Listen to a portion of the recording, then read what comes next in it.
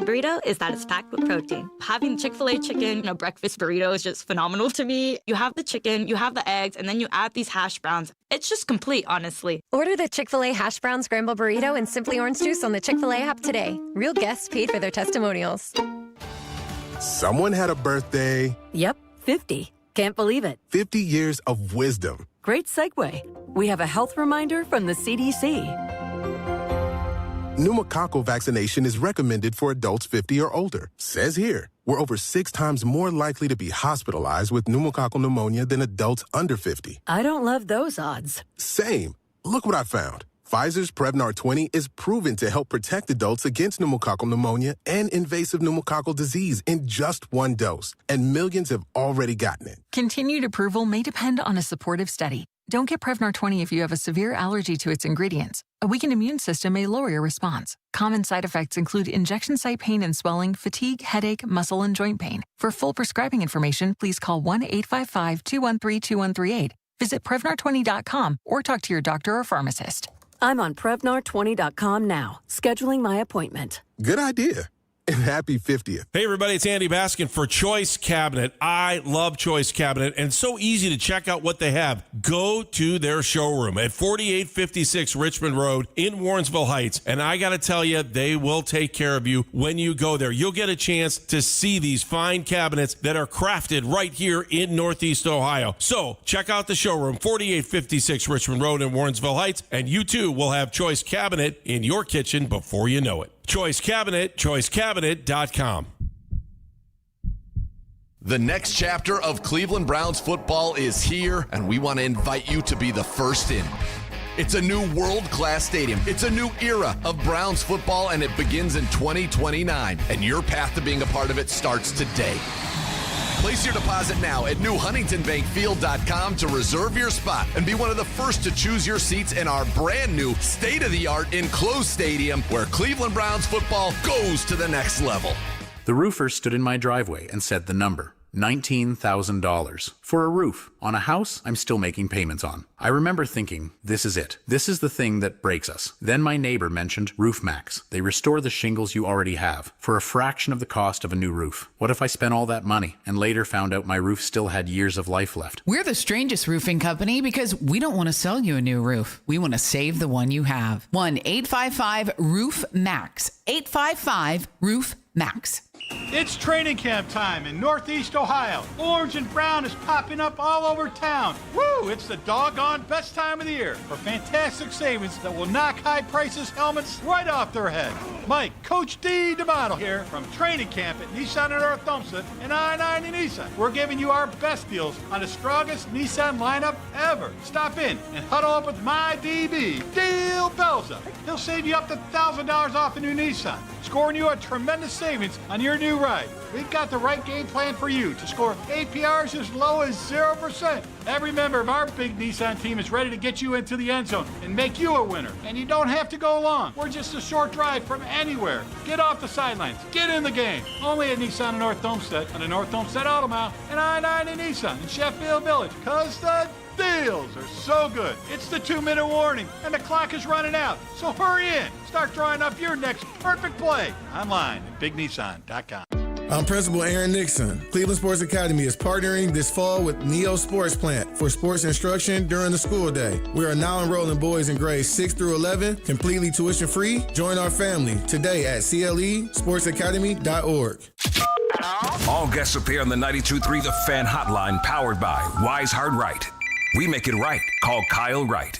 Broadcasting from the 92.3 The Fan Studios, fueled by True North Convenience Stores. The Browns preseason kicks off Saturday against the Bears. Touchdown! Kickoff Saturday at 1. We're your home for complete Browns coverage all year long. WKRK-FM and HD1 Cleveland Heights. This is the radio home of the Cleveland Browns. Oh, what a catch! We are Sports Radio 92.3 The Fan. An Odyssey Sports Station. 92.3 The Fan, 2020 Sports. Following Sunday's off day, the Browns continue at training camp today in Berea. Some thinking Deshaun Watson may have moved ahead of Shedeur Sanders in the quarterback battle. QB coach Mike Bajakian, what he's trying to do to help all the quarterbacks this summer. I use the word triggers a lot. You hear a long play call. I ask my guys that all the time. what's the first thing that pop into your head when you hear X, Y, or Z? You can't necessarily belabor one thing or another. All right? And so in terms of how do you teach that post-snap, our whole meeting structure is designed to make guys think quick. Watson got all the first-team reps on Saturday where Sanders was supposed to work with the number ones. We'll see what happens today. Head coach Todd Monken could announce today who starts the preseason opener in Chicago on Saturday. Browns get back to work today in Berea, continue with training camp, and they get ready for the Bears coming up today at noon. We will hear from some players and maybe get word on who the starting QB will be for the Bears game. We'll hear from Coach Monken live around 12:50 right here on 92.3 The Fan. Guardians off today, continue their road trip tomorrow night. Going to be in Detroit, take on the Tigers. Guardians lost on Sunday to the White Sox 5-3, now tied for third in the AL Central with the Twins 4 games out of first. Guardians have lost 5 of 6 and 8 of the last 11. Guardians a half game behind the second-place Tigers in the Central. NBA will be releasing its 2026-27 schedule at some point this week. Tomorrow morning, we do know the NBA plans to announce some of their signature games for the upcoming season. Odds are pretty good. LeBron James going to be featured a whole bunch of times after he signed his new contract with the Philadelphia 76ers. Don't miss the Browns Fury Show tonight at 7 o'clock right here on 92.3 The Fan. Headline sports news every 20 minutes right here on 92.3 The Fan. From the University Hospital Sports Desk, I'm Jeff Thomas. Up next, time for Baskin and Phelps here on 92.3 The Fan. Right now, I anticipate in all the preseason games our guys will play. Training camp headlines don't take a break. Hear all the latest from Todd Monken before every practice. Our plan is everybody will dress and they're going to play. Right here on your radio home for Browns football. 92.3 The Fan. Talk sports with guys in the know. It's embarrassing. I mean, are they not embarrassed? It's time for Baskin and Phelps. Cleveland's sports radio. 92.3 The Fan.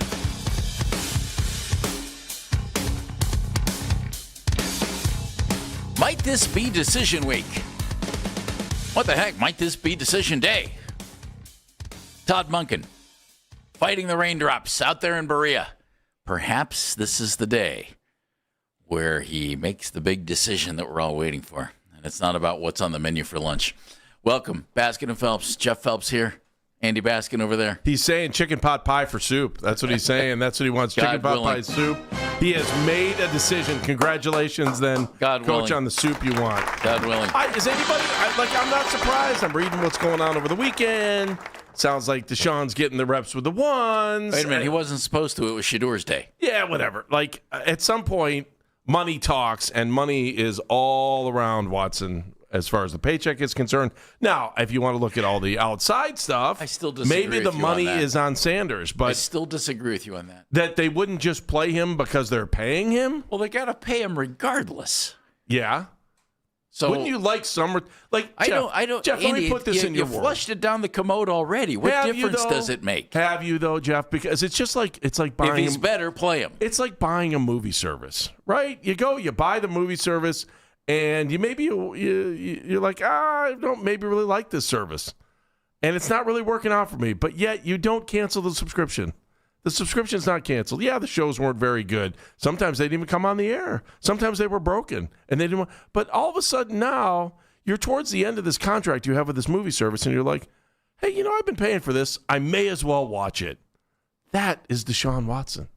They want to see what kind of movies they bought. What if there's a better movie on the other subscription service? It doesn't Or just matter. on television? I've already Are paid. you going to watch the lesser movie just because I already paid for it, so I'm going to watch the crummy thing instead of the good one? But at one point, you thought that movie was like going to win a Golden Globe. I never did. Oh, you were excited when he got here. No, I wasn't. I mean, you were excited about the talent that he could bring to the field. Well, now that I was. All right, so I'll be fair about I was. that. But so I just think, and I've said the this whole since the 11-game beginning. suspension was not a great way to get No, things it was started. horrible. It was absolutely horrible. But I think the part that's intriguing to me are all those people that said to me when they told me I was off my rocker in the beginning. I'm like, well, they're accurate. Guys, they're paying for him. They're paying for it. I They're disagree. paying for I it. still They're paying disagree for it. with you completely. No, I think he's the easier choice to be the starting quarterback week one. Well, he's certainly had better success in the league, but it's been a long time. Well, so shouldn't that be some sort of judge? No. You know what should be the judge? Who's playing better right now? The guy out there who's dropping one-liners and having a good time in press conferences and losing his voice, screaming at players. That's all that matters here. Who does Todd like?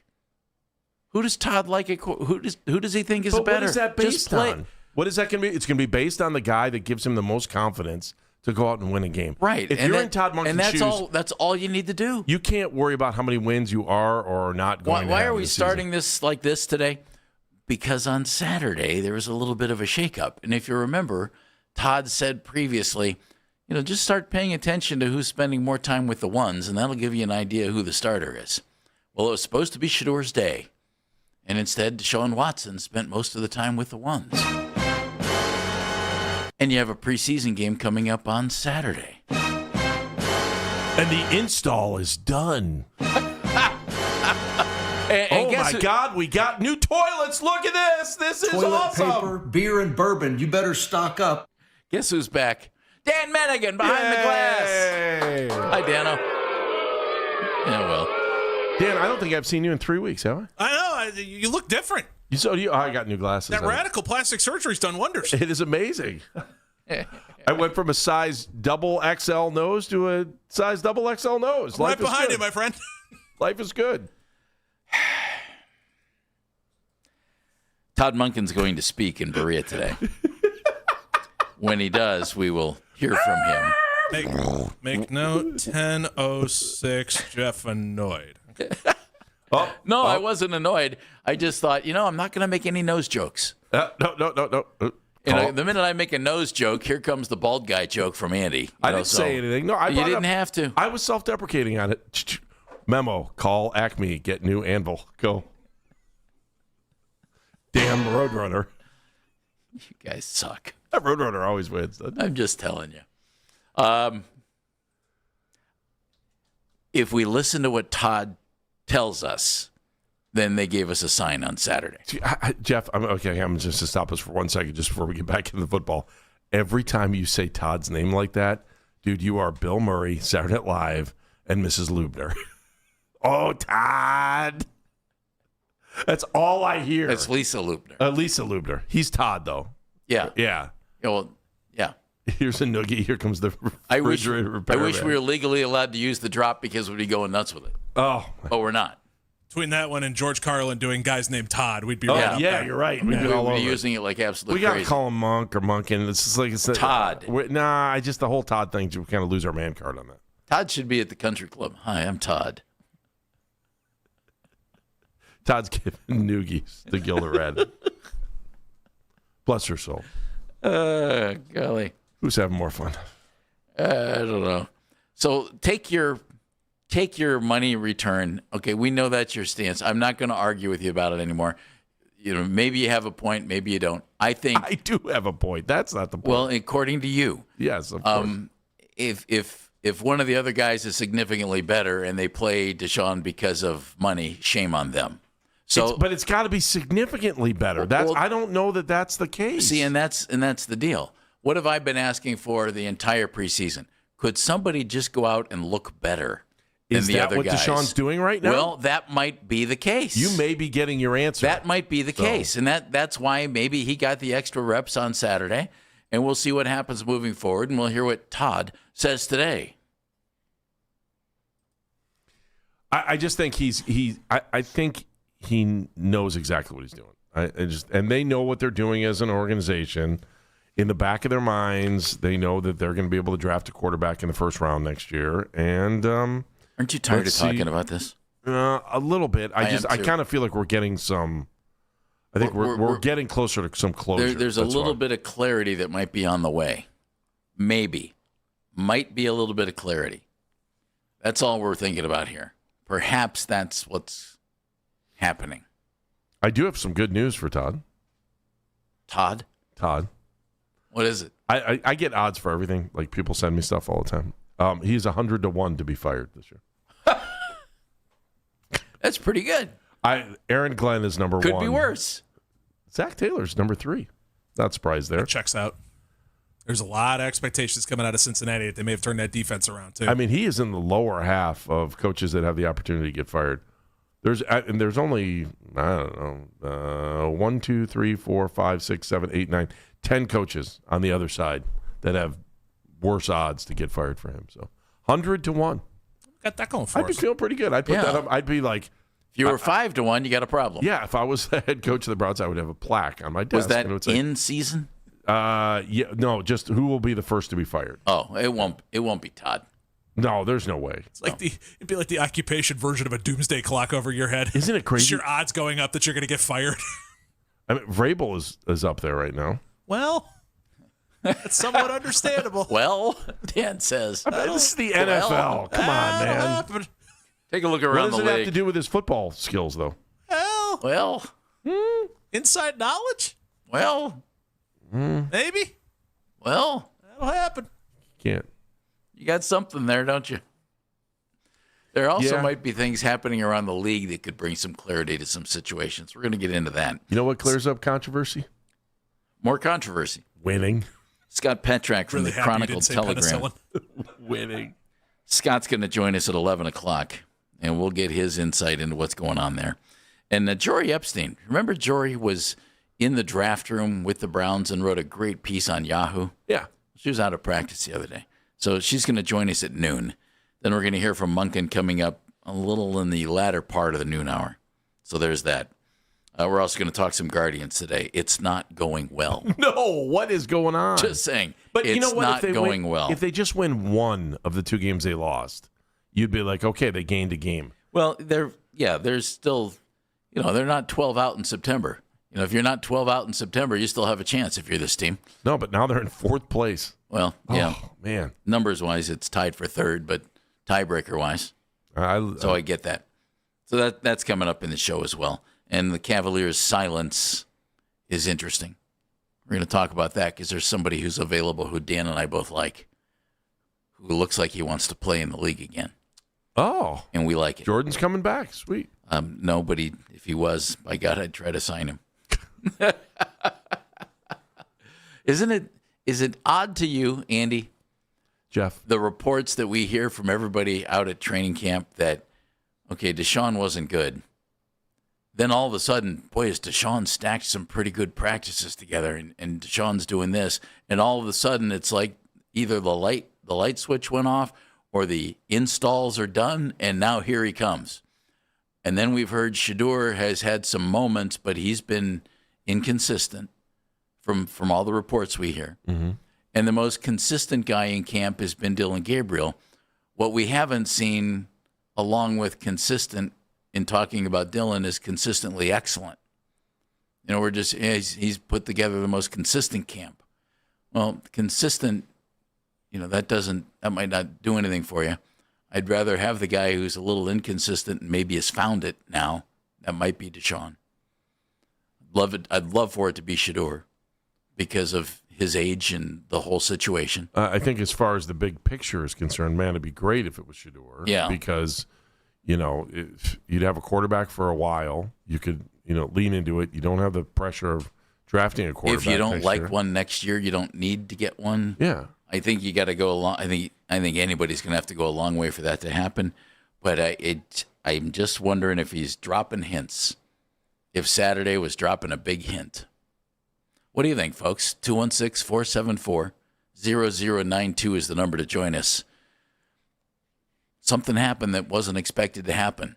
Todd Munkin told us, watch for guys who are out there with the starters because because we are going to switch things up, he said. And when you see guys out there with the starters, that might be a good sign, might be telling. You don't think that Todd lied, though? Like, I was listening to some banter. What do you mean about lied? That. Why would he lie? He just didn't kind of tell us the truth about the way this competition's going. And if it's true competition, that means that they're going to rotate every other day. And they're going to no, it doesn't. I don't think that's true. The minute that he started, he said it's going to be a competition. That doesn't mean equal reps. Amen. He said that. Amen. I mean, that was but there are people that don't want to hear that. It was like the first thing out of his mouth when training camp opened. But people don't want to hear it that way. They want to hear that their guy is getting a shot. And those Gabriel fans are just driving me crazy the way they call all the time. All I know they're so loud. All I know is that the folks from Arkansas, Boise State, and Texas are going nuts about Taylor Green not getting enough reps. That's right. I tell you. 216-474. There was protests in Mountain Home. 0092. 216-474-0092. Number to join us. MK, Matt Corrali. We have 2 MKs. Matt Corrali will be taking your phone calls. Mennigan's back. It's Baskin and Phelps here on The Fan. Is Todd giving us hints, folks? I kind of think he is. My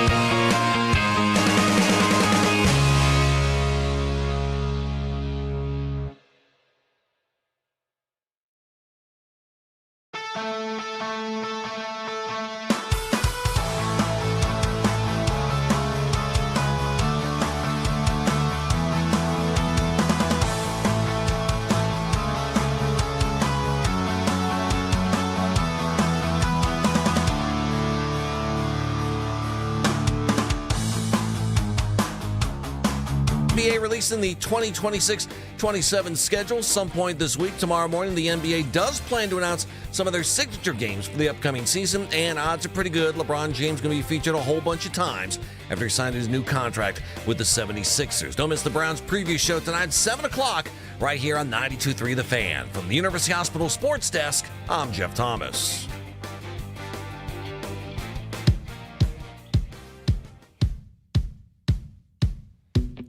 Did Todd Monken give everybody a big clue on Saturday when Shedeur was supposed to get first-team reps, and it ended up being Deshaun Watson getting most of the action? Welcome back to Baskin and Phelps. Jeff Phelps, Andy Baskin, Dan Mennigan, back, refreshed, ready to roll. Matt Corrali taking your phone calls at 216-474-0092. I just... Until we hear differently, I'm going to take Todd Monken being a man of his word. He seems like a very honorable fellow and straight shooter. So if he's going to say something, fellow's a good word. He's an honorable fellow. He's a straight shooter. And he told us, just pay attention when you see people, getting first-team reps that maybe weren't before. Maybe that tells you who the starters are going to be. And, guys are moving up and moving in. And maybe that happened on Saturday. Jeff is in South Euclid. Hello, Jeff. Hey, Jeff. No, it's Chuck. Oh, Chuck. Chuck. It just looks like Jeff on the screen, spelled Jeff. Hi, Chuck. That's weird. That's the weirdest way I've ever seen Chuck spelled ever.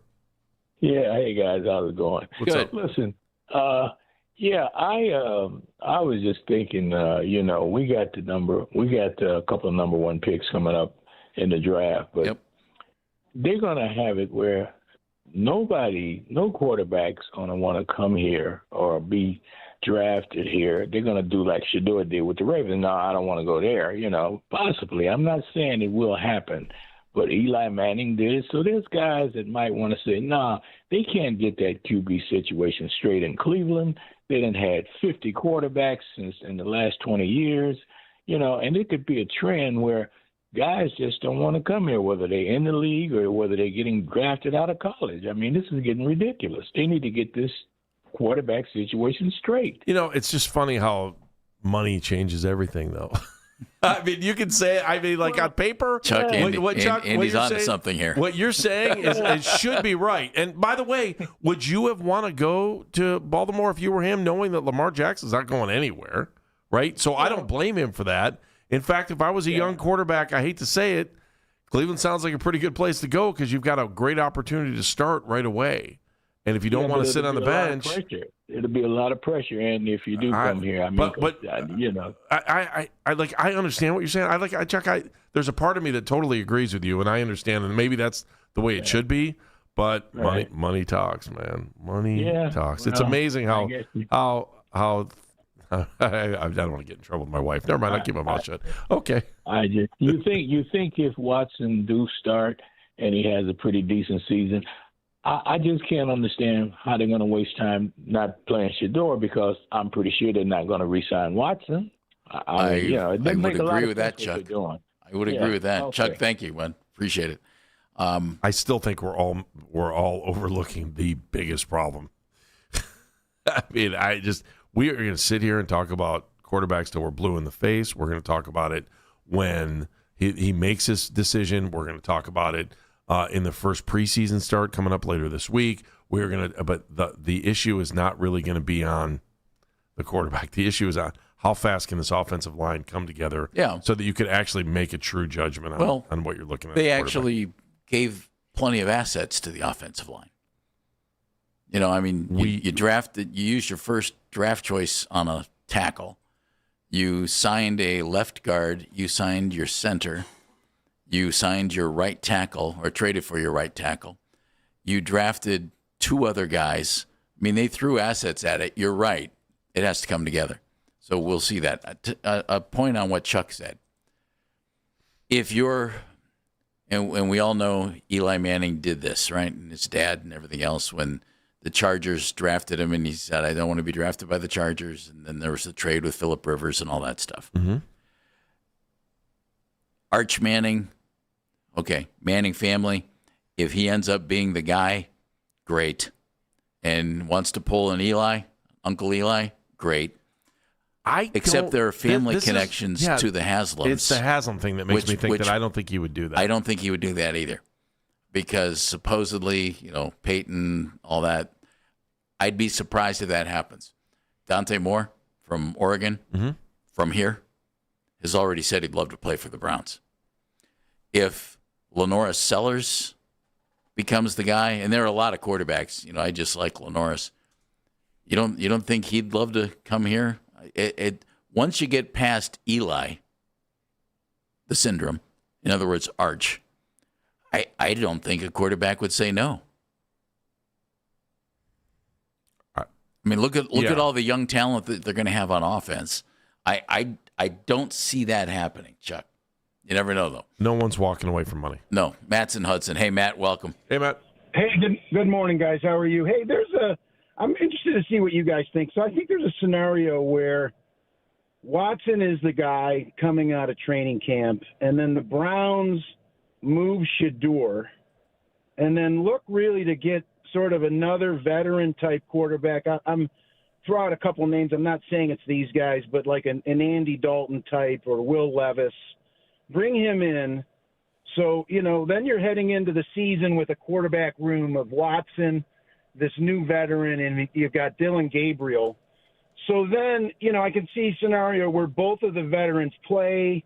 And then obviously at the end of the year, you're not going to bring Watson back. So you've already got a veteran that's in the fold, right, heading into the draft. You draft a young guy, and now you've got sort of that caretaker veteran to hold the job down until they bring in, this rookie that they draft. I just think I could see a scenario like that happening, and I'm interested to see what you guys think. It's something I haven't heard anybody talk about, but I think it's possible because then you've got this second veteran that's not Watson that's got a year under his belt in Cleveland, so it's not a total fiasco in the offseason bringing in a young kid. Oh, we're going to bring C.J. Carr or whoever else in here, and they're going to be expected to start right away. So I think it's a possibility. I'm interested to see what you guys think. All right, Matt, thank you very much. And Matt, doing a little preview of what we were going to talk about coming up. I think Matt might have a strong thought there. And I thought that, and we've talked about Dylan or Shador being moved to a team that needs a quarterback.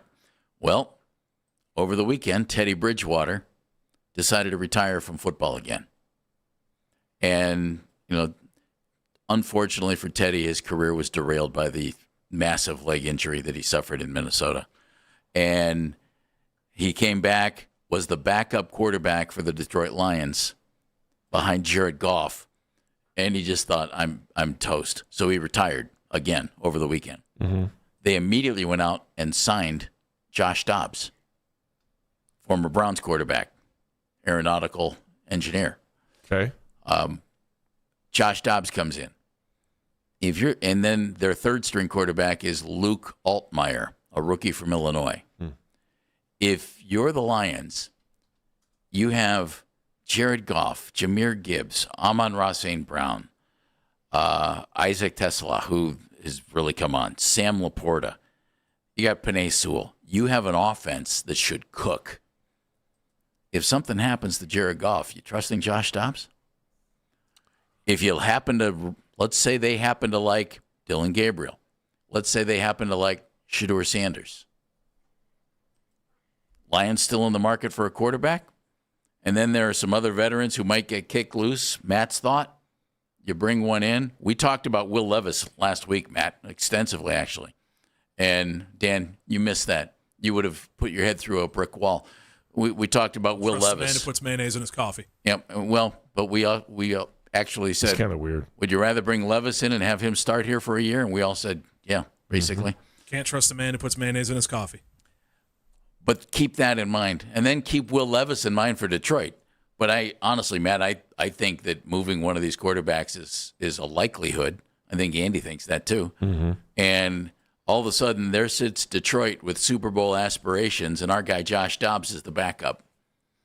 That enough for them or not? I don't know. John's in Cleveland. Hey, John. Hey, John. Hey, how you guys doing? We're well today. Hope you're doing the same.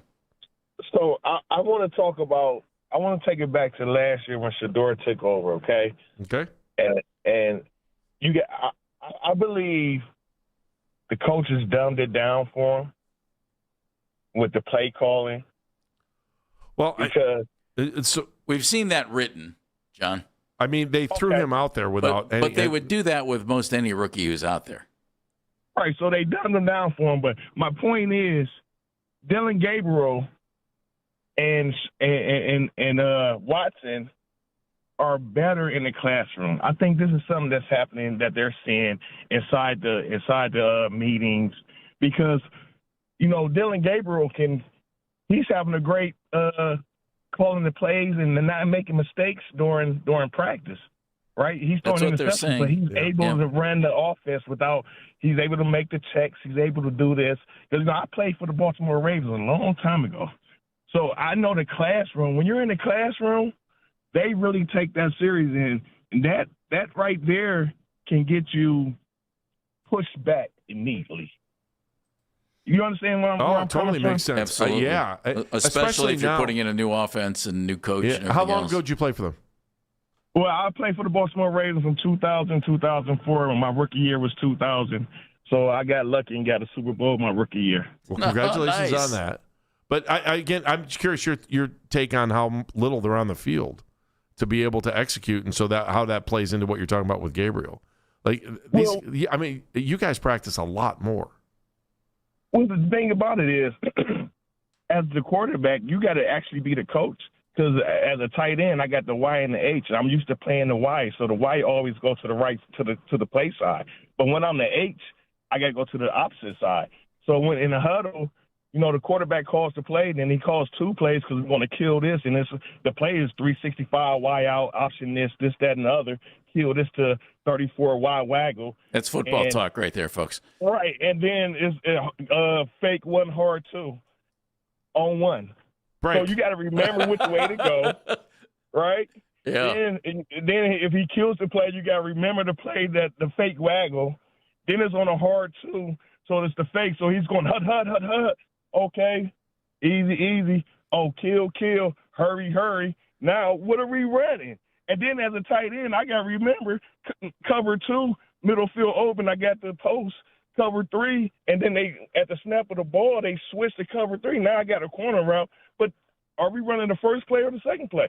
And the quarterback got to be able to tell you which way to go when you break the huddle, and then you got to be able to tell that to all the receivers. John, let me ask you this. Let me ask you this: with all of the young skill position guys on the Browns and an all-new offensive line, how much more critical does all that become?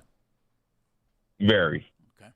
Because the most important thing is you got to remember this: the center has to break the huddle, and the center is got to be one of the smartest guys on the offensive line.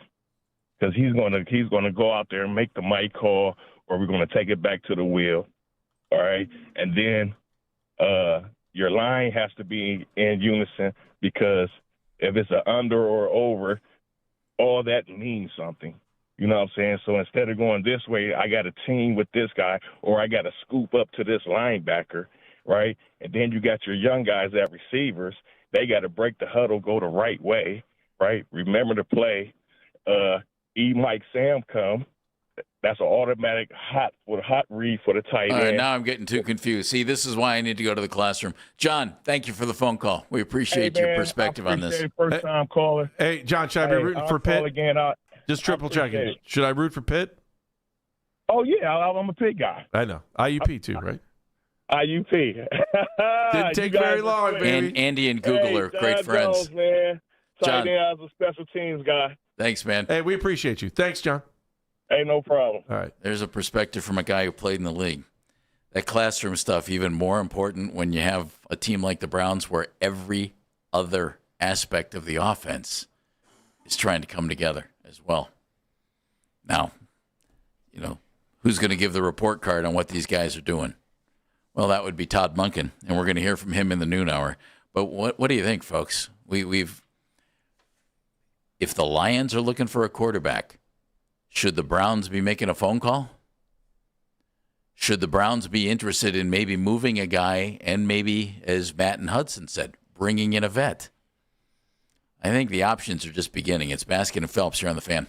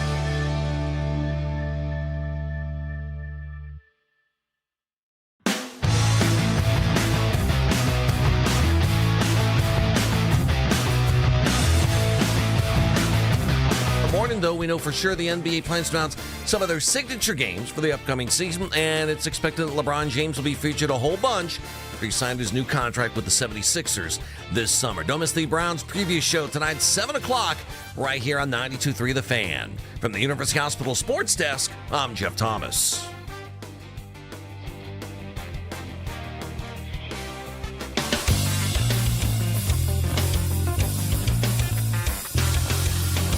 Coming up in the noon hour, Todd Monken, Browns head coach, is going to speak to the media, and we'll have it for you right here. Maybe he'll have some insight into why Deshaun Watson was with the ones the other day and who's going to be with the ones this week, and maybe who's going to start at quarterback coming up in the preseason game on Saturday. We'll see. It's a 1 o'clock start, by the way. Jory Epstein from Yahoo.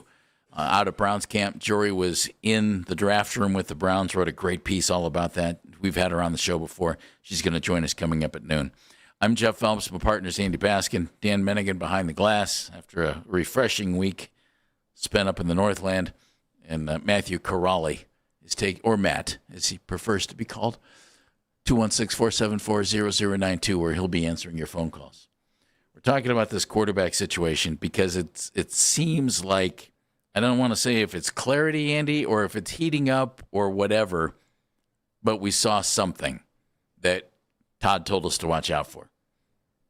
And then Teddy Bridgewater retires. There's a team looking. Are they going to go find somebody else other than Josh Dobbs? Love Josh, but is he going to get you to a Super Bowl if Jared Goff gets hurt? Or would Dylan Gabriel, would Shedeur Sanders, or are those two guys not far enough along that Detroit would be comfortable? Somebody's going to need a quarterback. Does Will Levis get his wish? Does he get traded to Detroit? If I was Detroit, I'd go after Will Levis. I just kind of was kicking it around thinking about maybe guys that would come in here that you wouldn't expect if you were going for a veteran. And then I was trying to think of who would Todd Monken be comfortable with? Somewhere in the back of my mind, doesn't that kind of sound like something that could happen down the road? I'm not saying it would happen now, but could you not see them I don't know if things don't work out for Cooper Rush down in Atlanta. Could you not see? I mean, he spent a season with Todd. He understands Todd's deal. Yeah. Josh Johnson was another guy. He's going to be 40 years old. But Josh Johnson has played on 14 teams. I've got Tyler Huntley circled for that exact reason. Tyler Huntley, too, was the other one, too. I'm just trying to be realistic about it and not, if you're Todd Monken and you're saying, I feel like, especially if Deshaun got hurt, I mean, if Deshaun gets hurt, that's the end. It's over. We're done. What do you mean it's over? Oh, if he can't, the contract, they'll get out of the contract. The whole show is over. If he gets hurt and can't play, I mean, why would you even waste your time with that? So you need. I'm not sure what you mean by that. I would think and I'm not saying I want him to get hurt. Trust me, I hate that conversation. I don't like when people say that. Well, if any of these guys get hurt, the competition's over, isn't it? Yeah, you're talking about right now. I'm just kind of looking at big term picture. I'm trying to think of trying to play out the entire season. And the reason I do that is because they walked away from two veteran quarterbacks last year. Yeah. And so, I think from a front office standpoint, from an ownership standpoint, anything is possible. Anything is possible. I mean, what we see right now may not be what we see week 2 or 3 on this team. Well, I 100% think it's possible if Shedeur Sanders wins this quarterback competition, that we're all looking at each other the day after training camp ends, after cutdown day, and we're looking around going, okay, veteran quarterback, who do we want? Let's go. They just cut Deshaun Watson and told him to go out of there because they didn't want him as a backup quarterback. Let's go get that guy. Yes, they can. Yes, they can. It's the same amount of money. You and Daryl have this different perspective on it, so I try to go back and forth on it, but if they have to hang on to him, they have to hang on to him. That's going to happen for the season. Doesn't mean they have to play him. At least from what I've seen, according to overthecap.com, if you cut Deshaun Watson, it's the same amount of money that if he would be on the roster. Again, that's only off of spreadsheets on Over the Cap. So maybe D has other information. I would probably trust Daryl over me. I mean, it's but you're right. They're still going to have to pay him. I just don't know how it affects the cap. I think that's what the whole fear is. And to think that that's how we live our lives now, that I'm sitting here contemplating, wondering, what's this going to do against the cap? What? Why do you think that? Why do you speak that way when you think? Because the inside head worries about stupid sports stuff, and just like a lot. I think we all have that sports guy in our head. You really can't get rid of him because of the cap. Yeah. Okay. Okay, Andy. All right. Don't you touch that. Easy. Jim's driving around. Hey, Jim. Hey, Jimbo.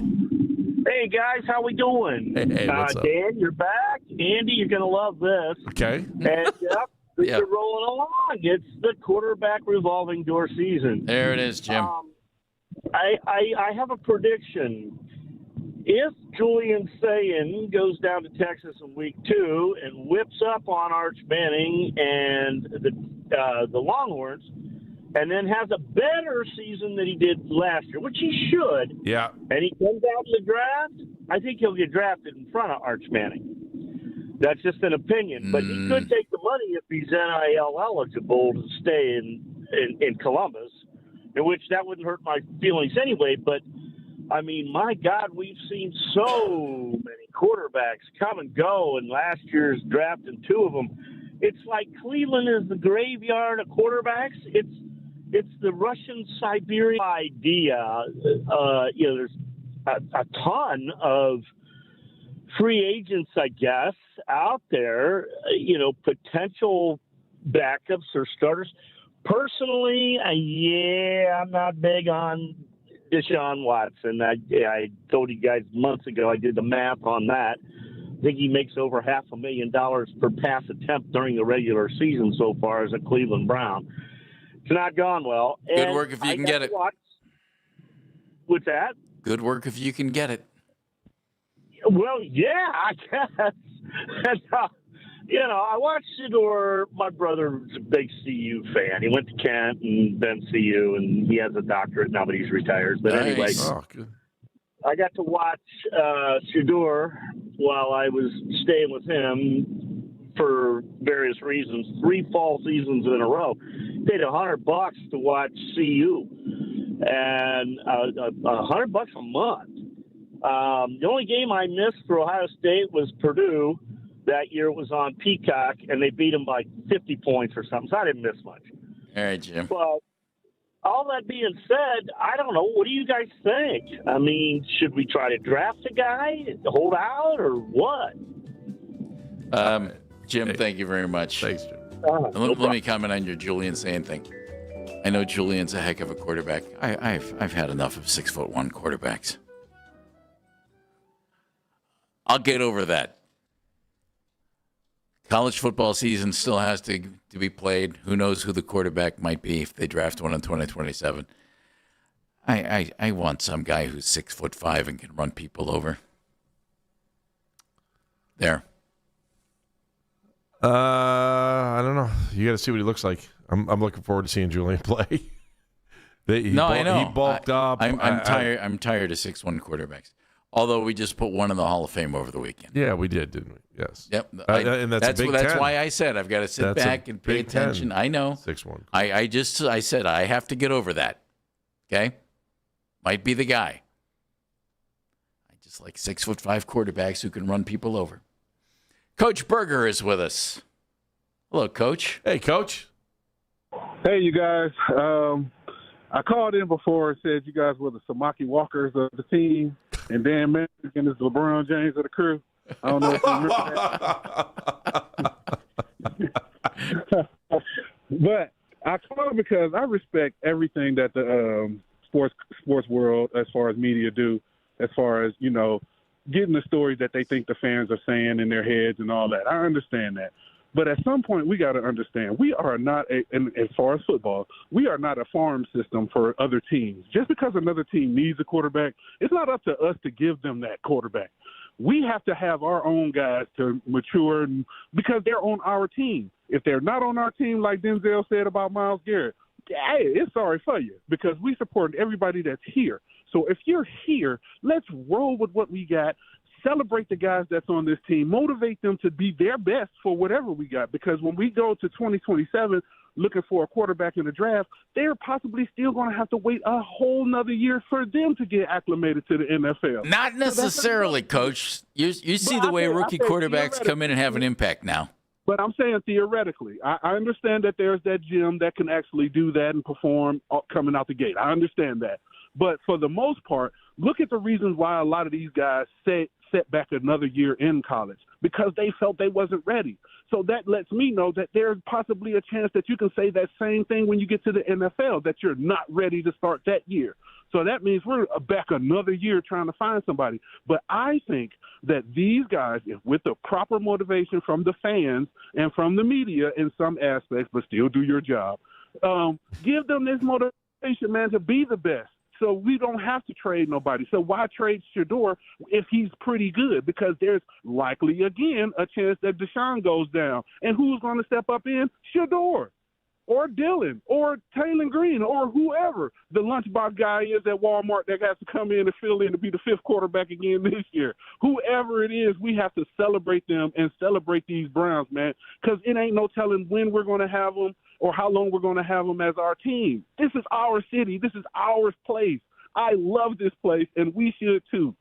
That's all I got. I love your enthusiasm. I don't know. Should I go to Whitehall or should I go to Eastmore? I got to figure out if I'm going to be smoky. But I like on paper that all sounds great. It's just at the end of the day, money, politics, all those things play into it. And if you don't, you just have to look at that sometimes. I love the call. I love the positivity. I love trying to think like that. I think I used to. We've sat here for so long looking for a quarterback to try to guide this team to 2 playoff wins. Man, would that be a miracle? How about 1 home playoff game? So let's make that the goal. 1 home playoff game before they move to Brook Park, which is located in Cuyahoga County.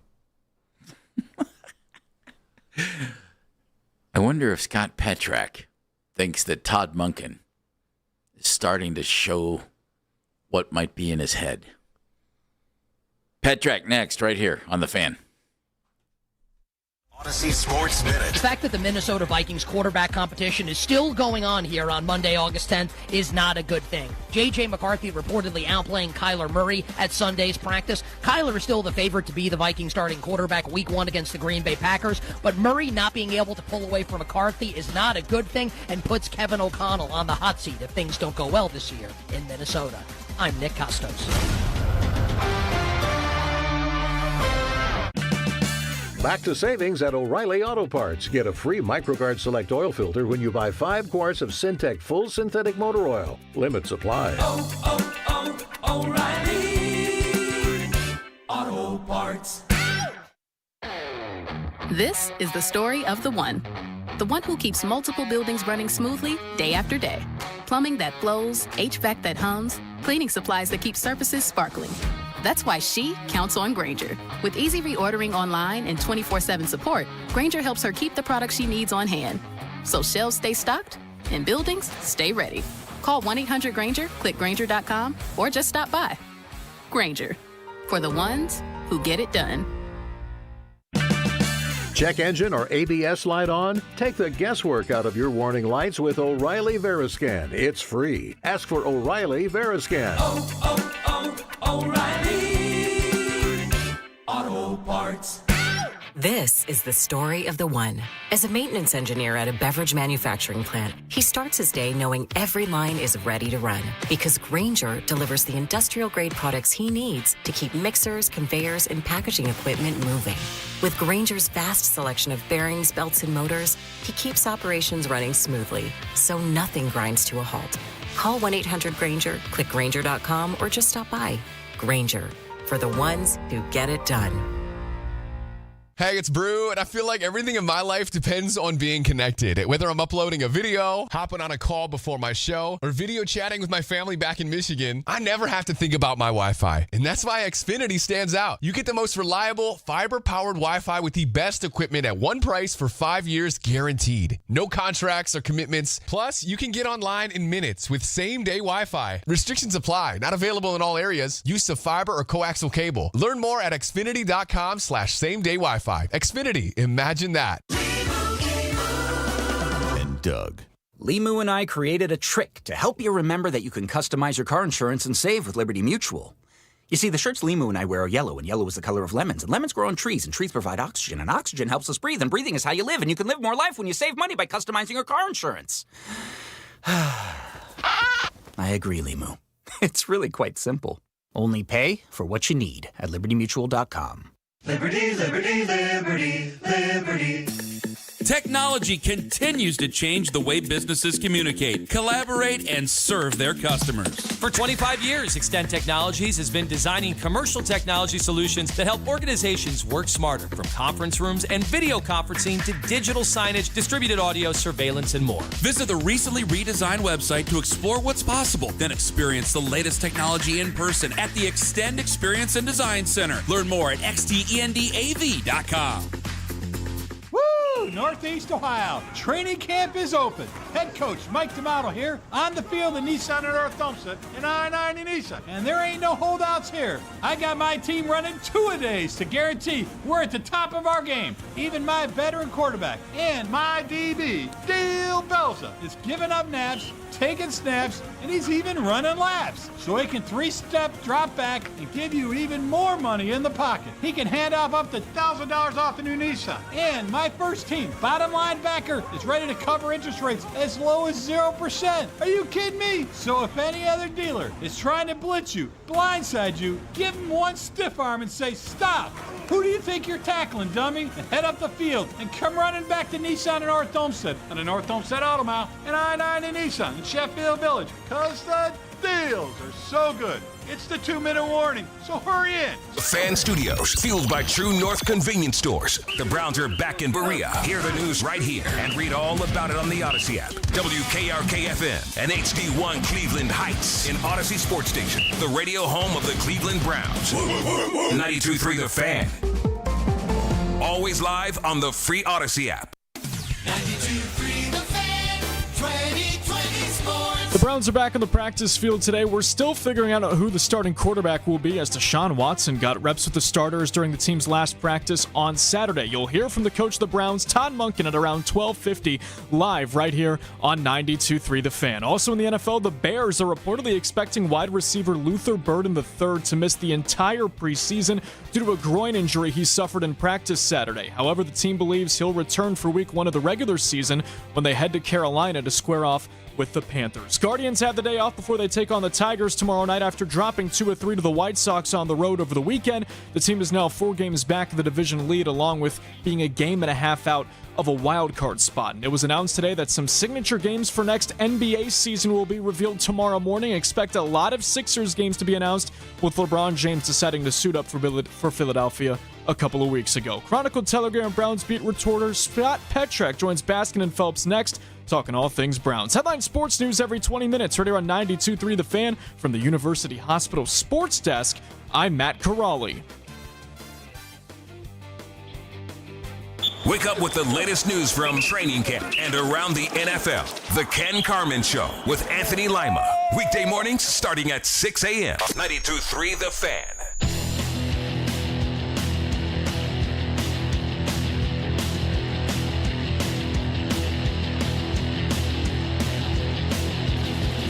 Welcome back to Baskin and Phelps. I'm Jeff Phelps. My buddy's Andy Baskin. Dan Mennigan's back, flying the ship. Corrali, taking your phone calls. Let's go to the Wise Heart Right. We make it right. Call Kyle Wright hotline. Go to brownzone.com. Look in the upper right corner, and you see this story. Deshaun Watson gets the first team repetitions on what was originally scheduled to be Shedeur Sanders Day. What does it mean? What does it mean? The guy who wrote the story joins us right now, Mr. Scott Petrak. Hello, Scott. What does it mean? What's going on, guys? Remember, Todd told us, start paying attention. Somebody's going to be in there. Is this a sign? Yeah, I wish I had a more definitive answer, Jeff. I mean, it's easy to read those tea leaves and say, okay, is this a sneak peek of what's coming, whether it's the Chicago preseason opener next Saturday or week 1 in Jacksonville? I'm not ready to go that far. It was certainly surprising the way Saturday was handled. Deshaun Watson has been playing better. You know, I thought he had a really slow start to training camp. Yep. Threw a bunch of interceptions. Starting Wednesday, he's been better. It was good Wednesday, good Friday, good Saturday. But I'm not ready to say that this decision has been made. You know, I still think we're probably going to get one guy make a start against the Bears and the other guy against the Bills. I just don't think you carry it this long and then say, oh, we got to 2 days of non-installation and we're ready to make a decision. It doesn't seem like they're playing all the way along, but I've been surprised before. Okay, so just dig into this decision over the weekend then, just a little bit more, and why he would do that, knowing that you were going to have people like us talking about like crazy. Yeah, I mean, until we talked to Todd, whatever, in a couple hours, I don't know. He didn't talk after practice Saturday. We had a team spokesman say he just wanted to see Deshaun Watson be with certain personnel packages, which, he spent all day with the ones, so it feels like he wanted to see Deshaun more with the ones. Now, Watson hadn't had as many padded practices with the ones, just the way the rotation was working, so that could have been part of it. Yeah, I don't have a great answer. It certainly feels like if you're just looking and don't talk to Todd Monken, it looks like, okay, he's getting Deshaun Watson ready for whatever, or he wanted to see Deshaun Watson with the ones more because he's leaning toward going that way against the Bears. I get it, and those are easy conclusions to make. I just don't think I can make them completely until we talk to Monken and see if it was just a one-day thing. Is Sanders getting the first team reps today, and then we're back on schedule? I don't know, but he's certainly left a lot of doubt and plenty of room for the kind of big picture questions like we're talking about it, and I completely understand that. After watching what you've seen of camp so far, seeing these guys, how they're performing, hearing what you're hearing about how they're doing in the classroom, what's your gut telling you right now? Yeah, I mean, I would lean toward Watson. What I'll say is watching them throw the ball for 10 practices, Sanders has been better. Now, the last, 3 out of the last 4 days, Watson was probably better. But I thought Sanders was, just from a pure throwing standpoint, was way ahead through the first 6 days. Now, that's not the only thing that matters, and the operation looks a little slower with Sanders, getting in out of the huddle. They had to stop plays, whether it's delay a game penalty or a false start, or they have to re-huddle. But that's happened with Watson, too, and Dylan Gabriel, so it's not like it's only happened with Sanders. But Monken has alluded to and talked about how Watson has an edge there just given his experience. I think we knew that coming in, and that's part of the area where Sanders is trying to catch up. And I think he did that throughout the offseason and starting in the training camp. So just on the field, I think Shedeur Sanders has had the edge. Will all three quarterbacks be here to start the season?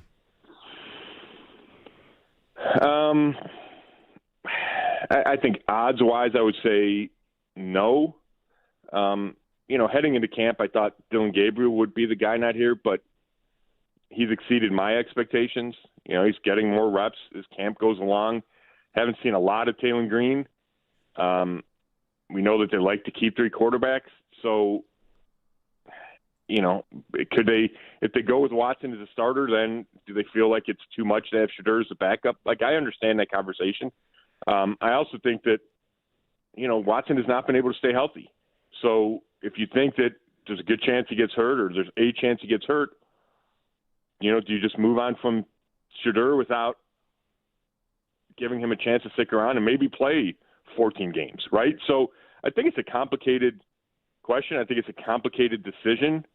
But I'm going to change my mind. I'm going to go, yes, all three guys are here week one, just given that, I don't think there's a huge trade market for anybody. And I'm not sure Taylor Green is ready to be the number 3 quarterback. Scott Petrak joining us, brownzone.com, where you can read all his work covering the Browns for the Chronicle Telegram. Last week, Will Levis, there's some buzz about Will, and he's sitting there right now as the third-string quarterback in Tennessee.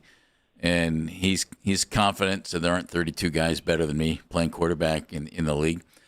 And Detroit suddenly, needs a quarterback. I wonder, are we going to see some movement, and could that movement not just be maybe the Browns shipping somebody out? I know you just said you think all three will be here. I think that's a possibility too. But could the Browns be in the market and think, all right, we don't really like any of these guys, and we'll bring somebody else in and train them up? Yeah, it's interesting. My gut or my first thought is no. They knew where they stood before the offseason, during the offseason, before training camp, right? Like, they knew who these 4 quarterbacks were.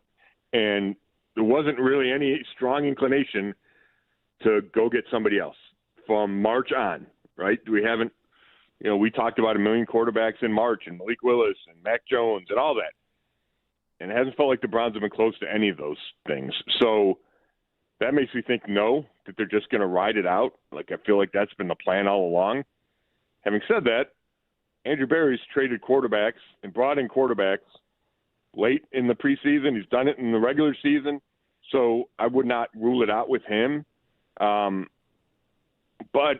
like, I just don't see them trading for a guy that they think is going to come in and start. That doesn't make sense to me. You're Todd Monken. You're trying to get these guys ready to play. That's asking a first-year coach to really, all of a sudden he's got 2 weeks to get a guy prepared to go start. Like, I just don't think that makes sense. Could it be a lower, you're adding a second or third quarterback?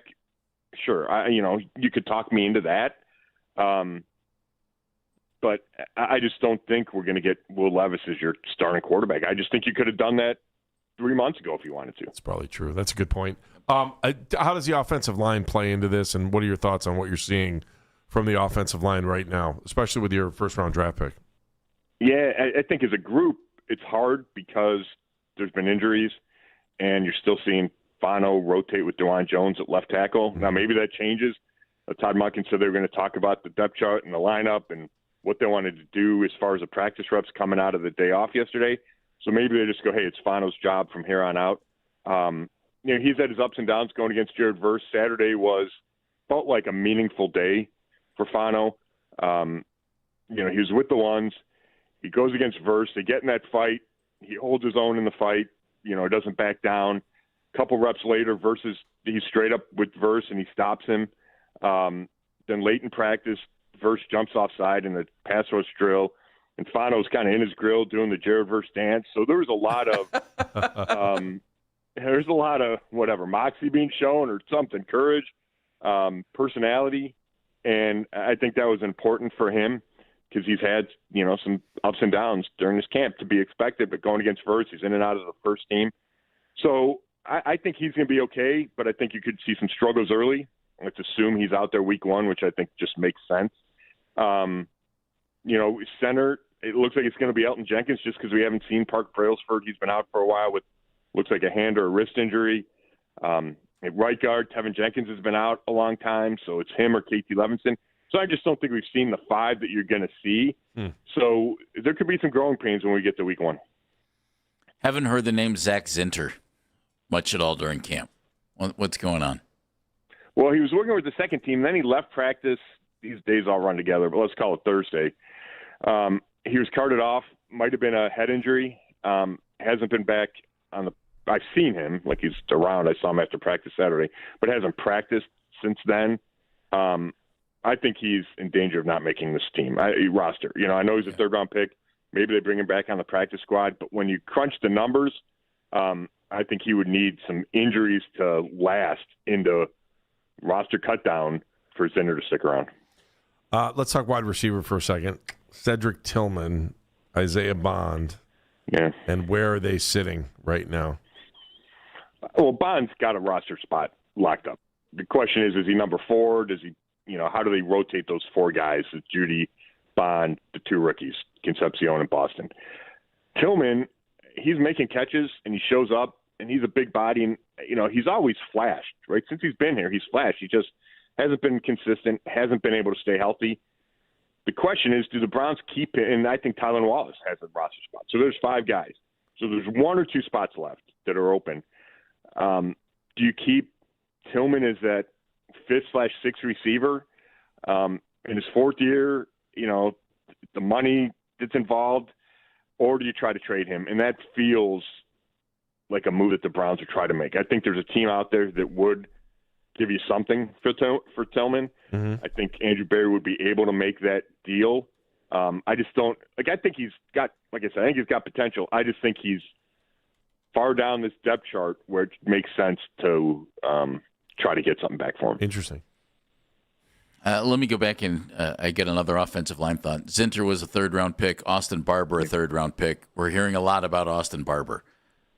Could there be more to this than we think? And could we see Austin Barber on the field, early on in the regular season at some spot?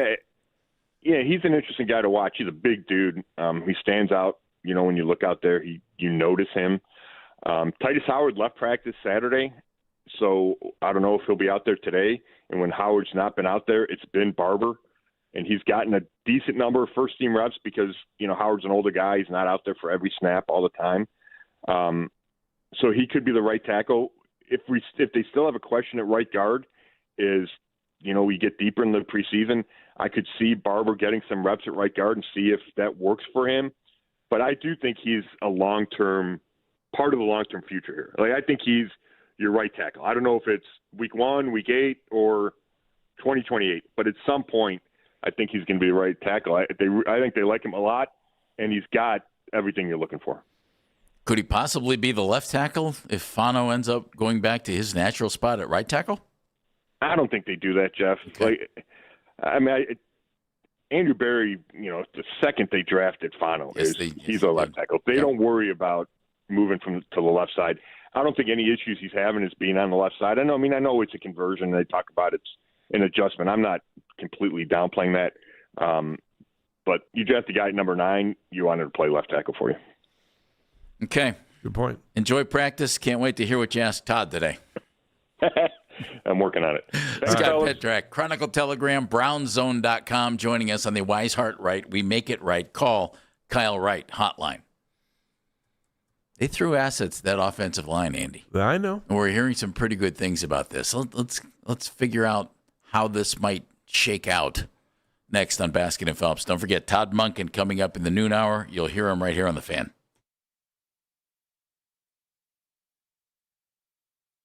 Wilson, let's talk about the roof on your home. A lot of you will need to replace your roof this summer, but be forewarned, there are roofing companies out there that skip over the most important part of the process, the attic ventilation. You see, if your attic doesn't have proper air circulation, it can cause problems such as mold and wood rot, leaks in the winter, not to mention higher AC bills in the summer. This is one of the reasons I recommend Victor's Home Solutions to my listeners. 866-VICTORS, that's 866-VICTORS. Their process begins.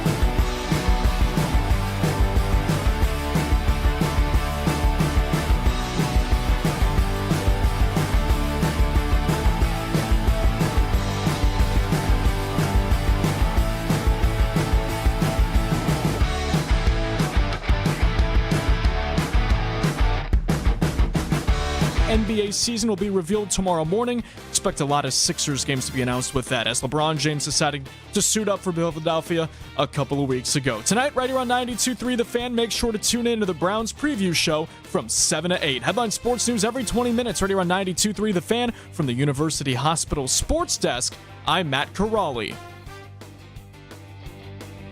Training camp coverage powered by Expert Renovations and Consumer Tire. 92.3 The Fan. I think it's a complicated decision, but I'm going to go yes. All three guys are here week one. I don't think there's a huge trade market for anybody, and I'm not sure Taylor Green is ready to be the number 3 quarterback.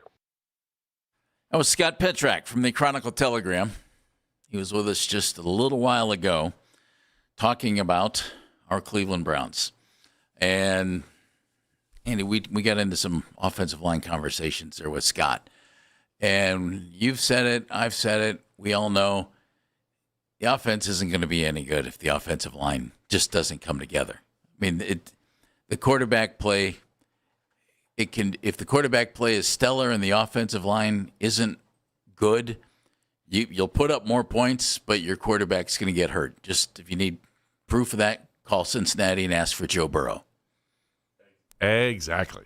So if the offensive line can be more up to snuff, that would be a good thing. And can it be? I think it can. I just think they need to play. They just need to play. They need games. They need these combined They need scrimmages. some reps. Yeah, that's all there is. You know what? It's not that they don't have reps previously. It's just they don't have them together. Together, yeah. Does it feel to you like it feels to me? There's more depth on this offensive line than we've had in a while. It feels that way. Again, we haven't seen anybody on the football field in a game. But right now, let's assume that Spencer Fano is going to be your starting left tackle. Okay. I think that's a safe assumption. I don't think there's any question Zion Johnson's your left guard. Until further notice, Elton Jenkins is at center. There was hope that Parker Brailsford could come through and maybe win that job, but as Scott said, he's been a little dinged up, and so Elton Jenkins, let's assume, is going to be your center. At right guard, is it Tevin Jenkins? Is it KT Leviston? KT is a guy that was here last year, and I don't think anybody even thought of him in the competition to be a starter here. Tevin was here last year as well. And so one of those two guys, or both of those two guys, maybe they rotate at guard, who knows? But that goes back to your depth theory. Yeah. Because now you have that, and you also have at left tackle, if DeJuan is playing as well as all these reports are saying, now you've got even more depth. Yeah, maybe. To figure out a way to get him on the field. Until further notice, we just must assume that Titus Howard is your starting right tackle. That's what they traded for him for. Right. So let's just say right now your starting line is what we think it is. Fano, there's Johnson, Jenkins, Tevin Jenkins. So you have two Jenkins there, and Titus Howard. But depth-wise then, that gives you DeJuan Jones, which, we're all thinking, shouldn't DeJuan be starting somewhere? Okay, well, tell me where. Parker Brailsford, who you drafted to be maybe your center of the future. It was a 5th rounder, so it's not like you're locked in on him, but still a guy that at the very least you would think they try to get to the practice squad if he's not a backup anyway. KT Leviston and Austin Barber. That's 9. And there was some folks were writing about Austin Barber over the weekend too. So again, you're right, Jeff. That's some depth, and that doesn't even count Zach Zinter. Is Zach ever going to show the promise that he showed before the really serious leg injury against Ohio State when he was at Michigan? I don't know. And that would be a shame because he was a really highly thought of offensive lineman. He hasn't shown it here. Maybe there was a little talk about Jack Conley, and who they just brought back, and he's a big guy. He is a big guy. He is a so there 6'7", 333. There seems to be depth there that this team hasn't had before. Again, depth on paper is different than depth on the football field. Mm-hmm. So, if the starters go out there and they look not very good, then you might think, okay, can we see the depth step in? Because, let's be fair. Zion Johnson, Elton Jenkins, Titus Howard were all made available by their previous teams. Okay? Though each of them I was waiting for you to say that because I was surprised you didn't say that in the beginning. Well, you were they like, each- well, look, they put assets into this. They did this. They did that. Well, So- but they were made available. But that happens all the time. You know, I mean, that happens around the league, does it not? Yeah. I mean, Ethan Posic's in Baltimore. All of a sudden, hey, look, we have a guy who might be our starting center. I mean, that happens all the time. Wyatt Teller's in Houston. Hey, look, we got Wyatt Teller. He's a 3-time Pro Bowler. So another team's cast-off might be another team's gem. And the only issue is the Browns are counting on that happening 3 or 4 times. There's your catch, right? There's your catch. Well, they do. I mean, they do have some of their own, with the draft pick this year, and they brought in a couple guys, and then you kind of look at. I mean, I know Titus Howard's a little bit older, but I mean, you have experience when you're bringing in a first round pick. I know he's a little bit older, but I mean, he's a first rounder. Like there's something to be said for that, right? He's 30. Elton Jenkins is 30. The catch here to me is, okay, Zion Johnson's still only 26 years old. Mm-hmm. So he's a young guy. Yeah, Fano, Zion Johnson, Austin Barber, maybe Parker Brailsford, excuse me. Sure. KT Leviston is only 26 years old. Okay. You have some young guys. DeJuan Jones is certainly a young guy. DeJuan's what, 24, 25? He's 25 years old. I think. I mean, they have some young guys that you might think could be the basis of this offensive line, Andy, for the next 5-6 years. Yeah. It's the Zinter and Luke Whippler enigmas, I guess is probably what you're saying. Well, those guys better. Because they were drafted, I think, you get bubble wrapped a little bit. They both could be in on. trouble. Yeah, I mean, I think they could too. Luke's been Jeff, around a while and has not been able to be on the football field on a regular basis. Cedric Tillman could be in trouble too. Depending. Well, no, I mean, you just brought. I know I went to a wide receiver there, but yes, you did. You were talking about guys. I don't think he can put on enough weight to play tackle. I don't know. Maybe he could. I'm not trying to derail on that, but I was just kind of like, that was one of the reasons I asked Scott about Cedric. I was a little worried about him. Typical Baskin. Typical Baskin. Yeah. No, I was tracking what you were saying. I mean, you just said who might get cut. I'm tracking. It's weird, right? You look at these guys that have been on the roster for a while, and there may not be space for them, and it goes back to offensive line. Well, guys that you've drafted nice, that may not be here. You're adding talent to the team, and that means guys that in the past we thought, well, hey, that guy could be something. Well, not anymore, because now we have a different guy who we think, hey, that guy could be something. And you're going to look at him instead. That stupid little bug is back too, by the way. Maybe that's why I derailed. Like a fruit fly or something. You're blaming the little fruit flies for it's not that I was going derailing. off of an offensive line conversation? I just thought that you made a good point about guys that may not, that they've went out and drafted. And I'm wondering if somewhere along the line they don't, that offensive philosophy, and maybe this was of mind partners or whatever, that maybe they've shifted off of that. Okay, just because we drafted them means we got to keep them for longer than we would. But you'd assume that'd be the case just because you're 6 years in, right? Like you're not going to bat 1,000 in the draft. No, but they up until the last couple of years, Andrew Berry was, he was around Guardians line. Yes, it's true. But at a certain point, see what I did there? You did it quite well. Nice. At a certain point, though, as much as you want to hug and coddle and give every single opportunity for your guys to do well because you've invested so much in them, especially with 6 years of these guys now, at some point somebody's got to hit the bricks, and you're going to swing and miss. So, yeah, I would assume we would hit these points where a Jamari Thrash would find his way off of this roster. Yeah, well, and he did. And he did.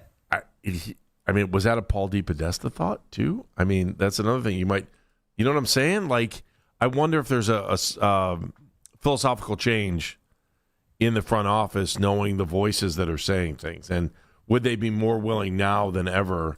I mean, you're talking about maybe with Zinter, you're talking about maybe walking away from a third-round pick.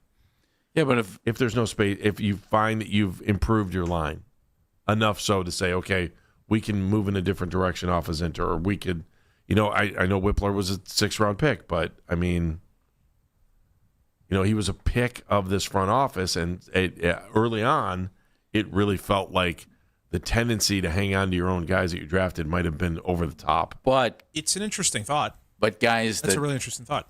Guys that would be replacing them are now also guys who were drafted by this organization or signed by this organization, which, Andy, return on investment, those guys are going to play.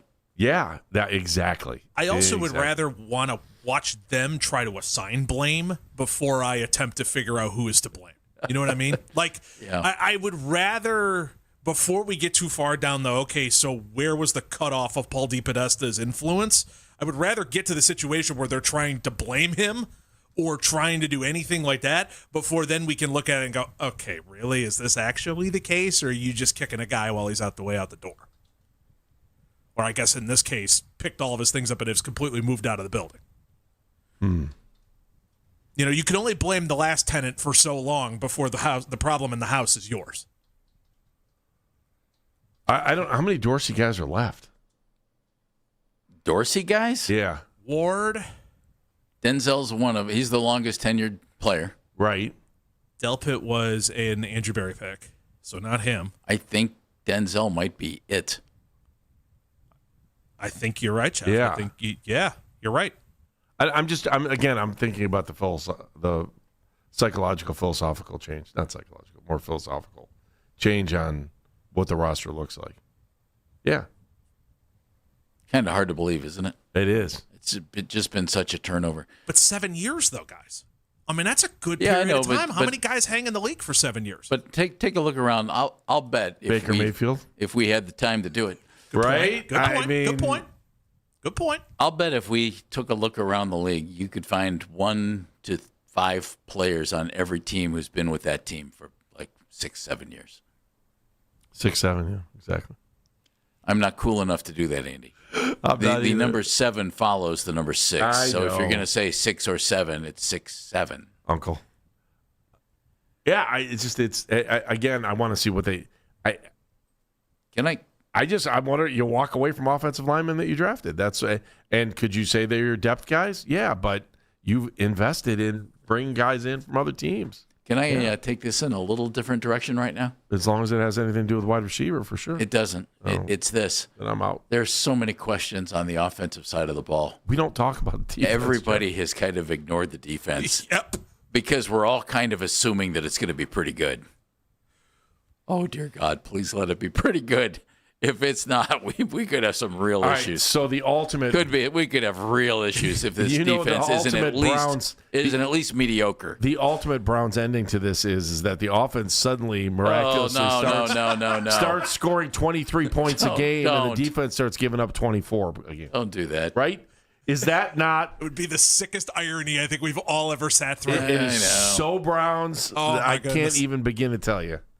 The offense finally finds a way to get to 24 points a game, 23 points a game, and then all of a sudden now the defense is giving up 4 touchdowns a game. Nice job, Andy. Thanks. I wonder if we need to, twice a week, force ourselves to talk about the defense.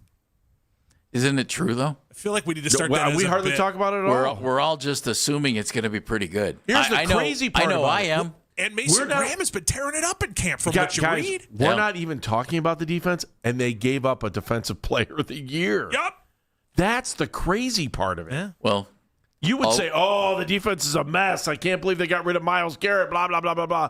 No one is saying that. You know why? Because Jared Verse has come in and just attracted a ton of attention and a ton of praise. All right, is he going to be Myles Garrett? No. Is he going to be really good? Well, he already has been in 2 NFL seasons, so you would think yes. And Dan just said he's playing next to Mason Graham, who is getting rave reviews in training camp, which is good since he was your 5th overall pick last year. I mean, I'm assuming the defense will be pretty good. Quincy Williams, real active leader, that guy is vocal. You draft Emmanuel McNeil-Warren, put him back there with Delpit, Ronnie Hickman. You would think it's going to be pretty good. We're going to talk more Browns with Jory Epstein from Yahoo Sports, senior reporter. She was with the Browns on draft night, you might remember. Mm-hmm. And we had her on the show. She was terrific. And she was out at training camp. So we're going to get Jory's thoughts as now she's seen some of those draft picks that she was covering that night on the football field. She's coming up at noon. Todd Monken's press conference later in the noon hour. Coming up next, we're going to turn Dan loose. If you know what that means, great. If not, stick around. Training camp coverage powered by Genesee Brewing Company. 92.3 The Fan. Hey, everybody, it's Andy Baskin from Weather Seal Home Services. Want to make your old house new again? New siding from Weather Seal Home Services is the makeover you need. Choose from hundreds of colors to create any look you can imagine. Now through the end of the month, save 25% off of your whole house siding job and get 60 months zero interest financing with approved credit. That's 5 years, no interest, so you won't pay a dime until 2031. And your new siding purchase includes a Polar Wrap that is great for energy savings on your heating and cooling bills. Weather Seal is a local company we've trusted with our house for a long time, and you can too. Weather Seal siding.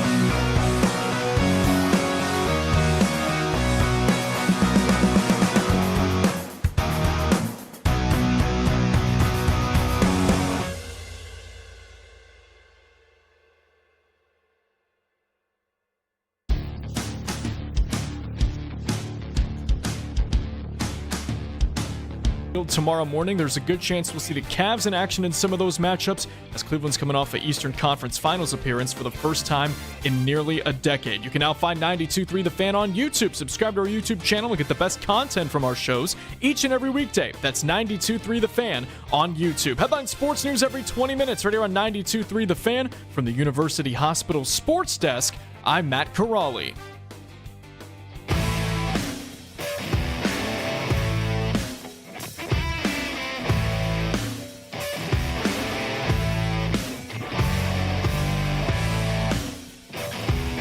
Noon.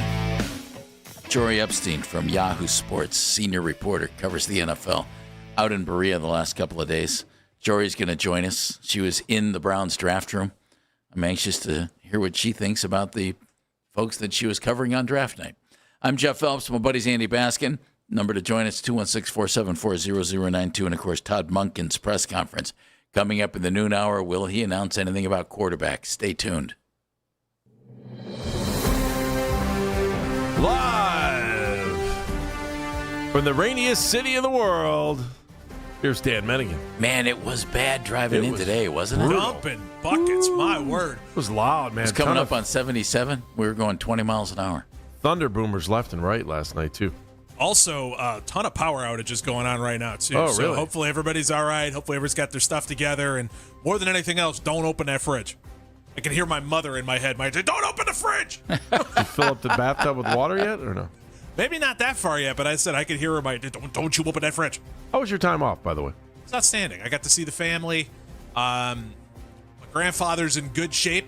Good. 98 years old, going strong. Life is good there. He was all excited. Got to talk Vince Lombardi and Jerry Kramer. He was over the moon.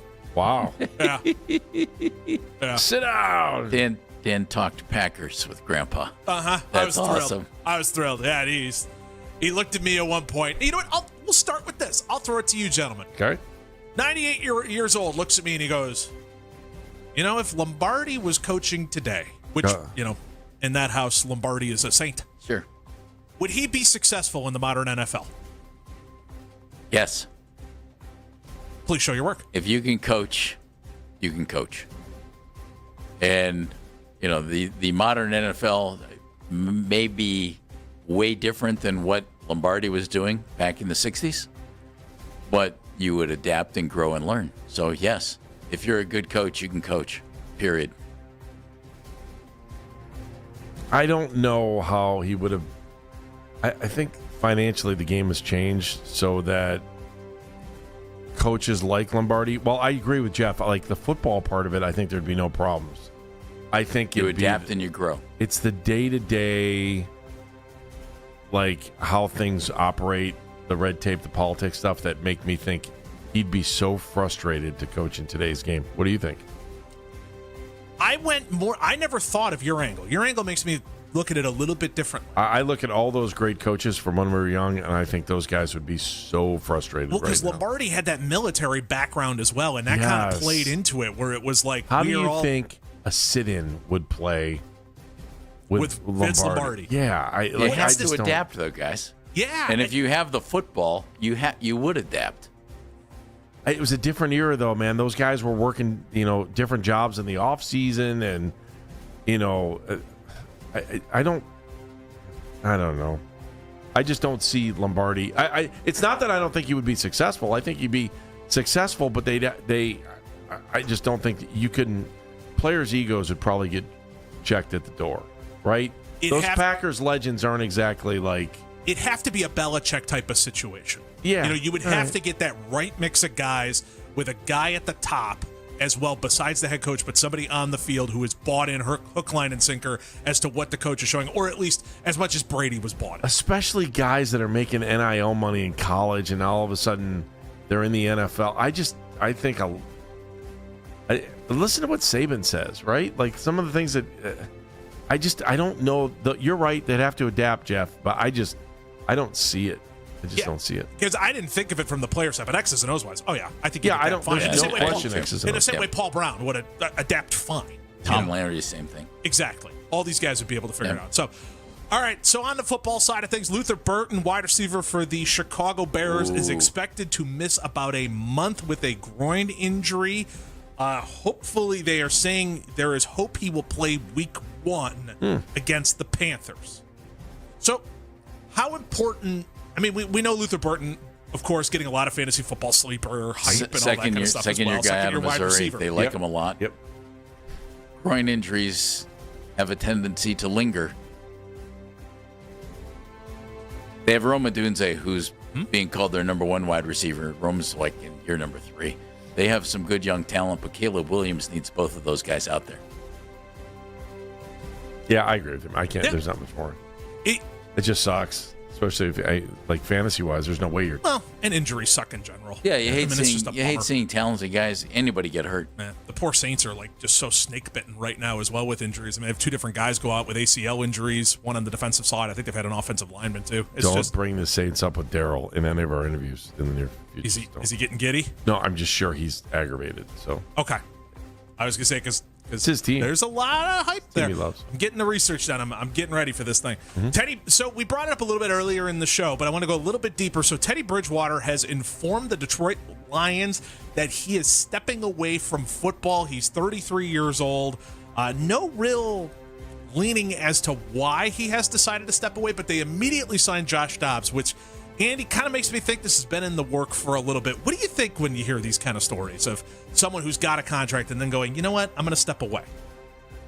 You just don't. You never know what's going on in somebody's life, right? And you just don't know. Maybe his body has just said, I'm done. I don't want to do this anymore. Because there's a point where, again, you need to realize when it comes to the NFL, if you make it more than 3 years in the league, no matter what position and no matter how much they protect a quarterback, you have beat the odds. And it doesn't even matter if you take a snap or not. You could be a backup for 3 years and be in that. It's so hard to play this game and what it does to your body and all of those things. So Bridgewater may be just frustrated, or maybe his body is telling him, okay, we're done.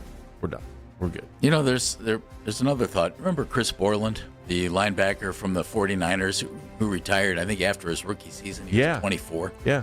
And he just said, this game's too brutal. I'm done. And I wonder if we're going to see more of that. The money that's involved is got to be so tough for guys to walk away from. But if it ends up, you're filthy rich and then dealing with health issues for a long, rest of your life, and you have a shorter life, is it worth it? We're talking about a guy getting out early. There's somebody who's looking at coming back, and supposedly, according to our buddy Mike Florio of Pro Football Talk, Aaron Donald might make his decision by the end of the week if he wants to come back and play for the Rams. The question I have, guys, he's been away for 2 years, and I know defensive tackle isn't quite like wide receiver or cornerback or quarterback or anything like that. It's a little more simplistic, not trying to be mean or anything like that. But how much of an impact do you think Aaron Donald would have on there after being away from the game for 2 years? I think he'd be really good. He was so good. He kept in great shape, not football shape, but kept in great shape. If he goes in and plays, Dan, I'd be stunned if he's anything but Pro Bowl caliber.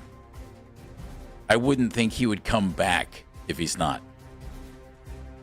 I think his only issue coming back is speed of the game. Like strength-wise, I'm sure he looks fantastic.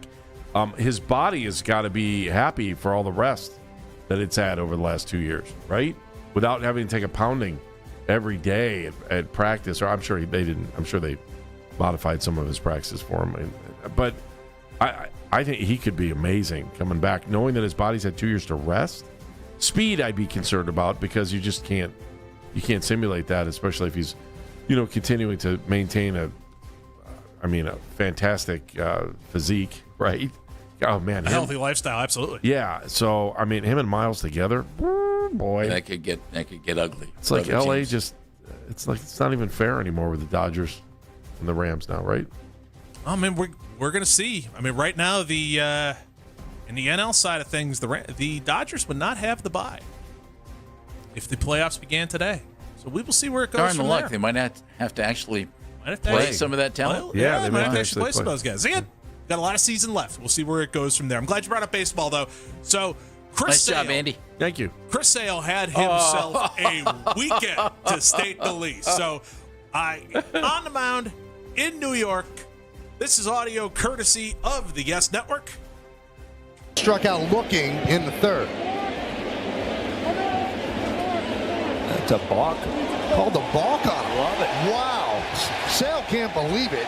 Here comes Spencer Jones. When he touches home plate, Yankees have a 3-2 lead on the ball. Walt Weiss then came out from there and had himself a good old-fashioned Bobby Cox throwback moment, lost his mind, screamed at the umpire, and had himself a day from there. But that's not the part of this that is funny. Hang on one second. Are you moving to the next day, or can I say something about the day of the balk? You can go to the day of the balk. We'll allow it. The funny thing is, the game started back up. Right. And Sale looks into the home plate umpire, and he said, "Hey, what's the count?" And the umpire told him the count, and Sale says, "Are you sure?" Oh. So there. I thought, ooh. And then that led to this. Well, that led to this, which is the next day. This is audio courtesy of Braves TV and the Yes Network. Short shelf life that day for Chris Sale.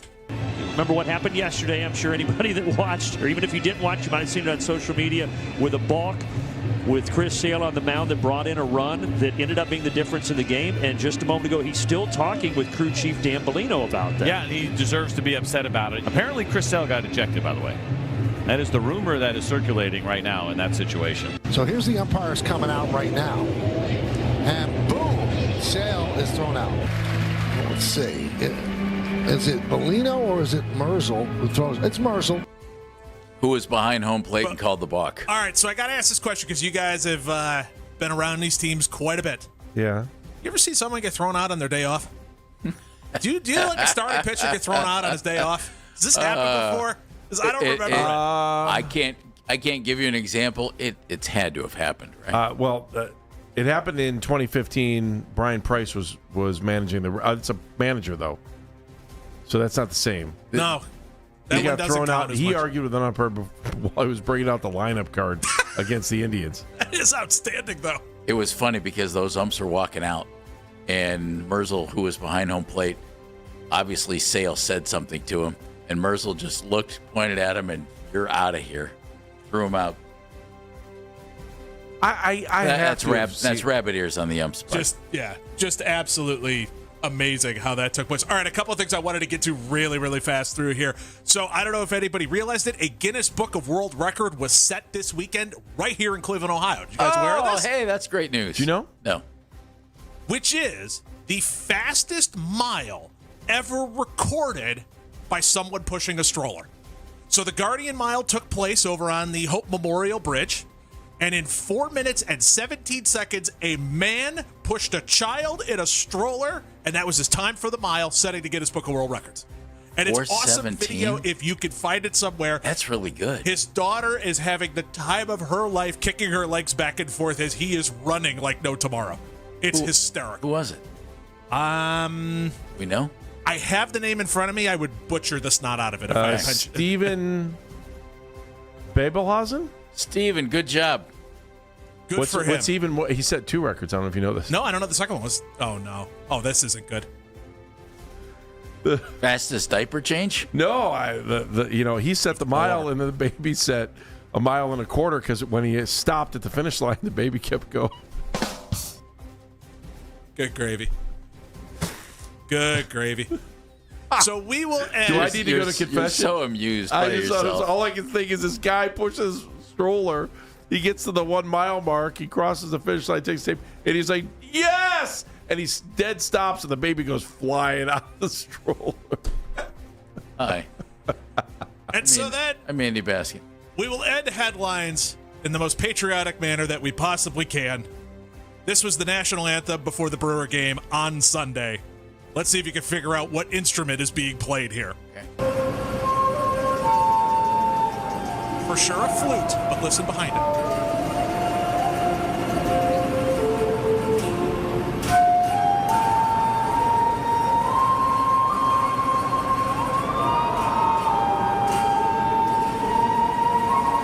Isn't that the pan flute?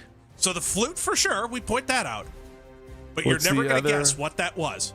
It's the most Wisconsin thing that you could think of. And no, not a 6-pack. Oh, I was going to say a drummer that was using... Or a keg. Not a keg either. Yeah, I was going to go keg. Sorry.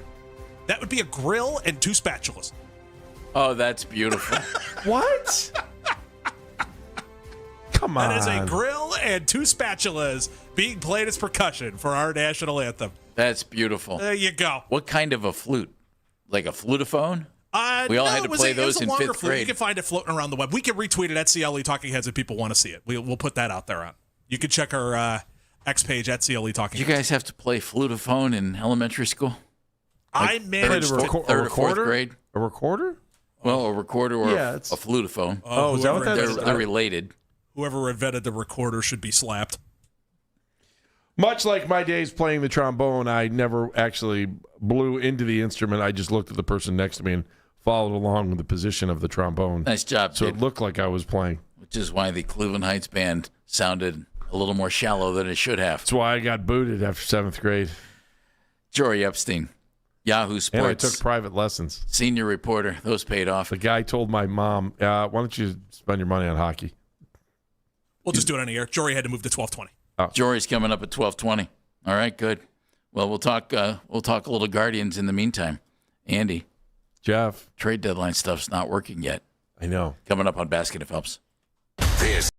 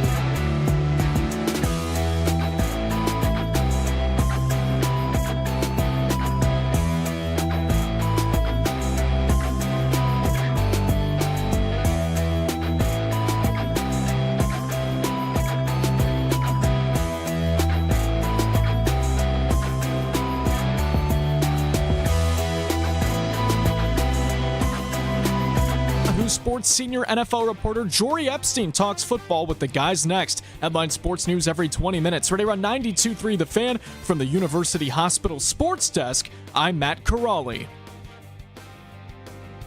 Get to the 92.3 The Fan YouTube channel to see daily Browns training camp breakdowns with Darryl Ryder and Coach Lance Reisland.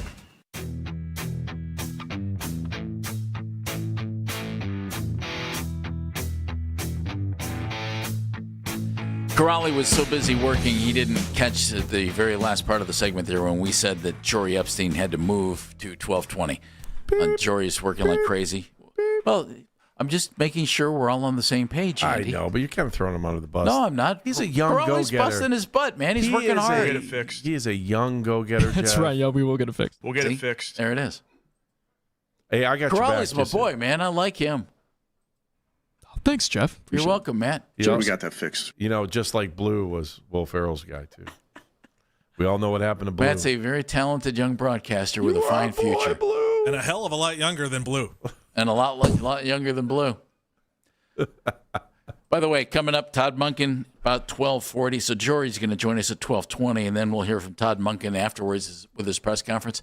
All press conferences here on The Fan are brought to us by Expert Renovations, expertrenovationllc.com. Andy? Jeff? I liked the moves at the trade deadline. Yeah, I know you did. So did I. I did. I was happy with them. I think they did a nice job. I think there are good things on the horizon for our team here. I don't think they're done.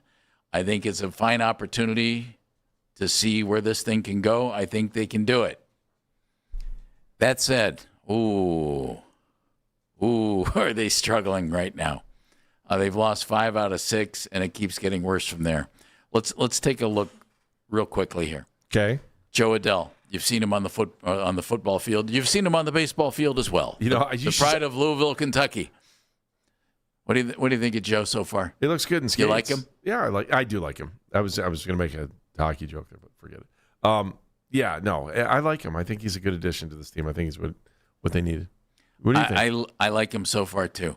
And again, he's under contract for next year. He's had a couple opportunities with significant runners in scoring places. Yeah, that didn't go quite as well as we had hoped, right? No, but that's all right. But that's okay.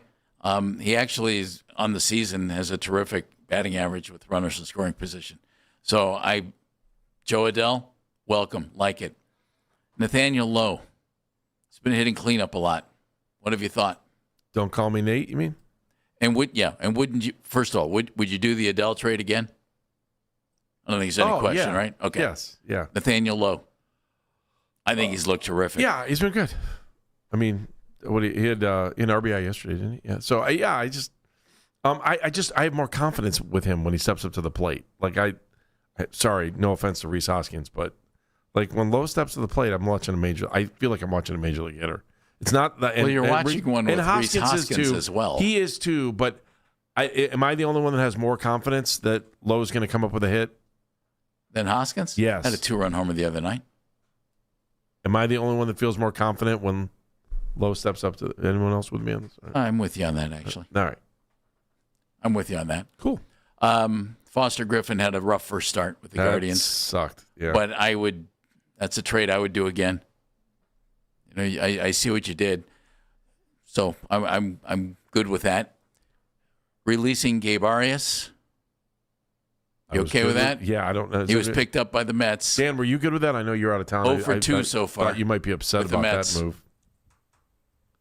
It's one of those where when your friend breaks up with someone that you never liked from the beginning and they finally call it quits and you're like, you know what? I'm buying you a steak dinner. You finally did it. I'm proud of you. You realized that they were bad for you. And that's how I felt with him no longer being here. Oh, so you bought the Guardians a steak dinner? I was like, good for you. You finally realized they're not good for you. He's not good for you. This team has lost 13 of its last 17 games, despite all those moves and everything else. Angel Hanau comes up and has been terrific. Yeah. Jose hasn't been quite the same, but you're starting to see glimpses of it. The word is that his power's not there because of the hamate bone surgery, and that might be the last thing to come back. I'm not counting this team anywhere near out, but they're creating a little bit more of a hurdle for themselves. I think we can take last year and look at it and think that was so much fun, and please don't assume that you can come back like that again. So you better get it going sooner rather than later. They had an opportunity this weekend. They just needed to win one of the 2 games they lost. And, now all of a sudden, it's just brutal because you lose a game where you have the opportunity to pick up a game. And they are scoring runs, Jeff. That's the thing, right? I mean, is 3 enough to win, depending on who the pitcher is? No, you need more than 3 runs per game. They put 8 on the board Friday. Even against the Mets, it's not the occasional fluky game where you score a lot. It's like, can you score 4 or 5 runs on a nightly basis? I feel confident they can score 3 runs on a nightly basis now. Well, I just don't know. Right now, they're 4 games back in the division, and they're now trailing the White Sox, Tigers, and Twins. And in the wild card situation, you got a little work to do. You're a game and a half out of the 3rd wild card spot, but you're behind the Twins and the Tigers. And the Orioles are just 2 games back and 3.5 back, both Seattle and Toronto. So clearly, there's a ton of time. There's a ton of talent. I like what they did at the trade deadline. I hated seeing this. Move Slade Ciccone to the bullpen when they brought in Foster Griffin. We understand you probably weren't going to go 6-man rotation, although you could have for a while. Slade goes to the bullpen. They bring him back on 1 day's rest, out on the injured list with arm fatigue. Yeah. Was his arm fatigued before he got moved to the bullpen, or was it because they brought him back too fast, maybe from a start and then maybe from a first bullpen appearance? Either way, he's not out there right now. And I like Slade. I think he's a good pitcher. I'm glad he's here. I think he could be good long-term. But right now, he's not helping you. Yeah, I was kind of bummed. I thought when they moved Ciccone to the bullpen, I'm like, yeah, this is perfect because that's the kind of they don't have a long man in the bullpen, and that was their guy. And the way he was starting, there was always something to be kind of excited about, or he always did something good or right in every start. Yeah. And now you brought in another starter who was having success until his last start, and then moved Ciccone out to the bullpen. And I'm like, okay, this is going to work. I like that idea. Well, I like it. They didn't have like an innings eater in the bullpen, and I think they thought Ciccone was going to be that guy, and he still might be. Bill's in Parma. Hey, Bill. Hey, Bill. Hey, guys. How are you today? We're good. Well, We're good. Good. I was watching the game the other night with Williams pitching, and they tried the safety squeeze with Hoskins on third base. And that was the most feeble attempt at a safety squeeze I've ever seen in my life. After seeing Hoskins go from first to third and looking like he could just barely beat me, I'm 72, I thought, well, wait a minute now. Why would you try a safety squeeze versus a suicide squeeze on a guy that does not have any speed at all? And that was number one. Then that brought up the thought, when you don't have a team that can hit the long ball, back in the 80s, Whitey Herzog had the Cardinals playing Whitey ball, in which they had Vince Coleman stealing 115, and they had 4 or 5 other guys that were stealing around 30 to 50 bases a year. Why is it that this team kind of believes that we're, power hitters? If you're not going to have a team that can do that, you have Bazzana. Bazzana definitely can steal over 50 bases a year, no doubt. Now the question is, if you could get 2 or 3 other people. You've got Jose. Yeah, well, Jose, I know he's the power hitter. But, Jack Clark stole none that year, so keep that in mind. But Jose steals bases too. Yeah, he does. What does he have? In the past, he's stolen 30. He's pushing 30 right now, yeah. Yeah, but the reason is that it keeps the other team off balance. It keeps your players moving and puts people in scoring position.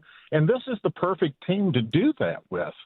Why is it that they can't change the way they look at the play of the game? Because, again, I always thought Whitey Herzog was a genius in the way that he took what he had.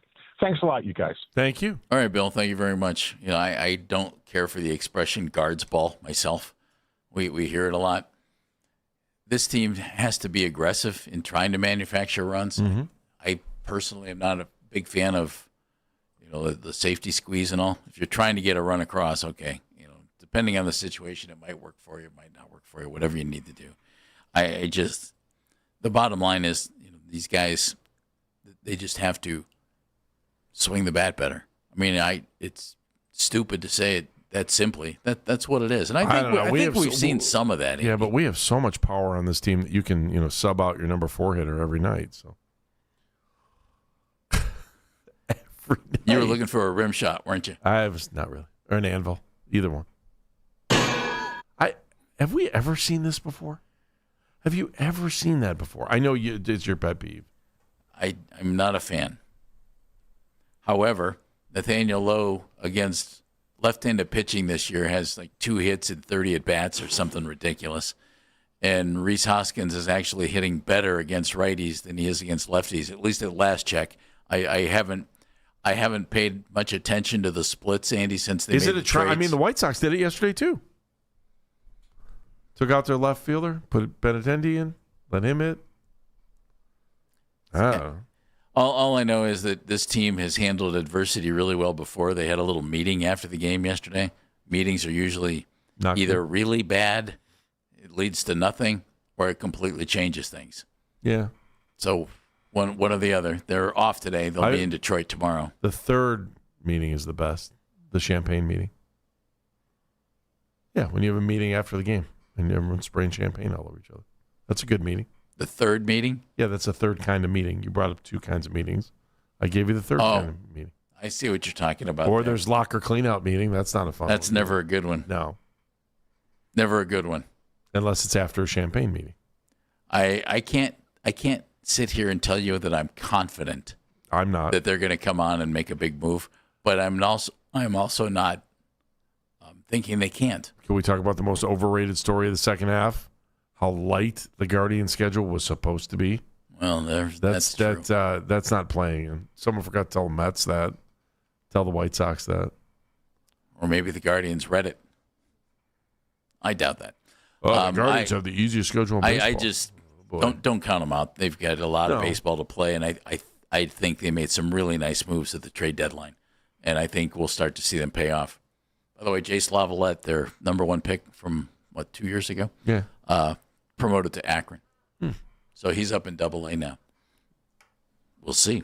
Jory Epstein, Yahoo Sports senior reporter, wrote a couple of pieces on the Browns in the last couple of days. She was there on draft day.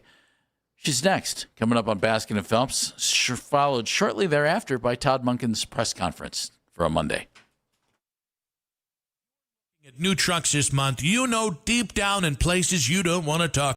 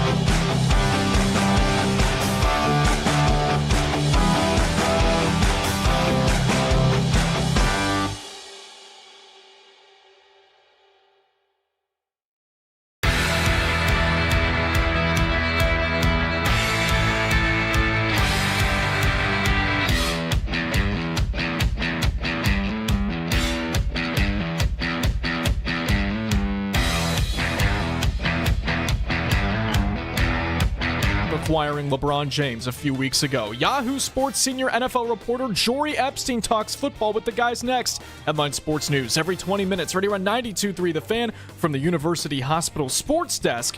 I'm Matt Corrali.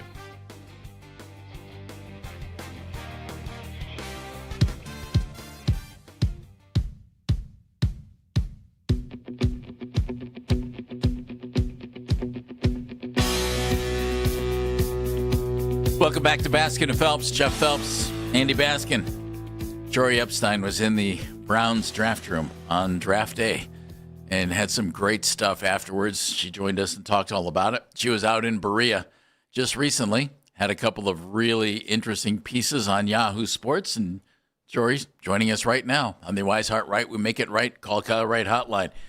Jory, good to have you with us. Hey, Jory. Jeff, Andy, great to be on with you. I enjoy your story on Jared Verse. You sat down with him.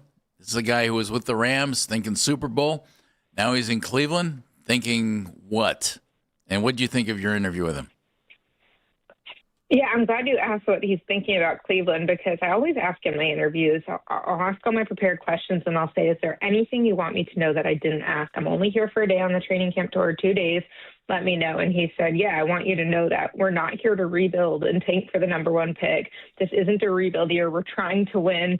I know a lot of people are thinking that Miles isn't here anymore and that's the direction we're going, but I'm not here to rebuild.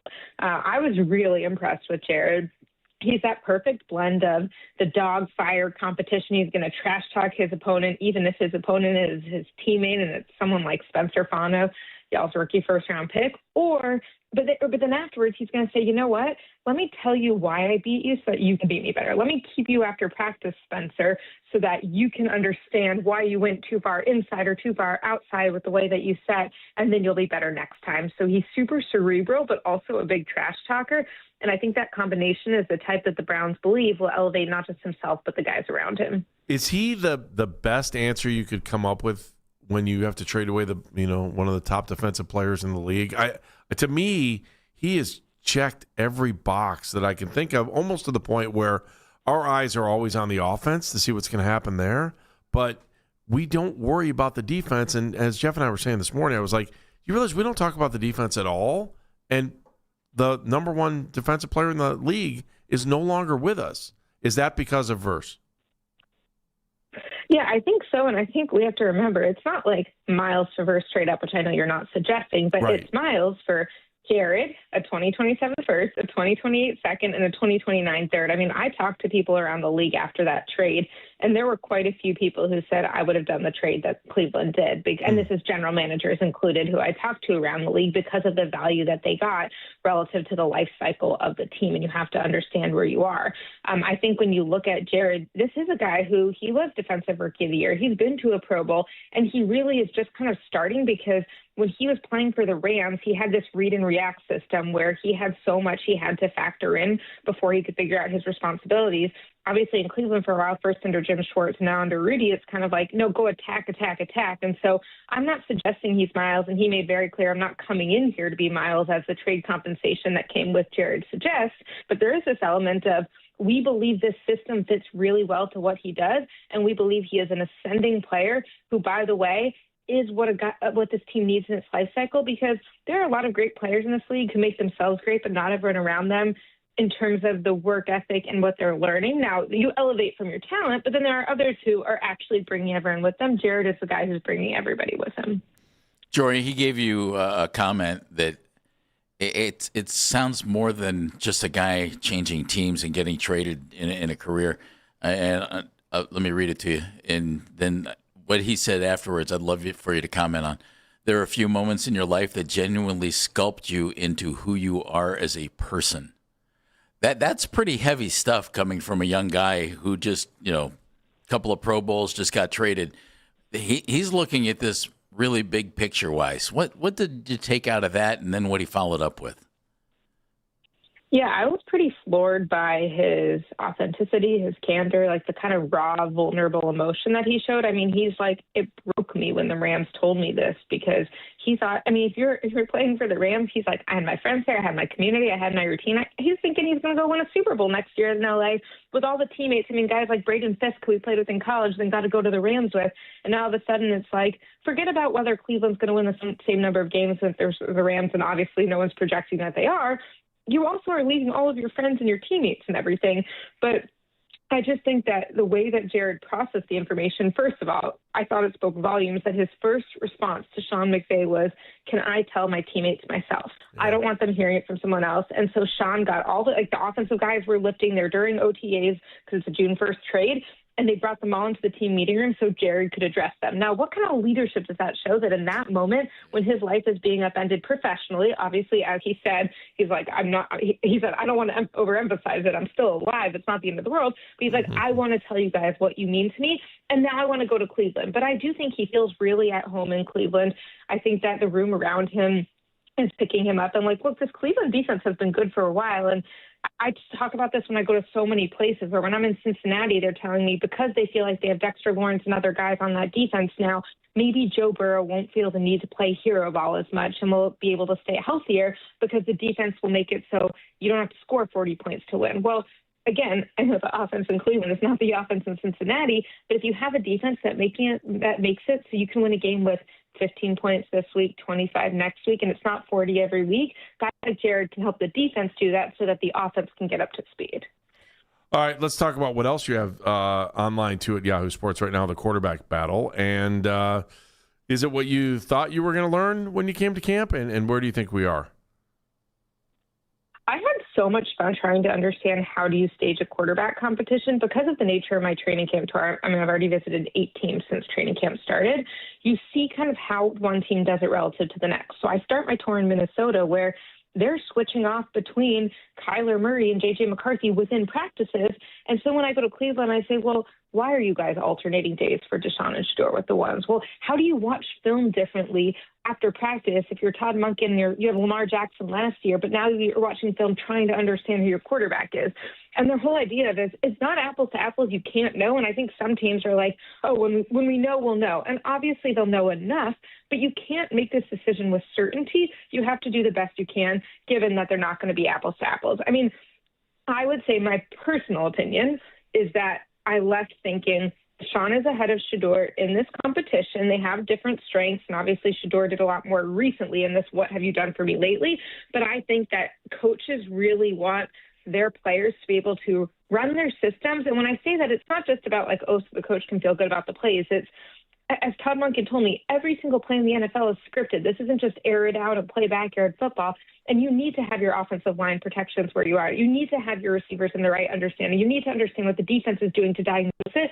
And I believe that the coaching staff and the front office is going to feel better about where Deshaun is at. But I still think preseason games are going to be an important benchmark to show that, and to show that physically his body's going to be able to hold up, which you can't know for sure. But then I think because of that, I would expect Deshaun to start week 1, and then we'll see as the season goes how that goes for the Browns. Jory Epstein joining us from Yahoo Sports. You can follow her on Twitter, now X, at Jory Epstein. It's JORIEPSTEIN.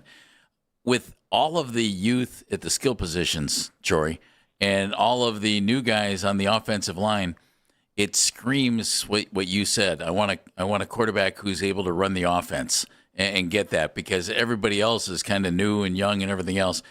How close do you think Shedeur is, from what you've seen, from what Todd Monken told you, to being able to pull off exactly what Todd wants, as opposed to a guy who's been in the league for a number of years in Deshaun? Yeah, it's a great question. I'll say 2 things. One, I talked to offensive coordinator Travis Schweitzer. I believe it's Schweitzer, not Switzer, according to Andrew Siciliano, who knows everything about the Browns. Yes, and he said that, because I was asking him, I'm like, a year ago I was here and there was 4 quarterbacks and what's this competition? Everyone told me whoever can operate the offense best is going to get the week 1 job. And when I asked Travis that, Travis says, look, yes, you need a threshold to operate this offense. You need to be at a certain threshold. He goes, I believe all of our guys are going to be there week 1, and I don't think that is going to be what needs to decide this, because I think they're all going to be above that threshold. I also think it's worth noting that General Manager Andrew Berry told me that Shedeur has made the greatest strides of anyone in that room, from pocket management, processing, understanding what they're trying to do. So I think Shedeur has grown tremendously, as any player does. This is not a Shedeur thing. I know everything in Cleveland becomes a Shedeur thing, but any player, your rookie year, you got to get used to the windows. The spacing is different. The windows are different. All of a sudden, the guys are bigger, stronger, faster. So you have to have that adaptation. And I think that the snaps he had last year are going to help him. I think that he is within the realm of what Todd wants, but I think it makes sense just logically that if you're Deshaun and you played a lot longer and you played at this pretty high level for a while, that if you can knock the rest off, and that's an if, then you're going to be more ready. So I don't think they're leaps and bounds apart, but I do think that there are certain elements of Deshaun's experience that give him the nod, and then it's up to Shedeur to go show, hey, but I'm going to be the playmaker. Because when I talked to Andrew, I love how he put it, where he said quarterbacking is two things. It's playmaking and decision-making. And so the Browns are trying to figure out who gives us the best combination of those two things. Jory, you were in the draft room with the Browns when they took Spencer Fano. You saw him on the field the other day. What do you think, and what are you hearing? Yeah, I was in the room when they took Spencer Fano and they took Casey Concepcion, and I was hearing a lot about how interested they were in guys like Denzel Boston as well. So, I mean, let me just tell you that the draft went a lot better than some of the ways they prepared for it to potentially go relative to their board. I would say that Spencer Fano, I mean, they love this guy. I think they think that he has that tough, competitive football character that's going to allow him to continue to get better and better. I also think it's worth noting that most people around the league think offensive linemen and defensive linemen are not going to be ready to be at their peak year one. And so I think he's growing. I think he's learning a lot. I was only there for one day of practice, so it'd be hard to say exactly where I think he was, especially given how many people were switching up, and obviously with him and DeWand and kind of who they're playing with when. But I think to me, the fact that he is spending time after practice with guys like Jared Verse to better understand what he can do to get better is really a big deal. So I would say I think his arrow is pointing up and he's developing. For offensive linemen and defensive linemen, until you get into preseason games at least, if not week one, I have trouble being like, this is where they're at. Jory, great to have you with us again. Thank you very much. Anytime you're back in Cleveland, by golly, we're calling you. So get ready. Thanks, Jory. Andy and Jeff, great to talk to you. Thank you, Jory. Jory Epstein joining us on the Wise Heart Right, We Make It Right, Call Kyle Wright hotline. Again, some stories on Yahoo Sports about the Browns. And she was in that draft room when they took Fano and Casey and had a great piece about that. It's a pleasure to have her with us. Go read those. Do it right now. Todd Monken coming up. Could be momentarily right here on Baskin and Phelps. You'll hear his press conference here on The Fan. Hey, everybody, it's Andy Baskin for Choice Cabinet. Yep, Choice Cabinet, local company. Local. And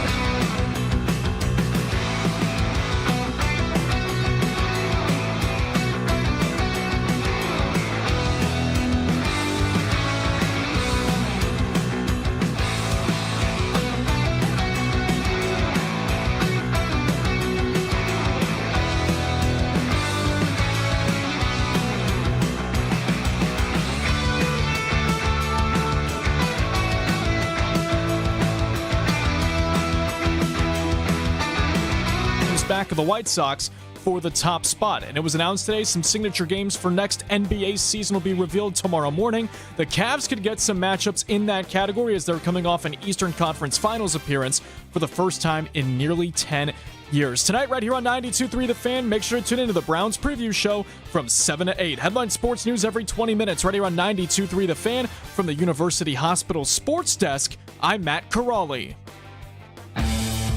Oh, you can listen to The Fan anytime, anywhere on the free Odyssey app or by telling your smart speaker to play 92.3 The Fan. And now you can find 92.3 The Fan on YouTube, including the Ken Carman Show with Anthony Lyman from 6 to 10, our show from 10 to 2, Afternoon Drive with Nick Wilson and Jonathan Peterlin from 2 to 7. That is live each and every weekday on the 92.3 The Fan YouTube channel. Subscribe to our channel for free and watch all of the best content from your favorite shows on The Fan, live and on demand now. What energy there, huh, Dan? I was feeling it. That was reminding me of my days back when we were 92Q.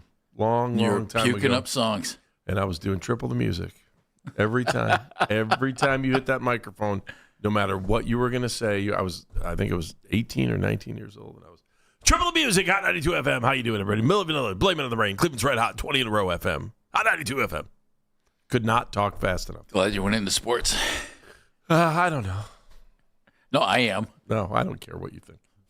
I used to care. Fear that would have been burning my ears on a regular basis. You didn't want to hire me when you had the chance when I was a young go-getter. I never hired anybody. Except the guy in Beaumont.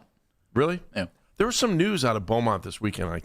Was there? Yeah, I was going to send it. I was going to send it to you guys, and I can't remember. I don't know what it was. Todd Monken's press conference coming up shortly, and we'll hear it right here on The Fan. And, of course, press conferences on 92.3 The Fan are brought to us by Expert Renovations.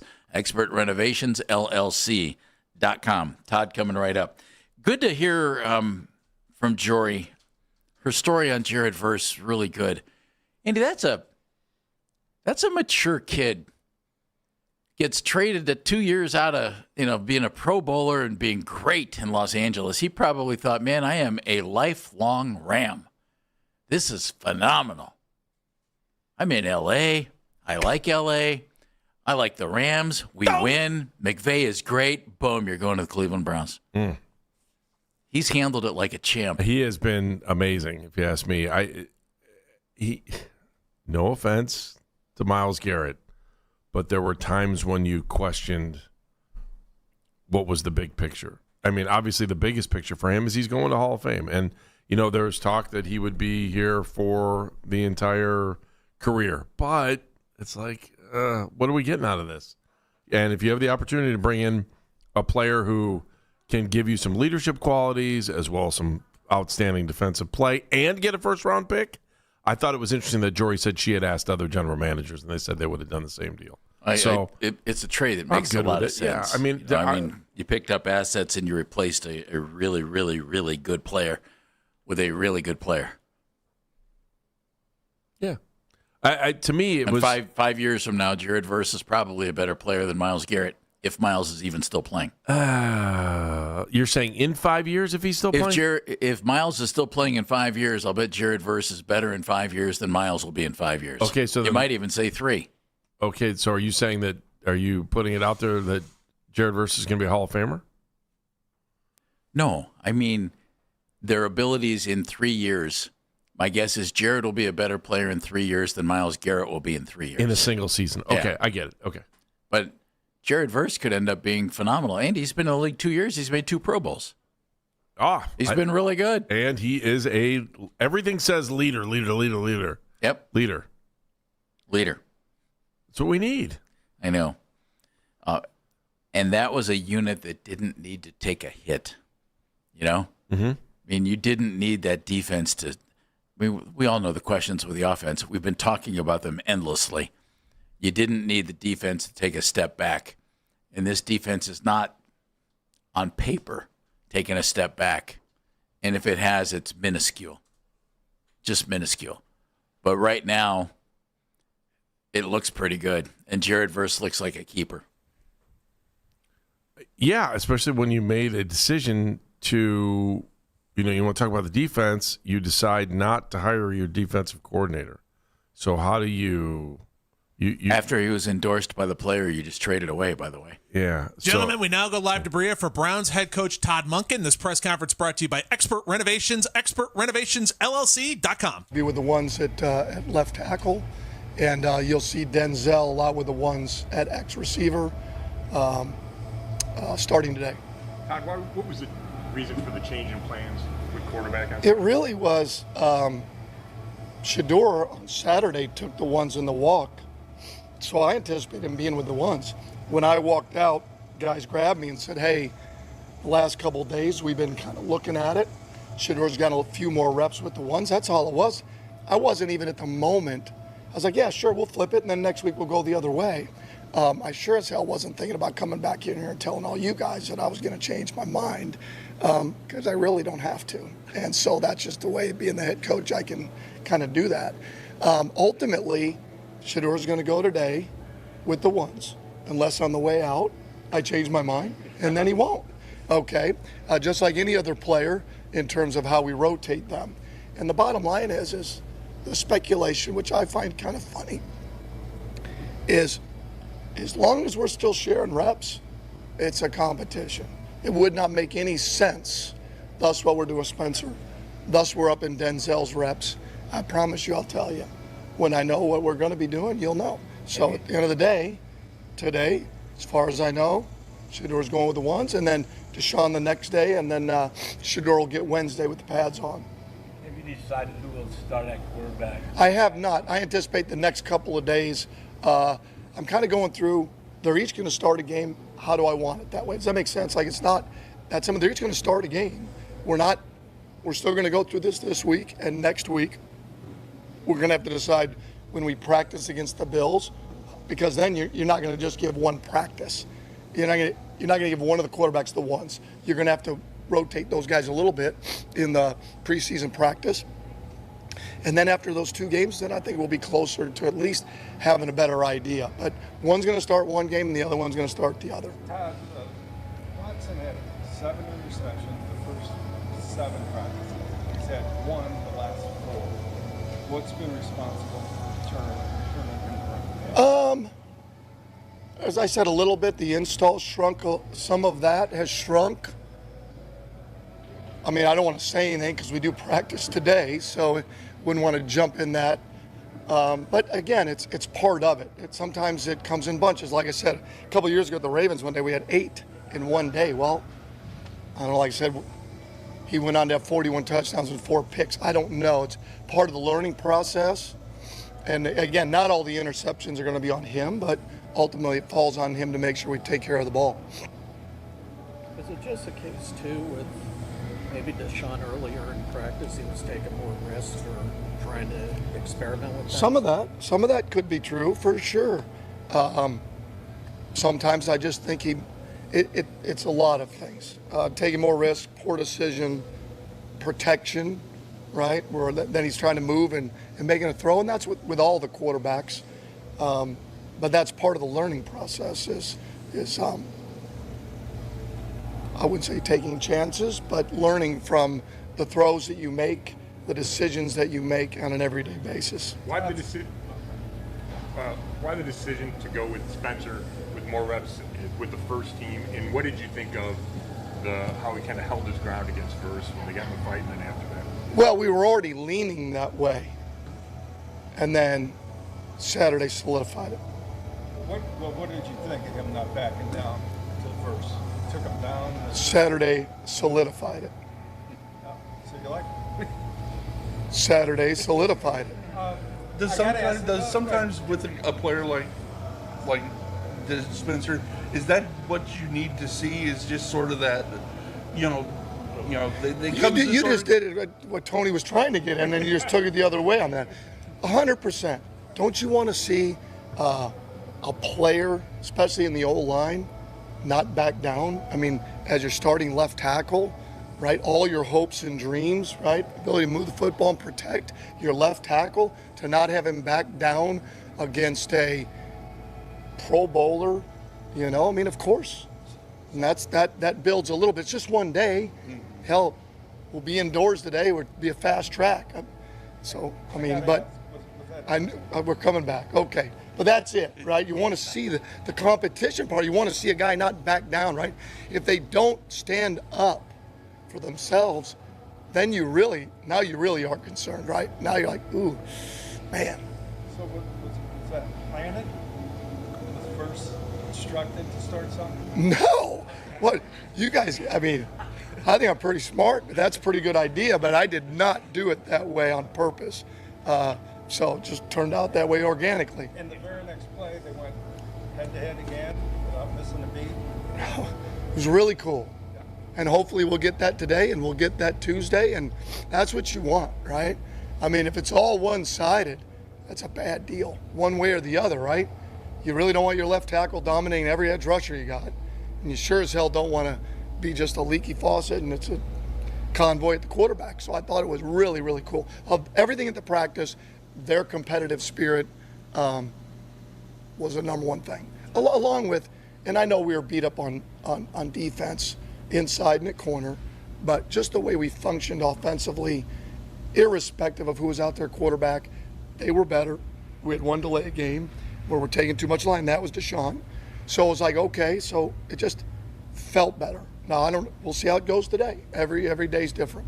Todd, understanding that some of that, the scuffles and some of that's going to come with the territory this time of year, especially, and obviously you're saying you like some of that in the practices, but how do you kind of balance, like, what's the right amount of that in a practice where you get to that competitive spirit shown and where it kind of boils over and goes too far? Well, we were on the ground too much. I told the team that. We had a chip that, Isaiah was off balance, and we're not going to do that to our guys. And there were times we, on the sideline, Nate, tried to make a play and kind of fell down into the group on the side, or some of the contact down the field. I like it. I want us to be aggressive, but we got to take care. Brown's got to take care of Browns. I mean, that's just the way we've got to do it. But knowing that it's competitive, right, and try to stop ourselves at times from getting emotionally hijacked. I can be that way in our players in the moment to do something that we regret later. So, Todd, when you watched the film yesterday and went over everything, did you come away with sort of the feeling that the quarterback competition is still sort of even Steven and anybody can still run away with this thing? Well, run away is a stretch. Okay. But I would just say that I've been impressed with all of our quarterback room. I'll start with that. But I've been impressed with both players and the way they've handled, right, the back and forth of the reps. And we're trying as best we can to balance the reps so we give both of them an opportunity to showcase their skill set. It's never going to be perfect, and they've handled that great. Shedeur today was great. There wasn't, sure, maybe Saturday would have preferred to be with the ones. I'd be pissed if he wasn't. Like, all of our guys should want to be with the ones, but they've been great. And I think they've both improved dramatically. I've always said about Shedeur, but even the last week or so, Deshaun has played better. He has played better. He's looked better. He's made better decisions. And I think some of that grows, like all of us, as they have success, right? Their confidence is going to grow with the success that they have every day. Todd, to go back to the O-line, DeWand, I mean, he's been in that competition with Spencer, but is he still competing to be one of those first starting five here? Well, we're always competing. So he's been competing the whole time, but I've been awfully proud of DeWand by what he's done in the offseason to get himself into shape, and his body looks like it is. But at this point, Spencer's playing better. Now, once that happens, you're not only competing to try and, hey, maybe I could, if something happened, be the right tackle. Maybe I'm still competing there. And yet you're also competing like, all right, once that happens, I'm competing for a roster spot. And that's what you're doing at that point. Once you get to that point, I'm like, okay, I better compete my rear end off to get a roster spot. When you end up rotating then with your twos, now you're fighting to make the team. What about Boston going to the first team? Why was that decision for Boston? He's made a bunch of plays. I mean, I've seen it. You've seen it. He's made a bunch of plays. And we want to move Jerry around. I think Jerry is best when he's on the move. I think he's at his best when he's on the move. He's elite. He can separate.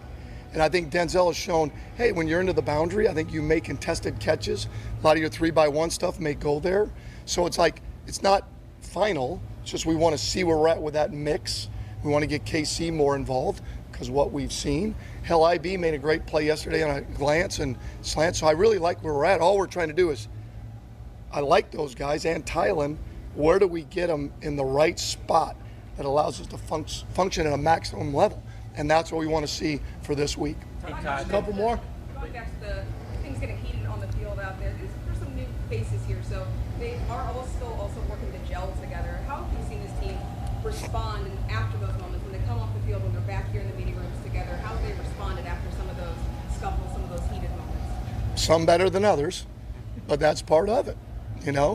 Sometimes it takes 5 minutes, sometimes it takes an hour, right? Any emotional, right, moment, scuffle, argument, right?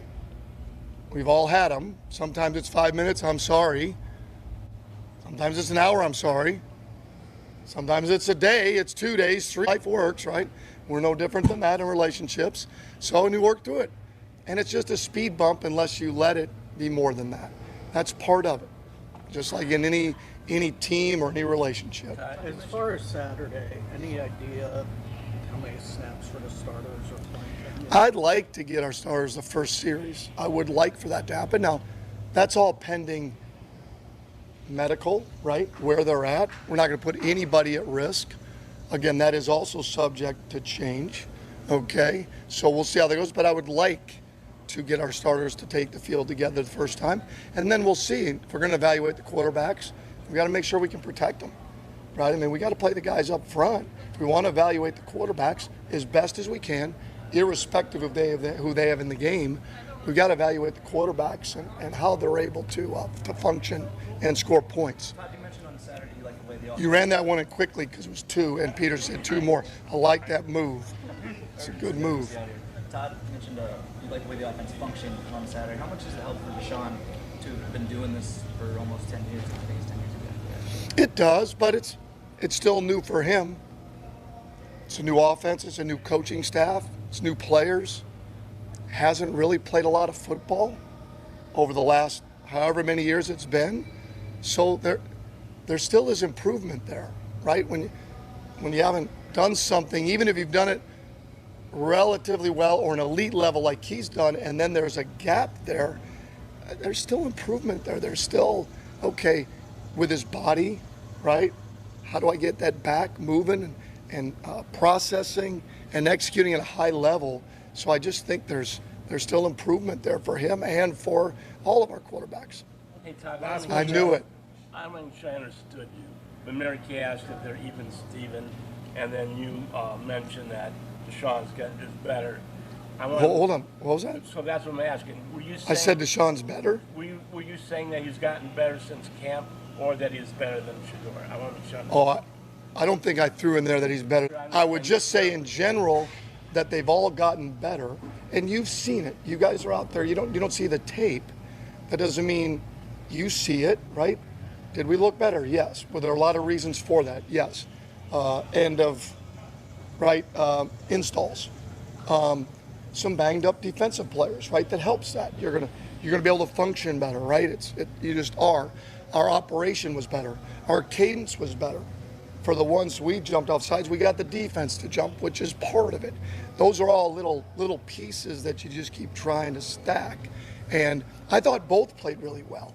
I mean, after the first series that Deshaun went, Shedeur went in there and ripped the glance, ripped 3 or 4 throws and was confident. Had a good base underneath him, got the ball out. Like it was fun to watch, irrespective of the defense, just the decision making. And so, no, I wasn't saying he's better.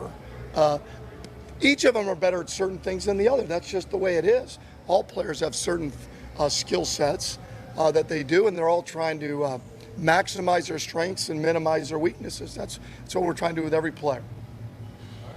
Thank you. Todd Monken giving us plenty to talk about, and we will next here on The Fan.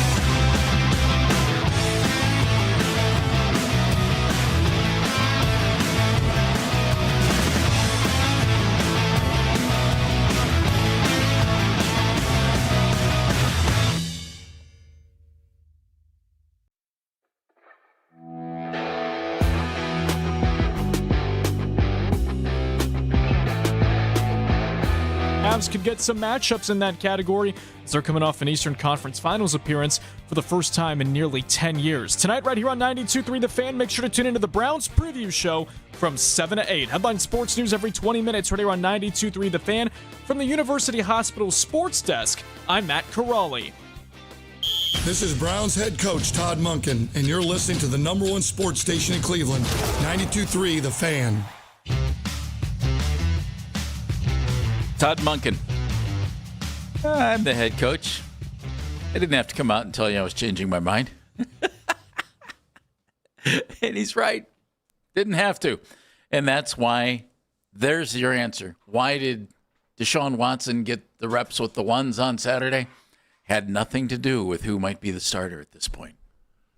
They wanted to look at something different. That Shedeur had a couple more snaps. Shedeur had a few more, and they wanted Deshaun to get the chance to do that. And so they just changed it after he met with the media and didn't feel a need, nor did he have a need, to tell the media or to clear up why. So that's why. And Shedeur gets the reps with the number ones today. And it still seems like it's quite the competition. I hate that. Welcome back to Baskin and Phelps. I'm Jeff Phelps. My buddy over there is Andy Baskin. Mm-hmm.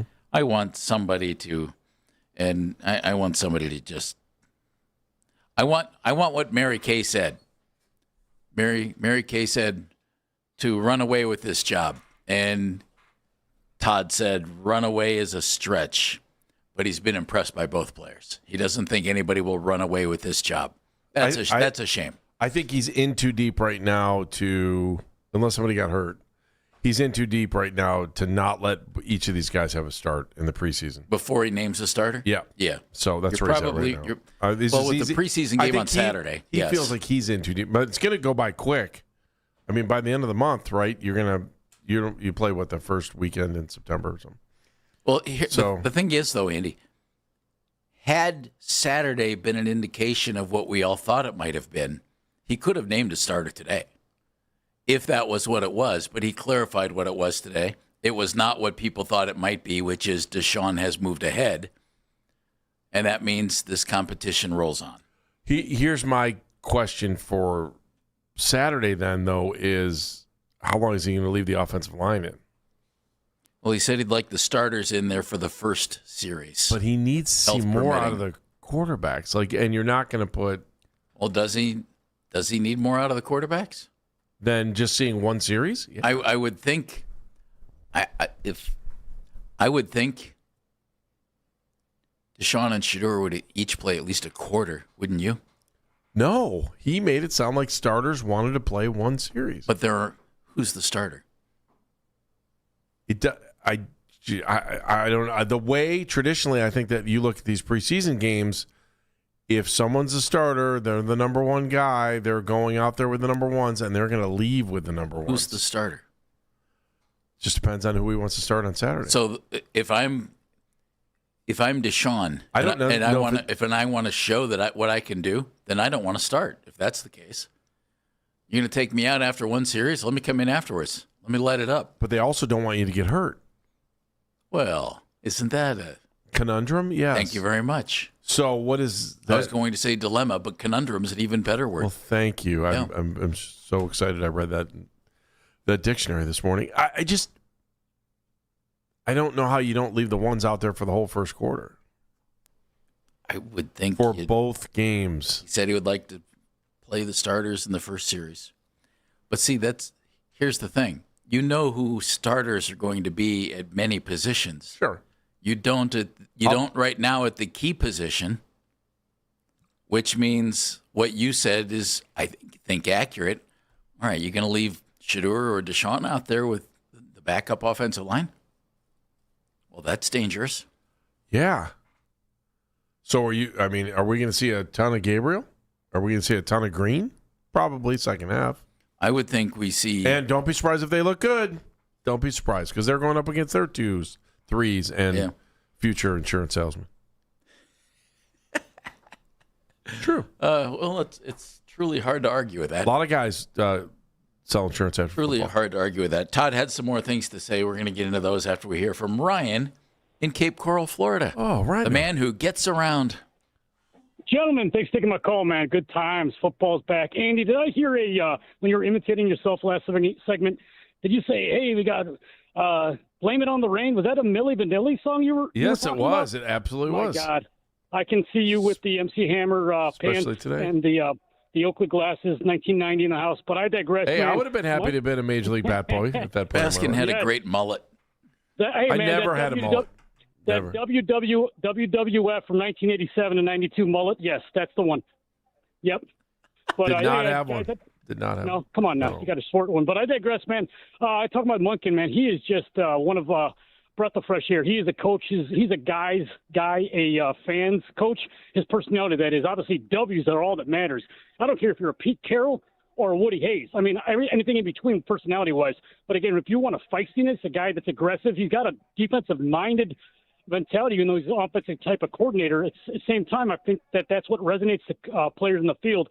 He's a no-nonsense guy. He's obviously, as you hear him, he's playing the game, obviously, with the media, saying they're putting words in his mouth. He said, that's not what I said. I didn't say one guy's better or not. So he's politically correct when it comes to, what he's doing. Trudell was looking for clarity on that, though. No. Hey, I agree. Your media members, et cetera, are trying to find definitive answers. And, again, this guy is just one who's keeping things close to the vest. At the same time, he doesn't want to give optimism to the wrong guy or pessimism to a player that could lose his gig. Me as a Browns fan, and you guys, everyone listening out there, we want that. We want answers, obviously. Same time, I just feel that, Munkin is just a guy moving forward. He's going to be a really solid coach for us for, I think, a few years in the future as well. Because, again, this year is not fair to him in particular. This is a rebuild-style type of team with a quarterback conundrum again. So at the same time, I think the media, you guys, us as fans, need to take a breath of fresh air when it comes to this season, and Munkin specifically when it comes to coaching. Allow him to get his feet planted and get this offense and defense rolling. I think that's still going to take a year or two at the best. Hey, guys, great show as always. Thanks for taking my call. All right, Rhino, enjoy Cape Coral. Bet it's not hot there. Todd talked about the left tackle play, the defensive end play. He said, you don't want a convoy at the quarterback in practice. It's a pretty good line today. Browns have to take care of Browns. Runaway is a stretch with the quarterback situation. Do we dare interpret that? Does that mean, wow, both of these guys are doing so well that neither guy is going to run away with it? Or does that mean, well, this is what I have. Neither guy's going to run away with it. Which way do you lean? I lean toward the latter. Yeah, neither guy has it. No one's running away. But I thought he was definitive at left tackle today. About as definitive as you can be. I think he told us who the starting left tackle is. Yeah, because there was a lot of talk last week that DeJuan Jones just looked great, and it sounds like he said DeJuan is competing. Spencer is playing better. And there was no gray area on that too. He said it several times. None. And then he took it to the point where almost, okay, you got this, then you're competing for the number 2 spot, and then after that, maybe you're competing for a roster spot. And I thought, is he talking about? No. Was he talking about DeJuan? Because he took it right from there, right to that, competing to a roster spot. And I thought, he's not talking about DeJuan there, is he? No, I don't think he is. He had said at the beginning, it looks great. It looks good. Yeah, I know. I didn't think he was, but he kind of took it right there. He might have just transitioned into competition in general. Could they be talking him up, or I mean, the media's watching him. And obviously we're sitting here. Are they talking him up to trade him? I would think not. I doubt that. I would think not, but you never know. They want to move Jerry Jeudy around in the offense. Okay. I like that. And why can you do that? Yeah, because you have Denzel Boston, who's going to be your big guy out on the edge. And you have Casey Concepcion, who's going to be your guy in the slot. And that gives you freedom and creativity with Jerry Jeudy. And I know Jerry's had, should I say a rough time here? He hasn't probably played the way he's wanted to here, although I think Jerry Jeudy is a real solid pro wide receiver. I would say last year was far from smooth. Well, he hasn't had much to work with the guys throwing him the ball. That's fair, isn't it? Yeah, that is fair. And I bet you Jerry moving around on the offense more, I'll bet that benefits his game. I think having two better receivers out on the field with him is going to make his That game will better. benefit his game. I wonder how defenses are going to look at Boston and Concepcion early on. I still I want to go back to something I said earlier. Tillman's got size, Jeff. Well, and I kind of feel like Andy, he could be in trouble. Like I think he's on the bubble. He mentioned 5 wide receivers in his press conference. Which one didn't he mention? Did not mention Cedric Tillman. No.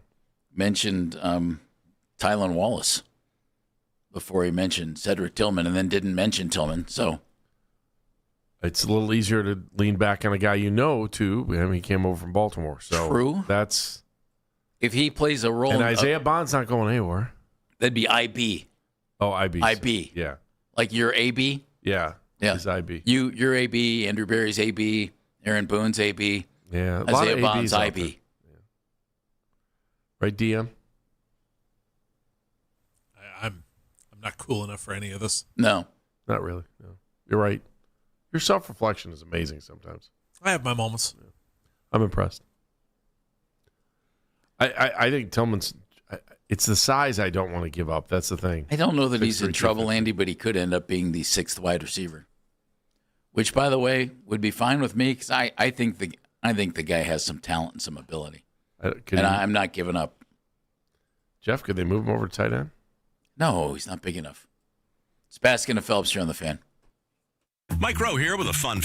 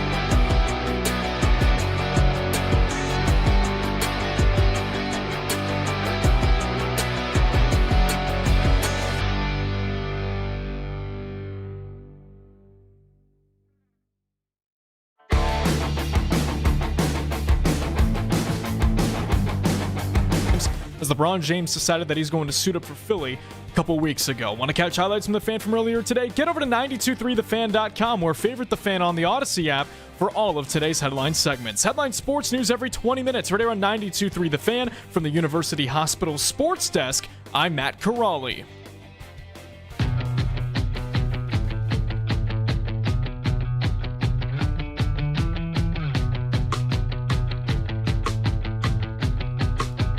Todd Monken. We want to move Jerry Jeudy around. Talked about Jerry. Talked about Casey Concepcion. Talked about Denzel Boston. Talked about IB, Isaiah Bond. Talked about the young guys. Is that a reason for concern here? This football talk and our coverage of football on 92.3 The Fan is presented by Xfinity. Score the most reliable Wi-Fi. One price, 5 years guaranteed. Xfinity. Imagine that. I would say that it's a real reason for concern to have all these young guys, Andy. Except for the fact that the bigger concern is the quarterback. So if you pick a quarterback, then you maybe move your level of concern down to other positions. But I think you drafted some talented guys who are going to be productive NFL players. And I really like the guys they added at the wide receiver position. I think they did a great job. Okay. And we'll see if it translates. And under normal circumstances, for instance, if your quarterback was Joe Burrow, and if your quarterback was Lamar Jackson, if your quarterback was C.J. Stroud, I think we'd be talking all about, wow, we've given Lamar and CJ and Joe these young wide receivers. I really hope they come along quickly and that they can do the job. Otherwise, there's going to be a problem. Well, until we have a quarterback and see if they can actually play, I don't think the wide receivers matter that much. Do you? I mean, they do. You know what I mean? Yeah. But, all right, well, who's the quarterback? Okay, well, then pick your quarterback, and then let's get these guys all on the same page. But you've got a very young group of wide receivers, very young group. And of the three guys, Bond, Concepcion, Boston, if two of them step up and do what you think they can do and what you hope they do, that's phenomenal. If all three of them do, it'll be stunning.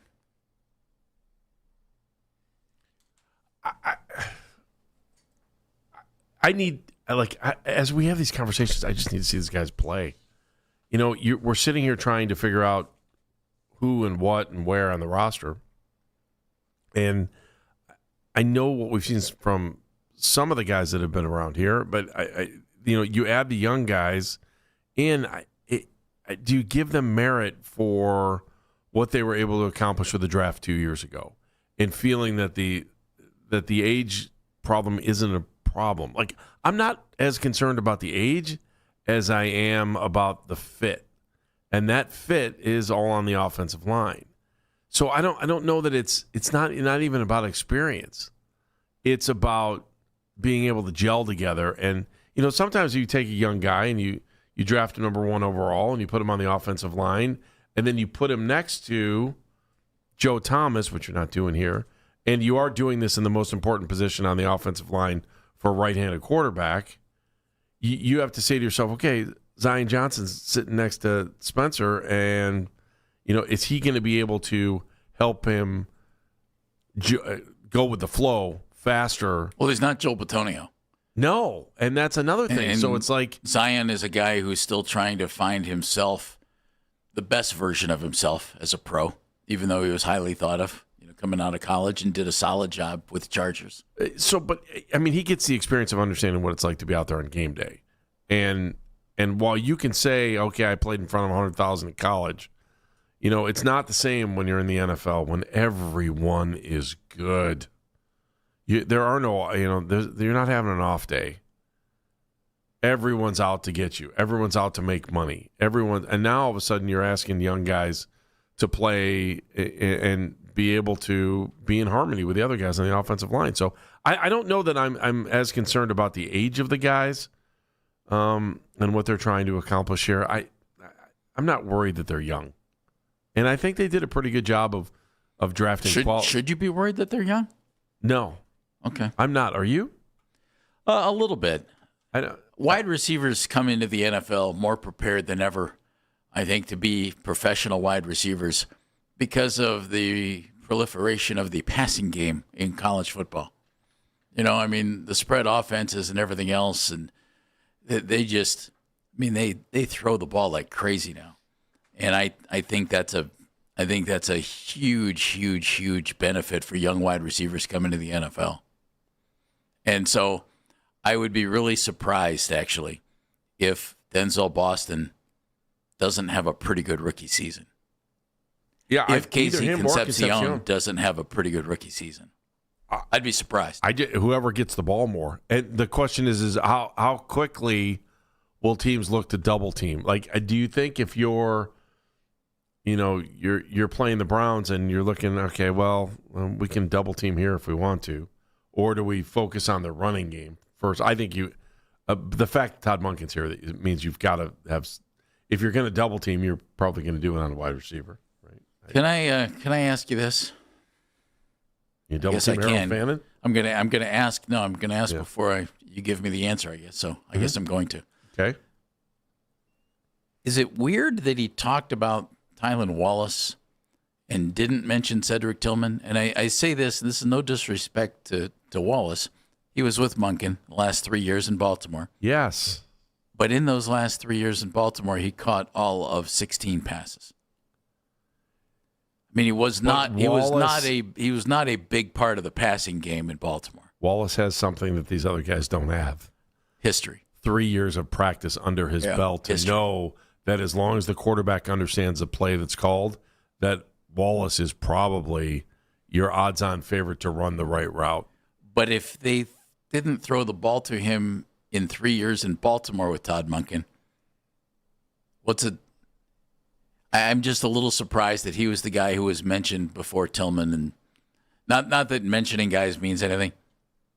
Wallace, primarily a returner. Yeah. At least that's what we thought coming in. Mm-hmm. Although, he didn't do a ton of that either. If you actually look at his numbers, they brought him in to be an all around weapon in some way, shape, or form. Are you keeping him or are you keeping Gage Larvidan? We saw Larvidan last year. He had moments. He also had some bad moments last year. Yes, he did. Too. So, but in the 3 years Monken was with Wallace, he had 12 punt returns. He had 6 kickoff returns. And he caught 22 passes in 3 years. Interesting.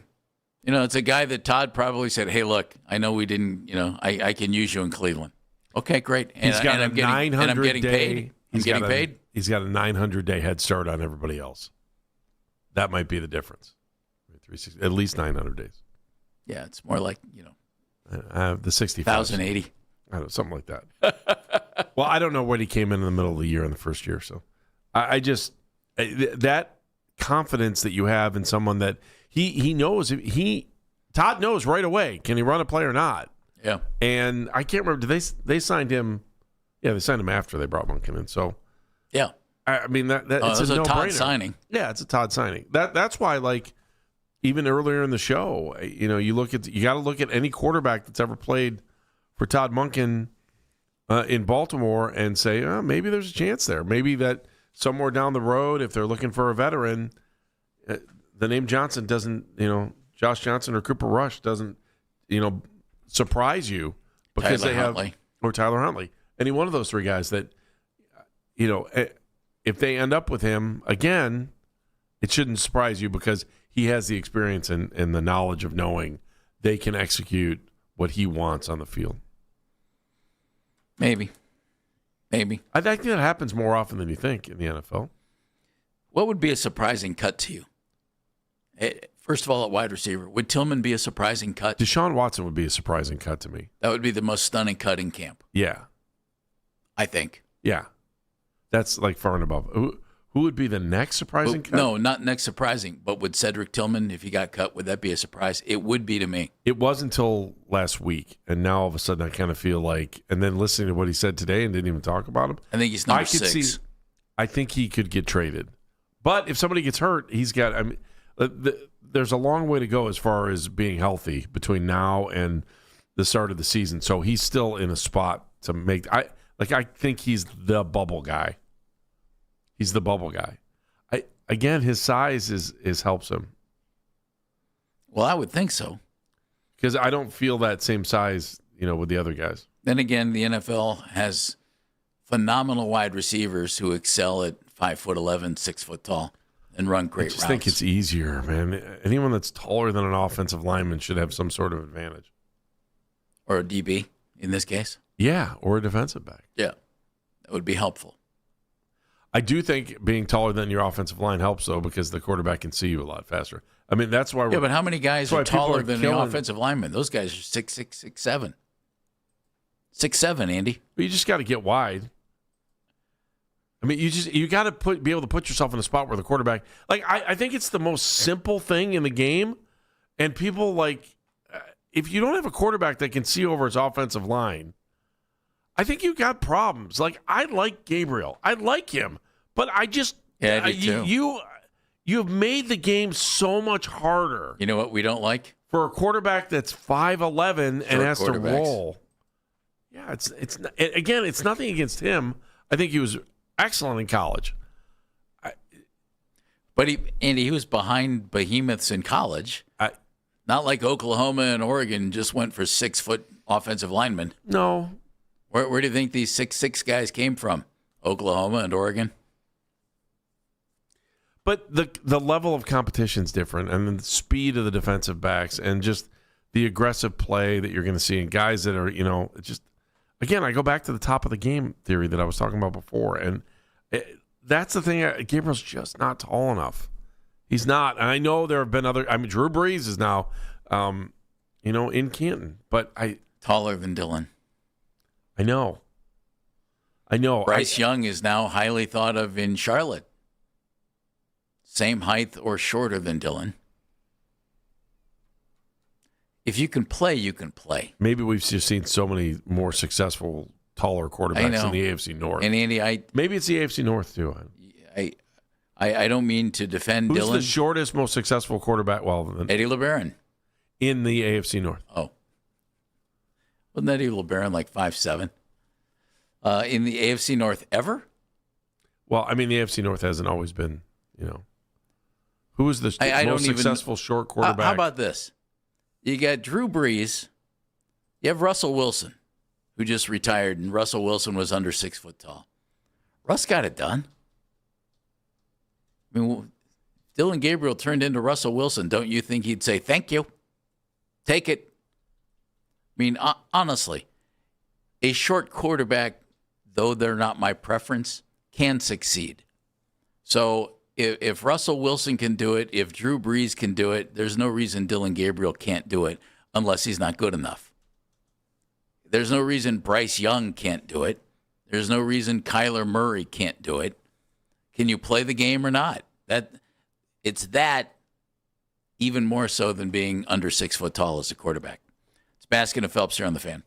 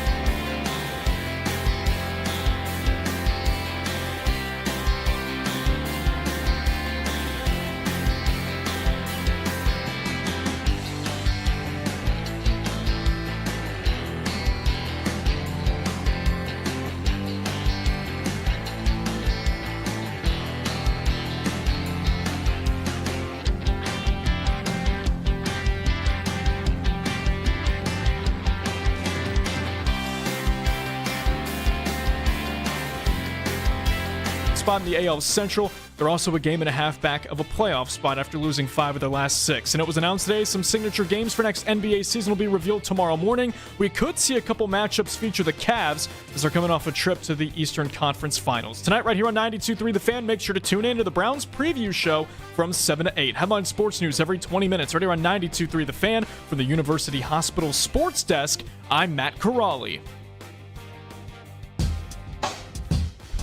Hey, everybody, you can catch Daryl Ryder and Lance Reisland's daily Browns training camp recaps on 92.3 The Fan's YouTube page. Daryl and Coach Reisland break down the storylines from each of the day's practice and, of course, your daily quarterback competition updates. Plus, you can catch the recap each night on Overtime with Jake Volnick. That is at 8:40, so we want to remind you to subscribe to the 92.3 The Fan YouTube page, and you can do that right now. I mean, if that's something you feel like doing, knock yourself out. And then you always know that you can listen to The Fan with you wherever you go. You can listen to us on the Odyssey, iHeartRadio, or TuneIn apps. It's always good to know. It is always good to know. Scott Jeff. Petrak from the Chronicle Telegram, brownzone.com, joined us at 11.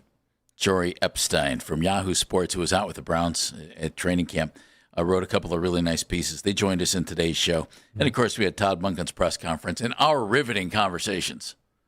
So if you missed any of that stuff, you can go back and use the Rewind feature on the Odyssey app. It's powered by Integrated Restoration, your local experts in water, fire, and storm disaster restoration. It's interesting that you want to rewind, because I'm going to rewind life for you right now. This day in sports history is powered by Bomber Sports Cards. Mystery Monday, Jeff. Yeah, what do you have? Mystery Monday. Spend $200 or more at Bomber Sports Cards in Broadview Heights and win something special from their mystery prize box. Does that not sound fun? My man Drew works out there. Yeah, your mystery prize box that includes packs, gift card supplies, and even more. Bomber Sports Cards. Mystery Monday. You'll spend $200. All right, what do you have for us? All right, let's go with Phelps. How can we not go with you? Michael Phelps, on this date, won the 400-meter individual medley at the Beijing Olympics in a world record time of 4:03.84. He went on to win, 8 gold medals that year? Outstanding. That's my boy right there, Michael Phelps. Yeah. The other one that caught my eye today, this day in sports history, the 2008 PGA Championship Men's Golf, Oak Hills Country Club Irishman Padraig Harrington won his second consecutive major by 2 shots over Sergio Garcia and our friend Ben Curtis. I see what you did there. I got a couple. No, we need to do one. Oh, it's just one? It's just one. Yeah. I want to do a couple. It's not a whole segment. We did that when we started our show, and it got trashed.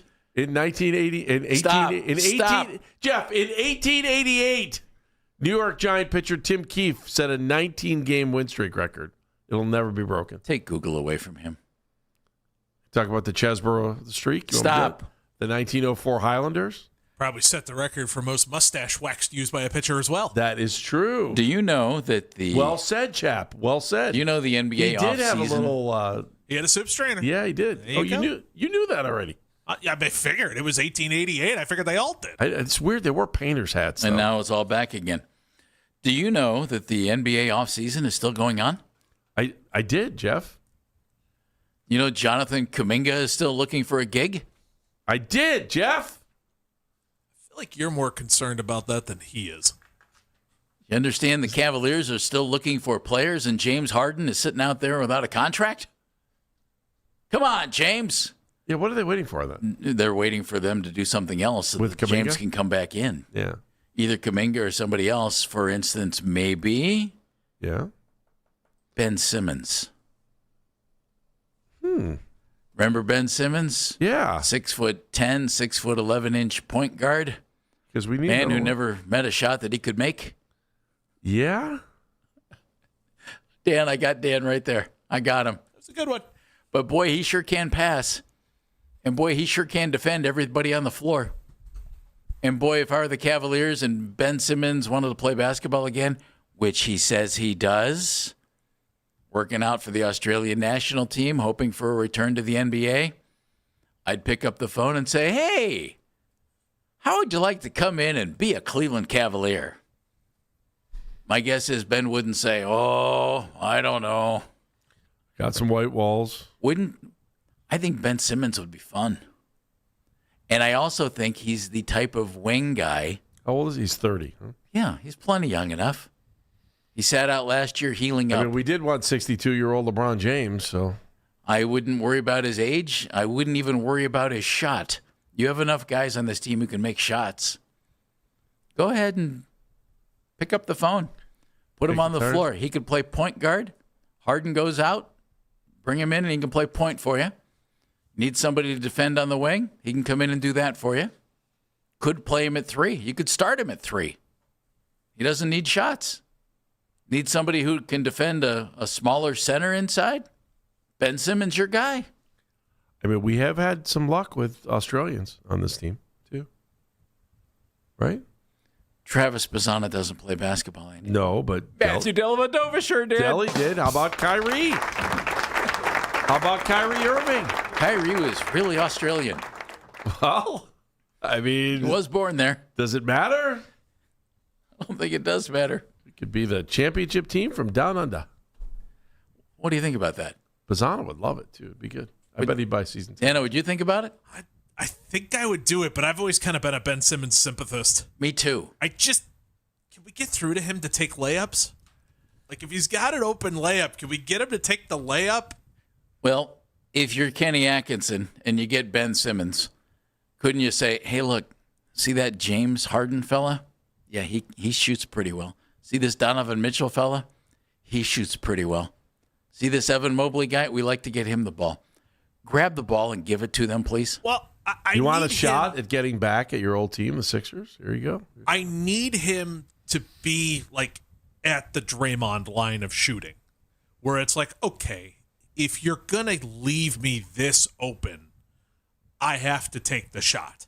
If he can get to that point, I'm in.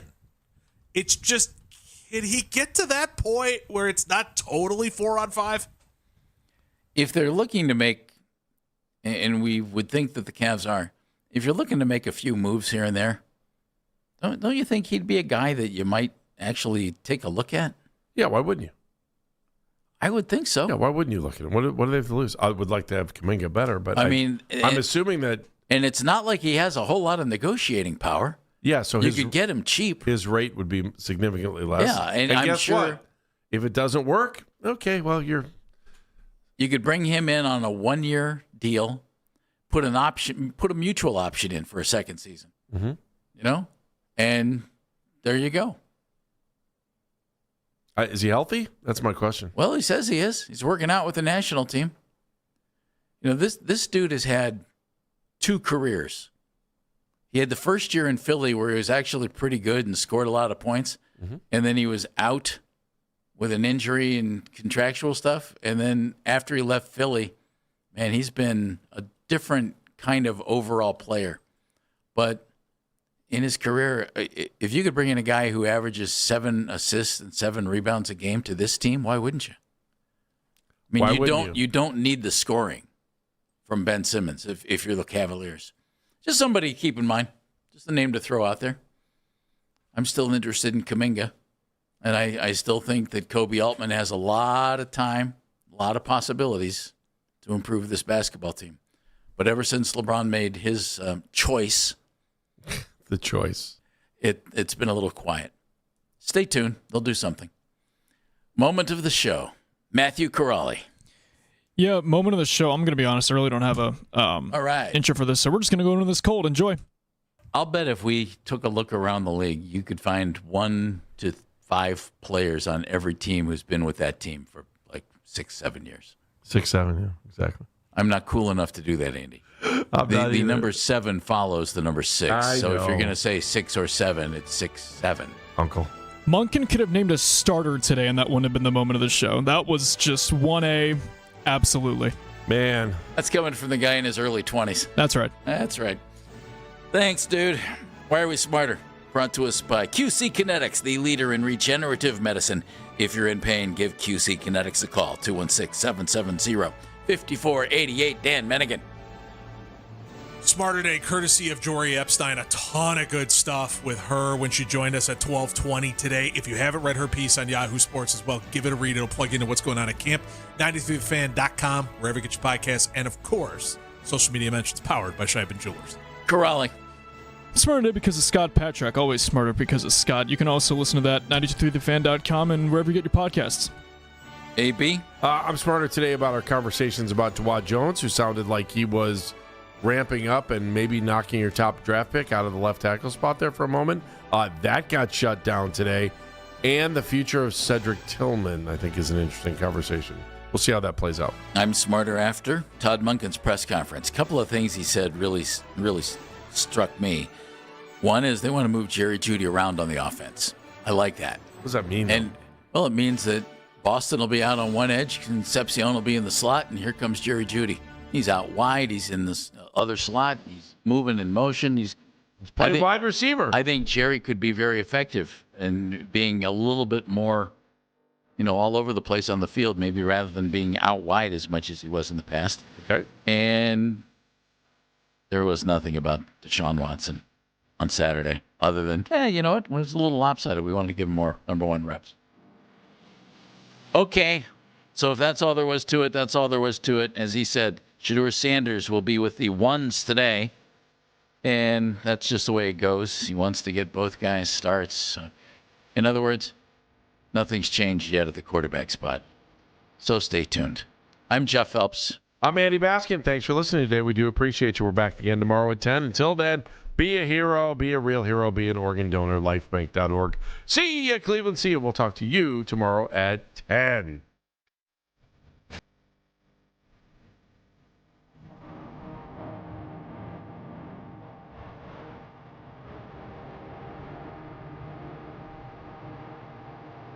And that's the show. This is an Odyssey Sports Minute.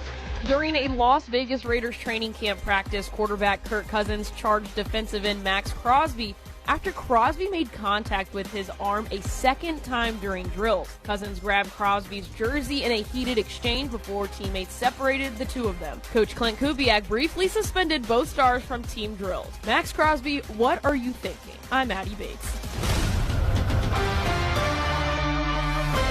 Onyx, I keep having stomach issues. Please make me a doctor's appointment. Okay, are you suffering from diarrhea, bloating, gas, or oily stools? If so, you may want to ask your doctor if it could actually be a problem with your pancreas, called exocrine pancreatic insufficiency, or EPI. My pancreas? How is EPI treated? A prescription medicine like Creon, pancrelipase, is used to treat people who can't digest food normally because their pancreas doesn't make enough enzymes. Creon is the #1 prescribed treatment for EPI. Creon may increase your chance of fibrosing colonopathy, a rare bowel disorder. Tell your doctor if you have a history of intestinal blockage or scarring or thickening of your bowel wall, if you are allergic to pork, or if you have gout, kidney problems, or worsening of painful swollen joints. Call your doctor if you have any unusual or severe gastrointestinal symptoms or allergic reactions. Take Creon as directed by your doctor, and always with food. Do not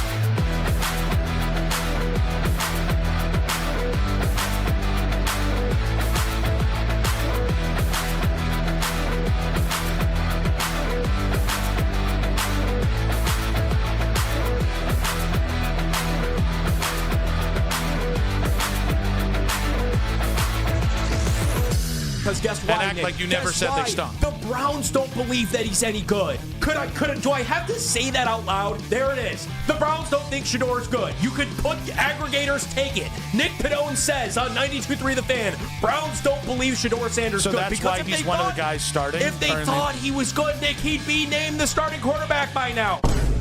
It's the Afternoon Drive with Nick Wilson and Jonathan Peterlin on Cleveland Sports Radio, 92.3 The Fan. And welcome on in. It is Afternoon Drive back on this Monday, and we got a bunch to get into. We have another Browns kerfuffle happening.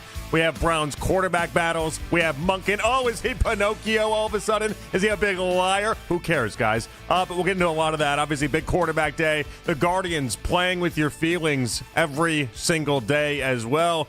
But we have Mac Robinson on the board. Yes. We have Jake Murren producing today's show. Meredith Kane on the 2020s. Nick Wilson not in today. Instead, we swapped out Nick's. Nick Padone with me today. Hello, Nick. How you doing? Hello, Jonathan. I'm good. I was worried about you with the whole Shador Sup thing from last week. So I'm glad that you're back. Nick I have no idea what's going. I have no idea really what you're talking about. So, all I know is that I got a text at some point. I was gone in Kansas City, went to visit some family, and then I got a text enjoying my days off, and it was Nick talking about him basically being best friends with Shador Sanders now. So we were out. Is that an accurate read? Is he best friends with Shador now? Well, maybe a bit of a stretch, but we were out there in Berea on Thursday, and it was a great time. We were doing an afternoon drive, and Nick was going to let a fellow media member in that gate that you walk out of the building into the practice field through the media room. He was going to let somebody in the gate and turned around from letting said reporter into the gate, and Shador was standing right there. Okay. They locked eyes. And Shador said... the way Nick would describe it is they locked eyes, and Shador was basically in love with those brown eyes that Nick has to offer, those sultry brown eyes that Nick has to offer. And Shador said, sup. Oh, Shador said sup first. I don't know who said sup first. That doesn't feel like Shador saying sup first, if I'm being honest. I want to... I need the clarification. Maybe it was a pause and Nick said sup first, and then Shador said sup, but Shador gave Nick a sup, and he ran with it for 2 days. For 2 days. For 2 days. He was pumped. No follow-up? Nothing else outside of the sup? No, nothing like it was just how's Dad doing? Nothing? No, nothing like that. Nothing further. It was just a sup. So not a real conversation, just a sup. Not a real conversation. Literally just and a sup. I'm not trying to yuck anybody's yum here, okay, to use his own terms. I'm just trying to get the clarification of how this all went down. No, you've got it. It was just a so sup. Kind of like a normal person to normal person interaction of just saying hi. Yep. But for Nick, he thinks that's like laying the foundational groundwork to what will be a blossoming relationship with Shador. Okay, and that's he felt disappointed. We both felt disappointed for you. Why? Why disappointment for me? That Nick got to have like the big sup moment on Afternoon Drive before you. I've said hi to Shador before. Does Nick know I've said hi to Shador before? Now that could really be the development that we didn't have. Does he know that I've done this before with Shador? No, I didn't have a sup though. Now, maybe that's the differentiator in Nick's mind, but I was led to believe that you have never had an interaction with Shador and that Nick got the big first interaction. So when Shador thinks of Afternoon Drive, he thinks of Nick and not you. Oh, I want to make an argument that Shador only said sup because of my relationship and the highs that we've had previously. I think if anything, he owes me in that sense. I don't want. Hold on. Here's the thing, guys. Let's be honest about it, okay? I don't want to sully this for Nick, okay? This clearly was a big thing for him. It was massive. It was a couple day stretch. He texted me when I was gone. I was gone, and he texted me and was like, "I have to let you know that this is happening right now." He told me. He was on really his phone. excited. He's like, "I'm texting Jonathan right now." He was really excited by it. I think I responded back of like, yeah, Shador knows what's up. Like, like one of those things. But all right, well, let him have it. Let the big man have it. Let him enjoy it. If he wants to feel like this is what's going to broker the relationship between us and the Sanders family and Shador, then okay, that's great. I would say the part I find hysterical is that I leave. Tuesday was a Deshaun Watson cannot throw a football day, okay? Now, this is not a million days ago. This is 6 days ago. Tuesday, we talked about it, Nick. Deshaun, and by me, I mean me and Nick, right? Nick Wilson, not Nick Padone.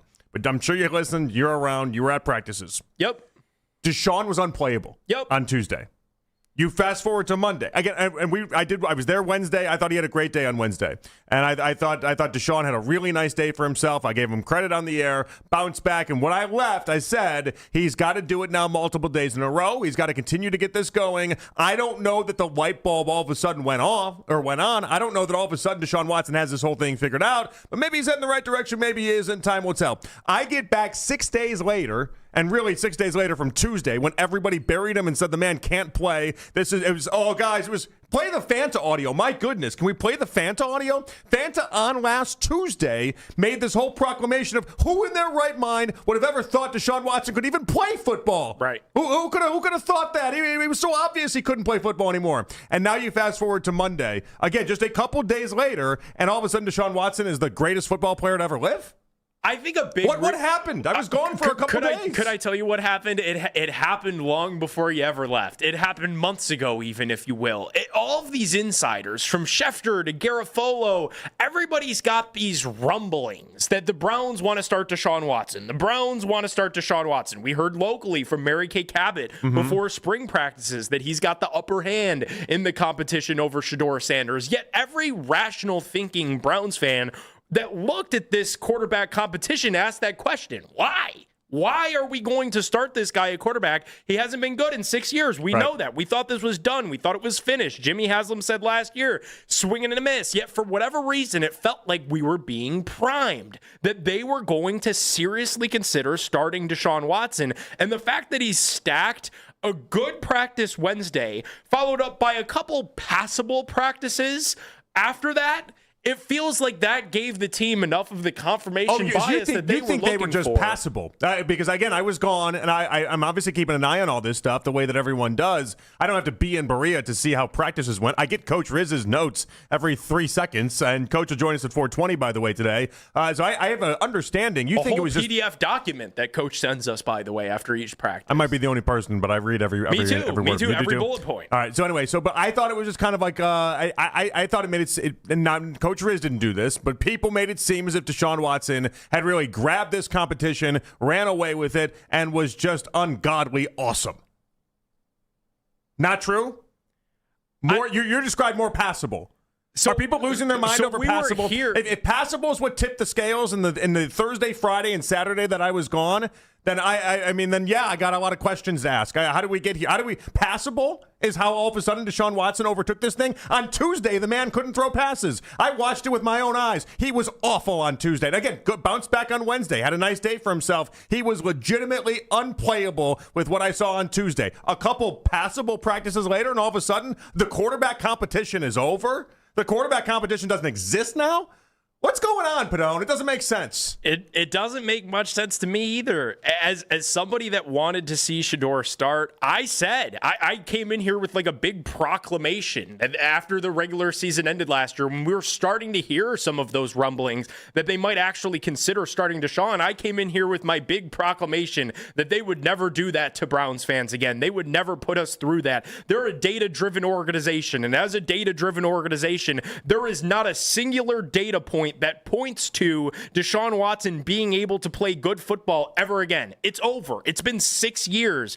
Yet for some reason, they're actually going to do this. Like, there was a practice that took place Saturday, Jonathan, where the head coach of the football team said, we are going to give Shedeur the reps with the ones, and then on the practice field, the complete opposite transpired. Right, but I feel like people are taking that. You're not taking what happened on the field. You're taking that, and you guys are running with it, and I understand why. Because Monken told us with his own words that you'll start to know it based off of how I give out the reps, what's happening. Well, when Shedeur's taking reps with the ones today, shouldn't that flip-flop, and shouldn't we go back into the idea of this being an actual open competition?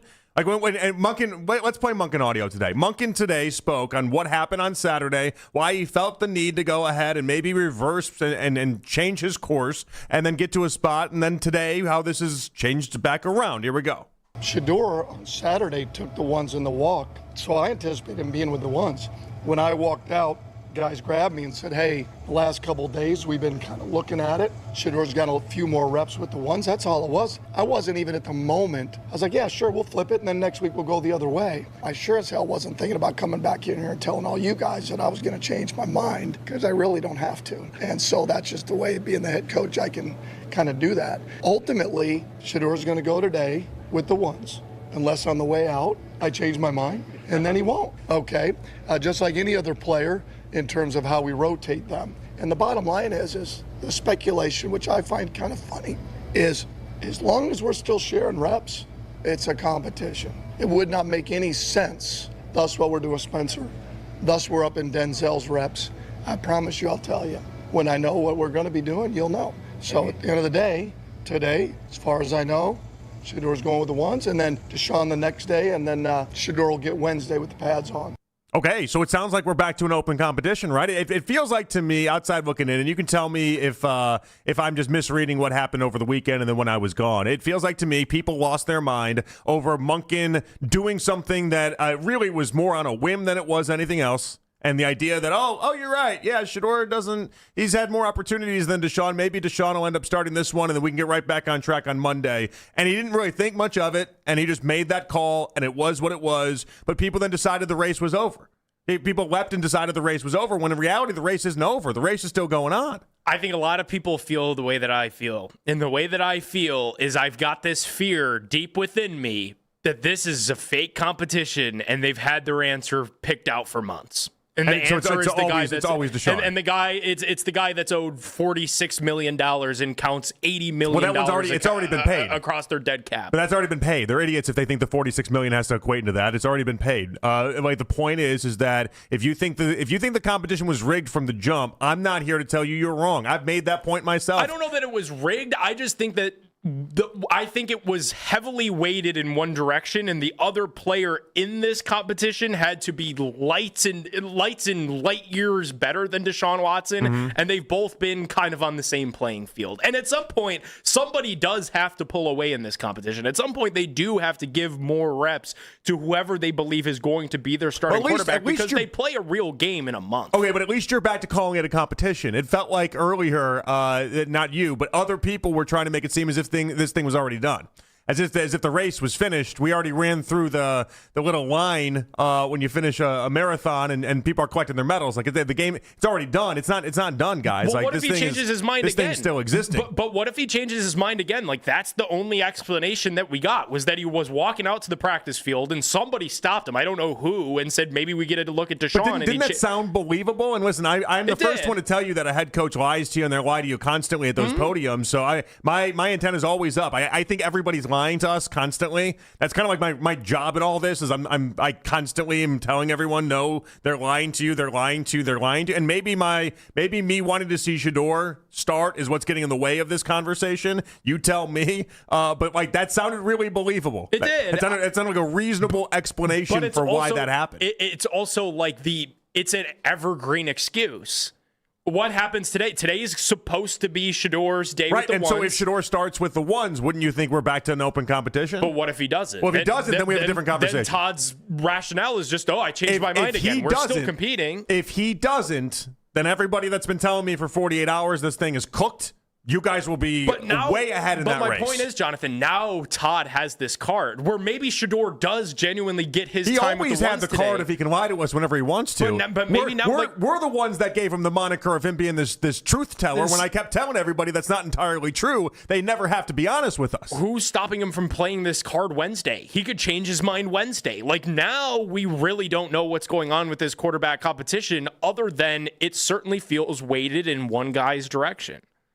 I think what happened is I think Deshaun started to look better, and I agree with your first assessment on it. I think instead of it being like tie goes to Shador, which is how I wanted this race to go, Me too. And how I think it should go, I do think that it is Shador had to be that much better than Deshaun. And as of right now, and this is where it goes back on Shador a little bit, as of right now, there may be closer than everybody wants to believe, and that's part of this equation. 216-474 to below 92.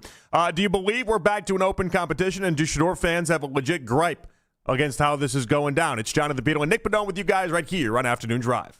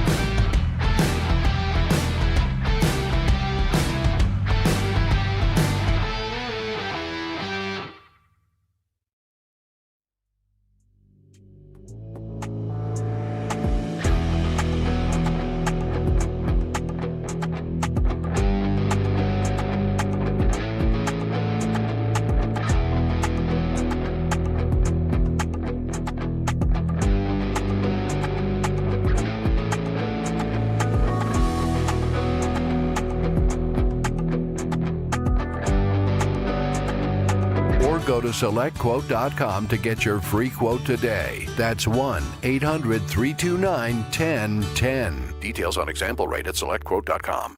Deshaun Watson, Shedeur Sanders. The Browns QB battle is back. We're your home for training camp and preseason coverage. The radio home of the Cleveland Browns. 92.3 The Fan. Training camp coverage powered by Expert Renovations and Consumer Tire. 92.3 The Fan. Look, if he goes back to Shedeur and then we get to practice and Shedeur is actually out with the ones, then I think quarterback competition is still on. But if it's Deshaun again today, going into Bears week, then I'd kind of just go by what Todd has said in the past. He's not into grand announcements, and that you can, if you see a guy with the ones and you see him with the ones regularly, he's a one. That was Daryl Ryder on with the Morning Boys today. Daryl, powered by Scheibman Jewelers, Cleveland's premier jewelry store. Nick Padone in for Nick Wilson today as well. All right, so does that mean we're back to a competition? It doesn't mean like Daryl, because Daryl says it all of a sudden we're back to a competition. But Daryl said if Shedeur's with the ones and everything goes through, then we're back to a competition. Well, guess who's with the ones today? Shedeur Sanders. And practice is underway. We have multiple people there, and they're telling us that Shedeur is actually throwing with the ones as recently as just a couple minutes ago. And so it does kind of feel like if Todd Monken has already decided it's Deshaun Watson, he's got a funny way of showing it, Nick. Yeah, but now this has kind of been skewed in Deshaun Watson's favor. Like, Deshaun's got one more day of work than Shedeur. So if in order for this then to be a fair competition, truly fair in my mind, now tomorrow should go to Shedeur as well, and we're back on a level playing field. Well, so part of their reasoning was that Shedeur had more throws than Deshaun did against the 11-on-11s, and so that was part of the reasoning that Monken gave out. He was trying to balance it out, all things considered. Now, I don't know, that might just be Fugazi. They might just be making up the charting that they need to, and they can say whatever they want is the point. They can tell us literally anything to try to justify anything they want to, and that's what makes us hard. There's no football reference fact-checking that can be involved here. Well, and my fear is that could be exactly what's happening. They really could be making this up as they go. But why? Why did they go to Deshaun on Saturday and give him that quote-unquote advantage, whatever we want to say, have people in a tizzy to then have him off on Sunday to then have Shedeur back with the ones today? Like, if you really thought the race was cooked, if you thought it was done, and Todd Monken has said this himself, and again, I hate how much I'm like, yep, Todd, but refer back to what Todd had to say, because I really do think he lies a lot, and I think that people just give him the benefit of the doubt because he's got this cool truth-telling Monken narrative thing about himself, a truth-telling Todd. But he can say whatever he wants. But he did say himself the idea that when it comes to these practices and it comes to Shedeur, like you're gonna have the opportunities. Well, now we're understanding that they're both gonna start a preseason game. We don't know who's gonna start against Chicago, but if they're both gonna start a preseason game, you would think that should lean towards your argument that okay, fair competition, we're back on. I'm skeptical of this entire thing, dude. I just am. Well, I've been skeptical from Jump Street, so I don't want to stray too far from like, hey, my antenna's up to, this thing seems like it's on the up and up. No, I've said repeatedly, I think the Browns have blinders when it comes to this whole entire thing. They have blinders with Deshaun Watson. I think they're now in a really smart space. I think that Andrew Berry runs this in a really smart way. I love a lot of the moves that they've done, but when it comes to Deshaun, blinders. Because as of right now, that is the worst trade in NFL history. That still lives with Andrew Berry. It still lives with Jimmy Haslam. Well, and what's bizarre to me about it is that they're allowing that dark cloud to hover over what should be a new chapter. This should be an exciting time for Browns fans. It should be. I want to go full-blown Nick Wilson positivity, pull the pom-poms out, and just cheerlead everything down to Rocket Sanders, but I can't do it. Down to Rocket Sanders. I can't do it. How did the Rocket Sanders hysteria make it to you? I don't know. I was in with Lima that next morning. Oh, okay, yeah. So which of the 27 carries were your favorite? Was it the second one that he scored on or the third? 17th. Okay. That one was my favorite. I just felt this entire time like this was such an important position to address when you've had two really good off seasons back to back, where you've got so much young talent coming in and so many other teams that have handed out these disastrous quarterback contracts seemingly have given the Browns a blueprint to get off of this Deshaun Watson nightmare. And they're just refusing the off ramp. It's like you had an opportunity to trade for a quarterback this offseason. You could have traded for Kyler Murray before he got cut. And then once he got cut, you could have tried to sign him. You know, everybody did this thing with Malik Willis. Daryl and I came to blows so many Sundays over Malik Willis. Why would he want to come to Cleveland? Miami's a better setup for him.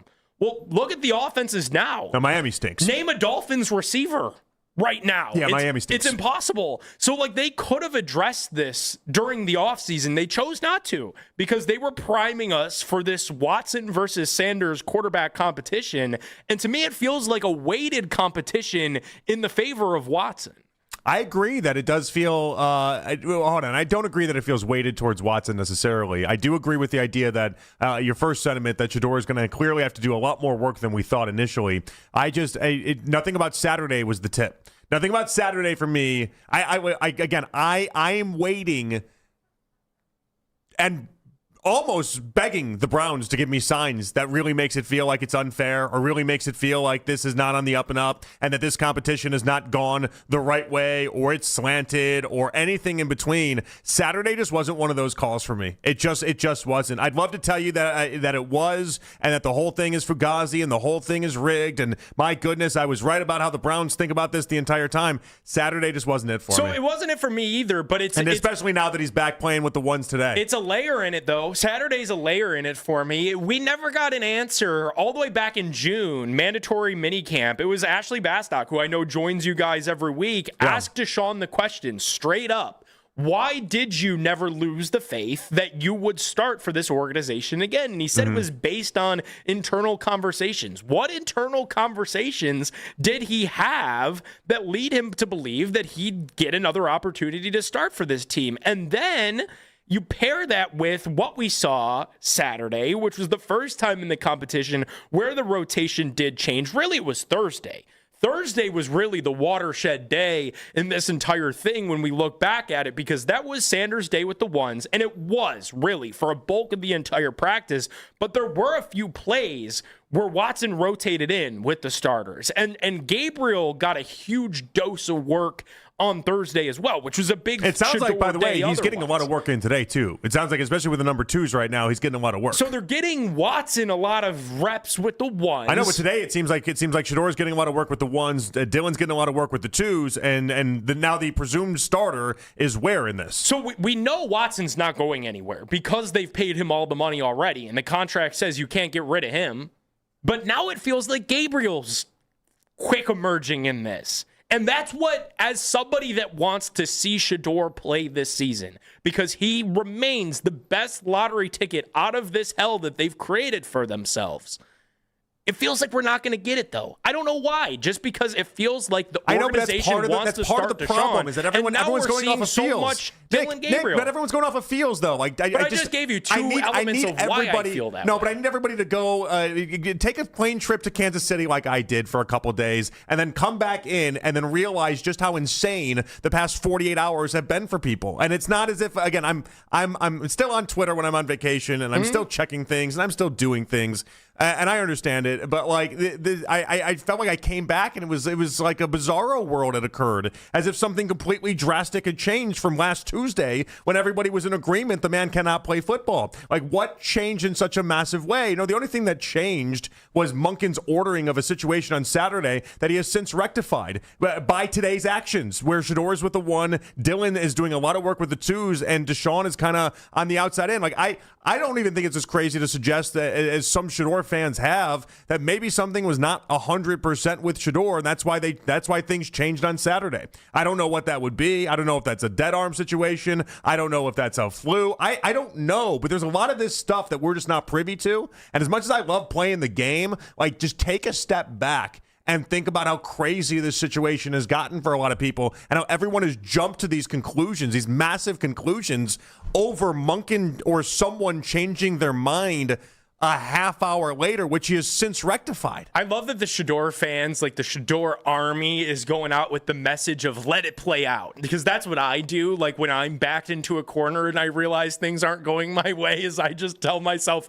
let it play out. It's all you really can do is just let it play out, and you'll see if you get through to the other side of it. So I do love that has been like the message from the Sanders side, is we've unfortunately relegated ourselves to just letting it play out. I mean, what were you saying last Tuesday, though? Were you saying anything different last Tuesday?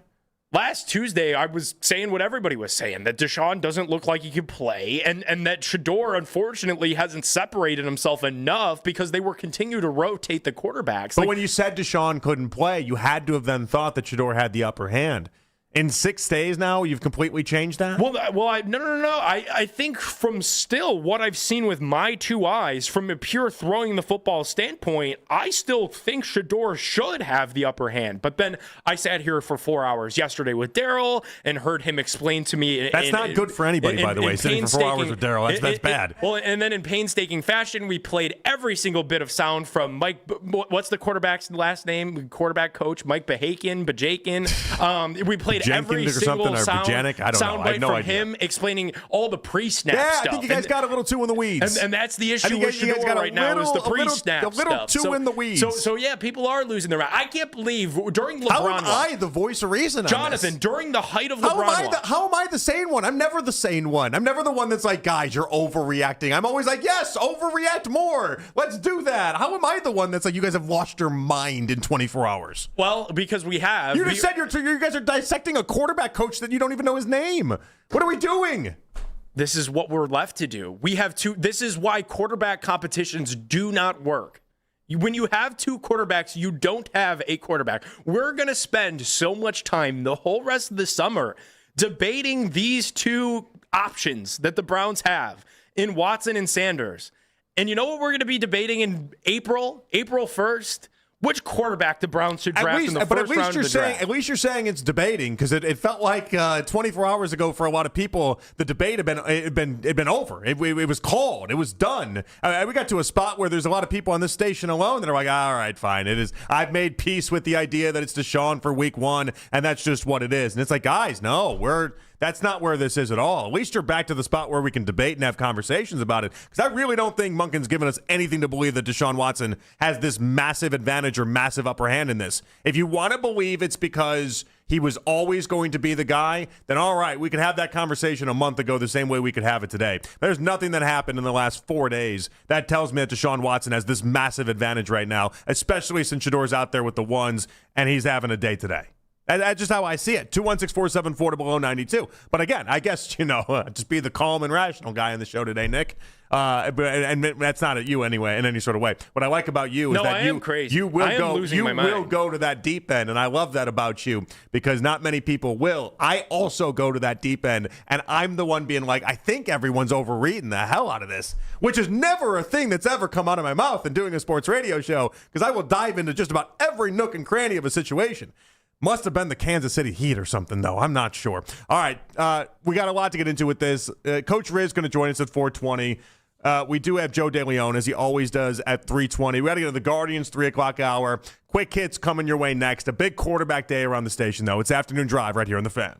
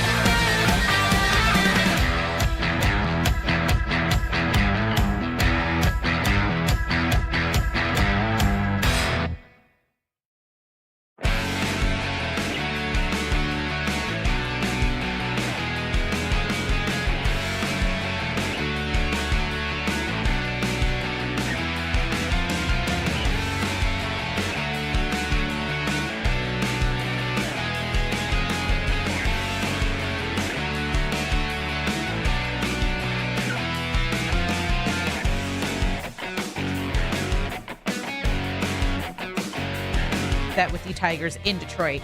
Want to catch highlights from The Fan from throughout the day? Get over to 923thefan.com or favorite The Fan on the Odyssey app for all of today's headline segments. Headline sports news every 20 minutes on 92.3 The Fan. From the University Hospital Sports Desk, I'm Meredith Kane. Talk sports deep into the Cleveland night. Overtime with Jake Volnick. Weeknights at 7. Sports Radio 92.3 The Fan. You can listen to The Fan anytime, anywhere on the free Odyssey app or by telling your smart speaker to play 92.3 The Fan. And now you can find The Fan on YouTube, including The Ken Carman Show with Anthony Lima, 6 to 10 a.m. Baskin and Phelps, 10 a.m. to 2, afternoon drive. Nick Wilson, myself, Jonathan Peterlin, 2 to 7 live each and every weekday on The Fan's YouTube channel. Subscribe to our channel for free. Watch all the best content from your favorite shows in The Fan live and on demand now. All right, back at here on The Fan, it is Jonathan Peterlin, Nick Padone here with you guys. Joe DeLeon joining us in about 40 minutes or so. We're going to get to some Guardians in about 20 minutes or so, whether or not the team is fading. But now, as we always do, it's time for some quick hits. From the latest news and rumors around the sports world to the sound bites you need to hear. Hurry! It's Quick Hits. All right, Nick, we got our first NFL coach fired. Odds. Odds makers have come out. I'll let you know, by the way, off the rip. Todd Monken's 100 to 1. So that is the same odds as Ben Johnson and Sean Payton. So pretty good company that he's not going to be the first one fired. Like that for Todd. Yeah, it shouldn't be the same odds as Ben Johnson.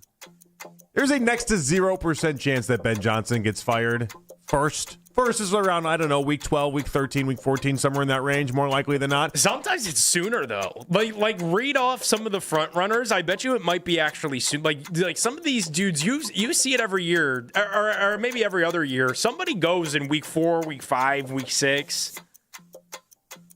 Yeah, Ben Johnson's not getting fired. No. Sean Payton probably not getting fired. No. It's not a 0% chance that Todd Monken gets fired 8 weeks into the year. It's not likely. I wouldn't bet your money on any of it happening, but 100 to 1 on that? I like it. I like it for Todd a lot. It means that the leash is going to be at least longer than 8 weeks. All right, so he's like the 23rd coach on the list, right? Like, so this is like, it's a good sign for Todd Monken that he's like that. He's buried that deep. It is what it is. Mm-hmm. Who do you think is the number 1 or number 2 head coach is fired? Coming into this season on the hot seat, man. Give it to me. I don't know. Aaron Glenn is the leader on the board at 2 to 1. With that big contract? Yeah. Todd Bowles. Yeah, he's front runner. Todd Bowles 11 to 2. Could see that. The vibes are awful in Tampa. And then Zach Taylor in Cincinnati is third, which I was a little surprised by. At some point, Zach Taylor will get fired, and I think people are going to wake up and realize that the ownership does him no service. And I genuinely at this point I don't feel like Zach Taylor is this net negative everybody thinks he is. Joe Burrow's great. Don't get that mistaken. I think Joe Burrow's really good at football. But I just feel like I don't know. I don't know why he gets as much hate as he does at this point. He took a team to a Super Bowl. He's won 5 playoff games. Zach Taylor's a better coach than people give him credit for. It is not all just Joe Burrow there. The Jets coach, Aaron Glenn, being the leader in these odds is a smidge surprising to me, JP, because they gave him a huge contract when they hired him to leave the Lions to coach the Jets. They gave him like a 4-year deal, but it was worth a ton of money. Yeah, it was a 5-year deal. But that ends. He's got a while. It's a long way. This is year 2. This is year 2. He's got a long way in this. A lot of money. But it's coaching money. Who cares? True. Like that's the fun thing about hiring coaches in the NFL is that it really doesn't matter. Like I know, so Todd Monken's deal. And I've just kind of been waiting. It's public information. This is not anything groundbreaking, but I've not used it yet on Nick Wilson because then it'll like confirm the idea that Todd Monken's going to be around for a while. Okay. Anyway, 5 years, $50 million is the number that I've been told, right? So 5 years, $50 million, $10 million a year average. It's a big amount of money. A big contract. But the Haslam family, you know how much they donate each year to different causes? Like before the season started, they donated, again, this is the third time I think I've heard them doing this, another $25 million to one of the local hospitals. Like, they're billionaires a lot of times over. Like, if they want to fire a head coach, they're not going to let $50 million get in the way of firing a head coach. Same thing with Aaron Glenn in the situation with the Jets. Like, the cool thing about coaching hires is that you can really just let him go at any point. But to be the first one, my money wouldn't be on Aaron Glenn. All right, who's your money on? I'd bet on Bowles because the vibes are atrocious in Tampa right now, and somebody takes the fall for it. I don't know that it's Baker. I don't know that it's Vita Vea right out of the year. The NFL is going to allow head coaches to designate a member of their sideline staff to throw the red challenge flag. This is new in 2026. Teams must inform officials before the game if someone else has been designated for challenge flag responsibilities. Previously, only the head coach could initiate a replay challenge. JP, should Monken in his first year task somebody else with this, especially because he's going to be calling the plays? I hate this. I hate the idea that they're giving it away from the head coach or giving the option for it to be somebody else but the head coach. Because the head coach is the one at the podium that has to stand up and say, I'm the one that I made this call. This is a head coaching decision. This is not anybody else. Now, what's going to happen is, and we got more and more of these game theorists from MIT in certain places that are just littered in the NFL and around the NFL They now. love this stuff. Well, and they're perfect for this. And it covers up the idea. They always know exactly when to go for it, when not to go for it. They know when to challenge, when not to challenge. And so there's real value in that. But part of being a head coach is that you're supposed to know this stuff too. And you're supposed to have a feel for it. And you're supposed to understand what exactly the numbers say versus what how you think the game flow is going and how you think this is actually playing out. I hate taking away more responsibilities from the head coach. You're a head coach. Figure it out. I want to see. And if you're not capable of figuring it out, you shouldn't be a head coach in the NFL. Can this become a way for somebody to become a head coach in the NFL? Because we know you're the really current good with ways. challenges? We know No. the current ways are you're a good offensive coordinator, you're a good defensive coordinator, occasionally a good special teams coach or positions coach will get that huge bump. But I wonder if you could be like a challenge specialist. If you're one of these nerds somewhere that just studies the art of the challenge It's the flag. same guy that tells you to go for it and not go for it. It's these same people that they've hired and have on the sidelines or up in the booths up top that tell some of these really bad coaches what exactly to do. Because if you're hitting on it 20 times out of 20 times in a 17-game season, that could be the difference in games. Oh, it's going to make a difference. I hate this, though. Even if somebody's telling you from up above when to do it, the head coach has to be the one to throw the challenge and then has to be the one to answer for why he threw that challenge in the post-game press conference. I hate that this kind of lets him out a little bit of the responsibility attached to it all, which then takes away one more talking point that we have or don't have. I don't love that. Don't love that at all. If you're Monken, you have to do this. If you pass this off to somebody else, I will think less of you as a head coach. Simple as that. Aaron Rodgers on the Sirius XM NFL radio channel talked about how close he was to retiring from the NFL before the Steelers hired Mike McCarthy. I do love it, yeah. I'm also 42. I played 22 years. I played 3 in college. I've never had a fall to myself. I want to start a family with my wife. I think you just have to know when it's time. Yeah. And there's been times in the last 3 off seasons where I felt like maybe it is time. Mm-hmm. Mike and being around the guys got me that love back, and I was content in walking away. And then they hired Mike McCarthy, and I was like, okay, maybe we need a full circle here. Aaron Rodgers wanting to start a family is I was actually thinking about that too. That's actually what caught my ear more so than the Mike McCarthy, angle there. Because I know Steeler fan will run with, look at this culture already that McCarthy is here, and you've got a future Pro Football Hall of Famer and Aaron Rodgers coming back to this thing. That got completely lost for me. Aaron Rodgers wants to have a family with his wife that nobody's met? Nobody's met. I have no idea how old she is, so if the clock is ticking or not. I mean, it's always ticking in theory, but is she getting, if she's his age, then they really got to get going on this. Whereas if this is a Jordan Hudson but if thing, she's like 24, then she's got time. Yeah, they definitely have some more time. Here's a hot take for you. I actually think Aaron Rodgers would be a good dad. There's not a person listening right now in their car that will agree with that statement or that sentiment. There's not a single person, but think about it for a second. Retired Aaron Rodgers has nothing but time on his hands. He might be way off the deep end with some of his theories, right? But he's incredibly passionate about the things that he cares the most about. And if his kid is going to be one of them, because he obviously says he has a desire to have this family and really wants to do that, he's going to run through a wall for this kid and embrace the idea of not only do I need to be dad, but I need to be dad of the year. He'll read 1 million books about how to be a dad. He's got all the time. He's got more time than you and I have to be dads. I'm a dad of 2. I'm a pretty good dad, I like to think. And he's got more time than we have. And so he's also as cutthroat of a human as he can appear to be at times. There is a very empathetic and sympathetic character there that is attached to him. Emotionally, I know he has it. I honestly think he'd be a good dad. I think he'd be a good dad. I don't think anybody listening right now believes what I'm saying, but I think he's going to be a good dad. I think the dad might grow up a little warped, but that's only, or the kid might grow up a little warped, but that's only because he's he's son of a, I don't know, 300, 400 millionaire. Those kids never come out normal, but that won't be because he didn't love them. Curious I already to made him a him. How about that? Learn a little bit more about the mom in that situation. I don't think we're going to. The Hall of Fame induction weekend is officially in the books, but Shady McCoy had a very bold take about the future inductions as it pertains to the wide receiver position. AB should be on there, though, because, like, this might sound crazy, but Jerry Rice or AB, I mean, like, yo, I'm taking AB. Yeah. Did you say What did you just say? Jerry Rice or Antonio Brown? I'm taking Antonio Brown. Okay. Shady McCoy planting his flag for Antonio Brown. Didn't have that on my bingo card, as well as I didn't have Aaron Rodgers being a good father on my bingo card. All right. I must have spent too much time in the Kansas City Heat. There's a lot of things just pissing me off today.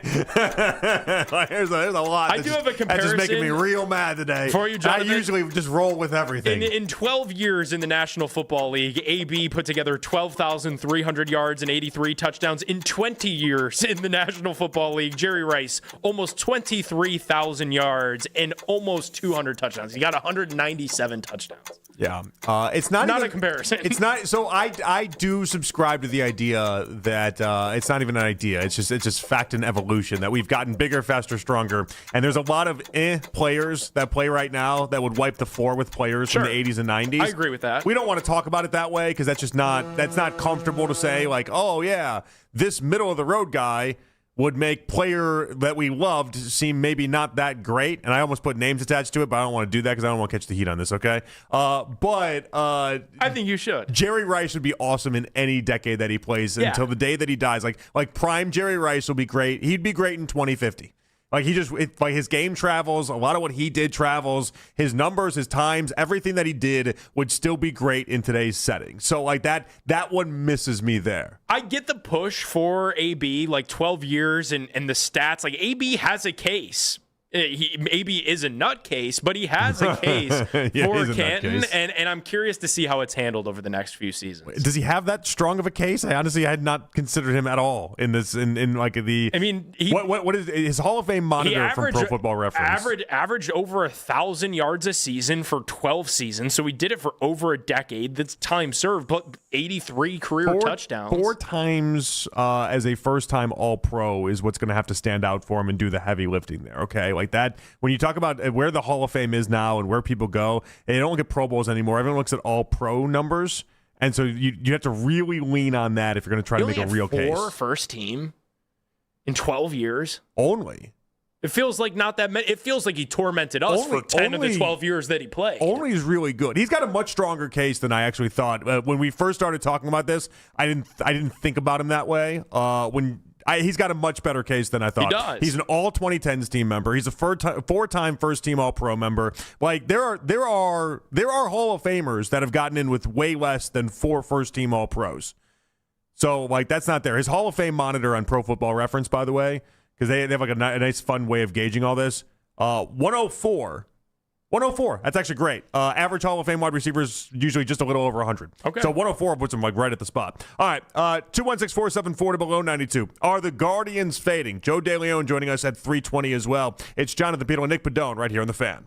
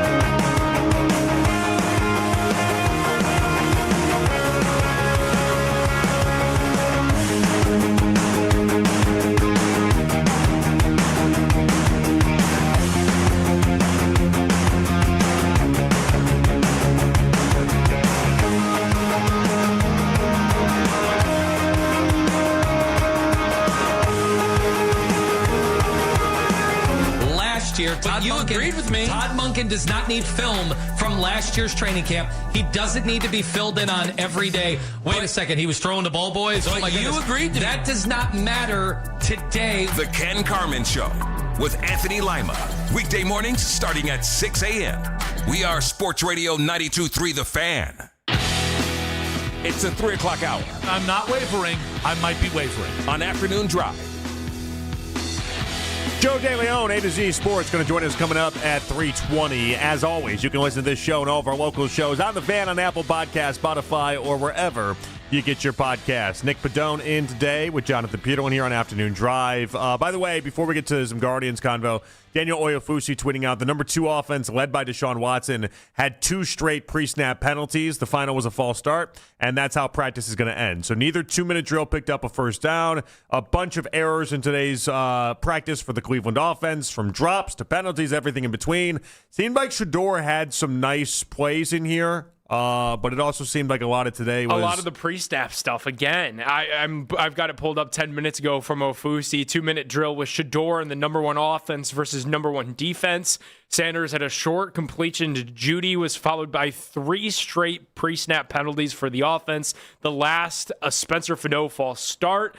Todd Monken then sent the number 1 offense off the field. So it does feel like the whole operational thing that Daryl and I were talking about really in the weeds yesterday on the program, it feels like that's been a focus for the team, but they still can't figure it out. If Sanders has pre-snap issues with the 1s and Watson's having pre-snap issues with the 2s, nobody's running a clean operation then. It's almost like how, a negative and a negative make a positive. It's almost like, no, but it doesn't end with a positive. But if Watson's as bad as Shedeur is with it, how do we ding one over the other for it? Maybe maybe the overall operation needs simplified if neither of these dudes are capable of doing it. That's what leads me to believe, man, we're spending so much time talking about this. Yeah. This leads us to end of April 2027 in the NFL draft. Like, I just think they have 2 guys incapable of playing the position for a full season.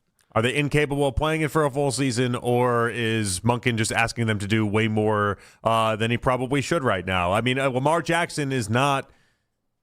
he's a 2-time MVP for a reason. Like, Lamar does things at a level that is much greater than Deshaun Watson and Shedeur Sanders can. If Monken's taking what he did in Baltimore and trying to copy and paste it, because think about it, 2019 when Todd Monken was here was Freddie Kitchens' year. That was a disaster. That didn't work at all. Everyone across the board, and a good quarterback in Baker Mayfield didn't know really what was happening there. And so, I don't know. I just wonder if there was something that happened with Monken in Baltimore that got him on the right track. We can't really count Georgia because it was what it was. But it's like, a lot of that is Lamar Jackson can do basically anything you tell him to do. Lamar Jackson knows how to play the game at an elite level. And then they signed Derrick Henry.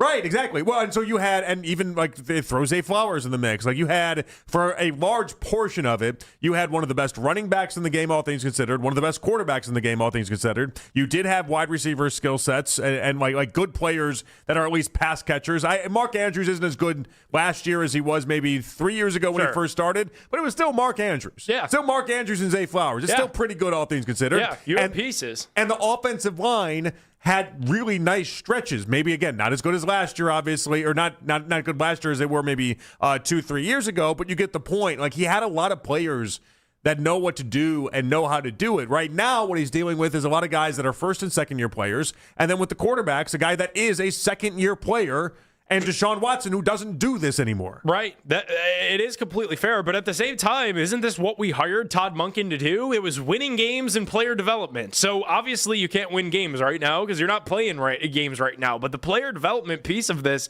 is going to be very important, and I really do think that it's part of the way that Monken's going to be evaluated when this year comes to a close. I know Jimmy Haslam told everybody bet the over, and that kind of led everybody to believe that 6 is the number of wins at least that Todd needs to hit this year. For me, Jonathan, it's how it looks. Are you growing as an offense? Does this look like an environment where young offensive players can thrive? Did Denzel Boston and Casey Concepcion have nice rookie seasons? Did the quarterback spot show you enough where even if you don't have a long-term answer, you would feel comfortable drafting a long-term answer with this coaching staff in the month of April? Like, it is a big how it looks season for me when it comes to the Browns. Or is he one of these coaches that is, we always think think about this in the NBA. Like JB Bickerstaff, what does he do?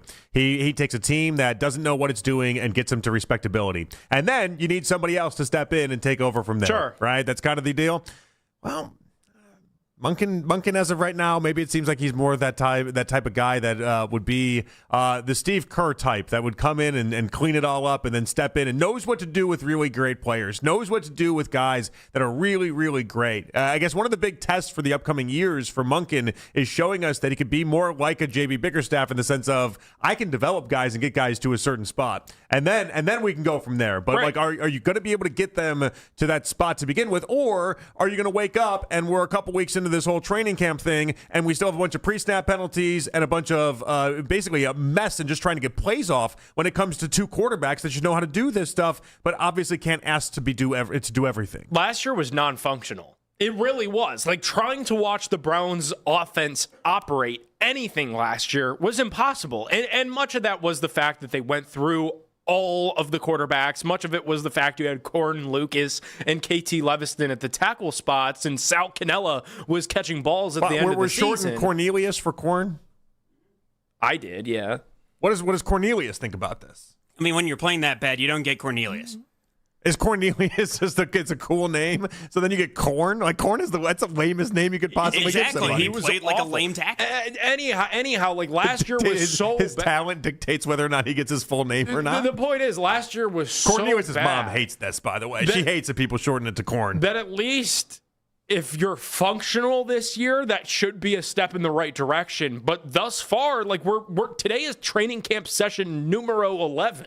We are at our 11th training camp session, and both the starting offense and the second string offense finished practice with a litany of pre-snap penalties. You said Corn Lucas. I was like, did they get somebody else on the field last year? I had to think about it for a second.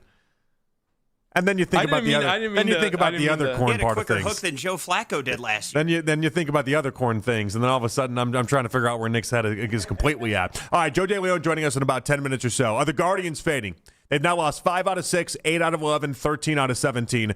You kind of have to ask the question, Nick, when does a slump just become who you are? That would tell. Are the Guardians fading? Them losing all of those games would tell you yes. That answers that question. Yeah. They are fading. Dude, it's just crazy because a week ago, literally, at the MLB trade deadline, when they're flipping the whole team topsy-turvy and giving up really nothing but minor league prospects I had never heard of before, plus Bo Naylor, I'm like, oh my goodness, like they got a relief pitcher in Craig Yoho. They got a couple of bats. Who's now allowed 2 3-run homers. He's been dreadful. And only 4 appearances as a Guardian. He's been dreadful. Joe Adell, Nathaniel Lowe. I was like, maybe this is enough. You see a path where, okay, you're going to shorten Yoho to just Yo? Potentially. If we dictated on the play, right? I don't know. He kind of sucks. It's been bad. And I feel like they are currently undoing a lot of the goodwill that they bought at the Major League Baseball trade deadline, where it felt like in this wide open American league with all of these dudes that they bought, you could go on a run. You got Foster Griffin. He was an all-star. Looked horrible in his first game in a Cleveland uniform. Well, his last start in Washington was against the Braves, and he got absolutely hammered. And I did start to wonder if baseball was going to pick up on what he was trying to put out there, and this is maybe some of the signs that baseball... The 7-pitch thing scared me a little bit. How could it not? And now it looks like maybe he needs to try an 8th pitch. Who do you know that has 7 pitches and thinks that's going to be successful? There's a reason why he had to go play baseball in Japan, and then it was available to everybody this offseason, and nobody wanted him. There's a reason why that happened. And then got him for free, really, at the deadline. When you look up what the Guardians actually gave for him, it was a couple of prospects, again, that I had never heard of. So, yeah, I'm getting worried. But you're 4 games back of the Central. Obviously, the wild card's going to be in play the entirety of the year. When we say fading, like, are we just going to find a spot where the Guardians just kind of limp to the postseason? If they miss the postseason, that's going to be one of the more embarrassing things. And how bad the AL is right now, that's going to be about as embarrassing as it gets. So they're going to limp to the postseason more likely than not. And then the fan base isn't going to have any enthusiasm for a team that cannot hit to save their... I don't know that I've ever seen a team that is worse with runners in scoring position than this Guardians team. I swear, if I've seen one game where they go 0 for 13 or 2 for 14, I've seen a million this year. And when they do score their runs, it's all at once. They put up these big crooked numbers, and it's like, hey, do this more consistently and not score all of your runs at once, and it wouldn't be such a maddening team to watch. But it really just feels so opposite of last year. And I can't give up on them because of what they did last year. Like, they come back from that 15.5 game deficit when everybody had them written off for dead numerous times throughout the season. You can definitely give up on them. What are you talking about?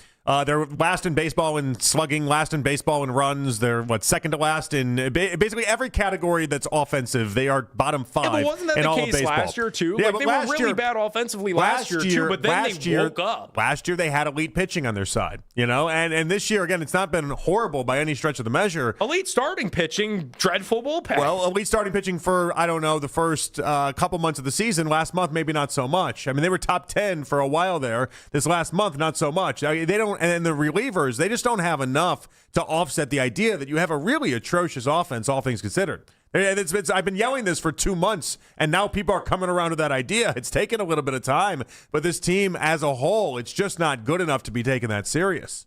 It just isn't. And it stinks that you have to lose this way in order to really see the Vegas prognosticators have their realizations come true, that this is more likely than not around a 500 baseball team. That's what they are. So you have them dead. I had them dead a month and a half ago. Okay. Nothing new has changed here. Okay. And that's fine. It's okay. I never looked at this year as some sort of ultra-competitive year. I thought this year was about calling up as many young kids as you could, getting them the experience and building towards next year. Which they did. And they're doing great in that, by the way. Mm-hmm. I just had already accepted that's what this year was. I think other people and other fans, and I get it, I just think other fans wanted this year to be something special and to always be in the mix. Well, it doesn't work that way. Well, it started off phenomenal. They had a stellar May, and then they really duped me at the deadline. I think is what happened to me, where they bought a couple of really nice pieces that I was really excited about. And I was excited they made the moves, by the way. 10 out of 10. Do that again. I like 100%. that. Let's not let this not working out detract you in the future from making those type of moves. I'm not willing to say that it's not working out. I'm holding out hope for the Cleveland Guardians that they are fading right now, but if they could turn it around like they did last year, we could go into the playoffs and not limp into the playoffs because they had momentum going into the playoffs last year. It's just the magic ran out. Joe DeLeon, A to Z Sports, the Rufino and Joe Show, joins us next with the latest around the quarterback competition and also what does he see at Ohio State. It's Afternoon Drive right here on The Fan. I felt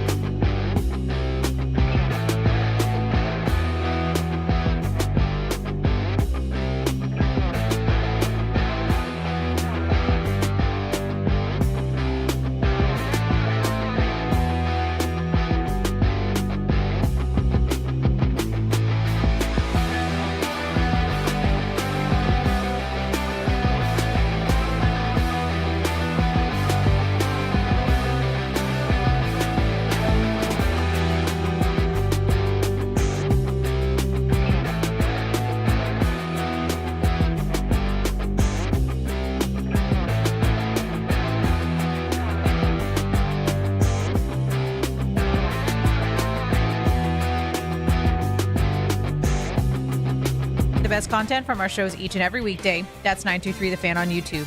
Headline sports news every 20 minutes on 923 The Fan. From the University Hospital Sports Desk, I'm Meredith Kane.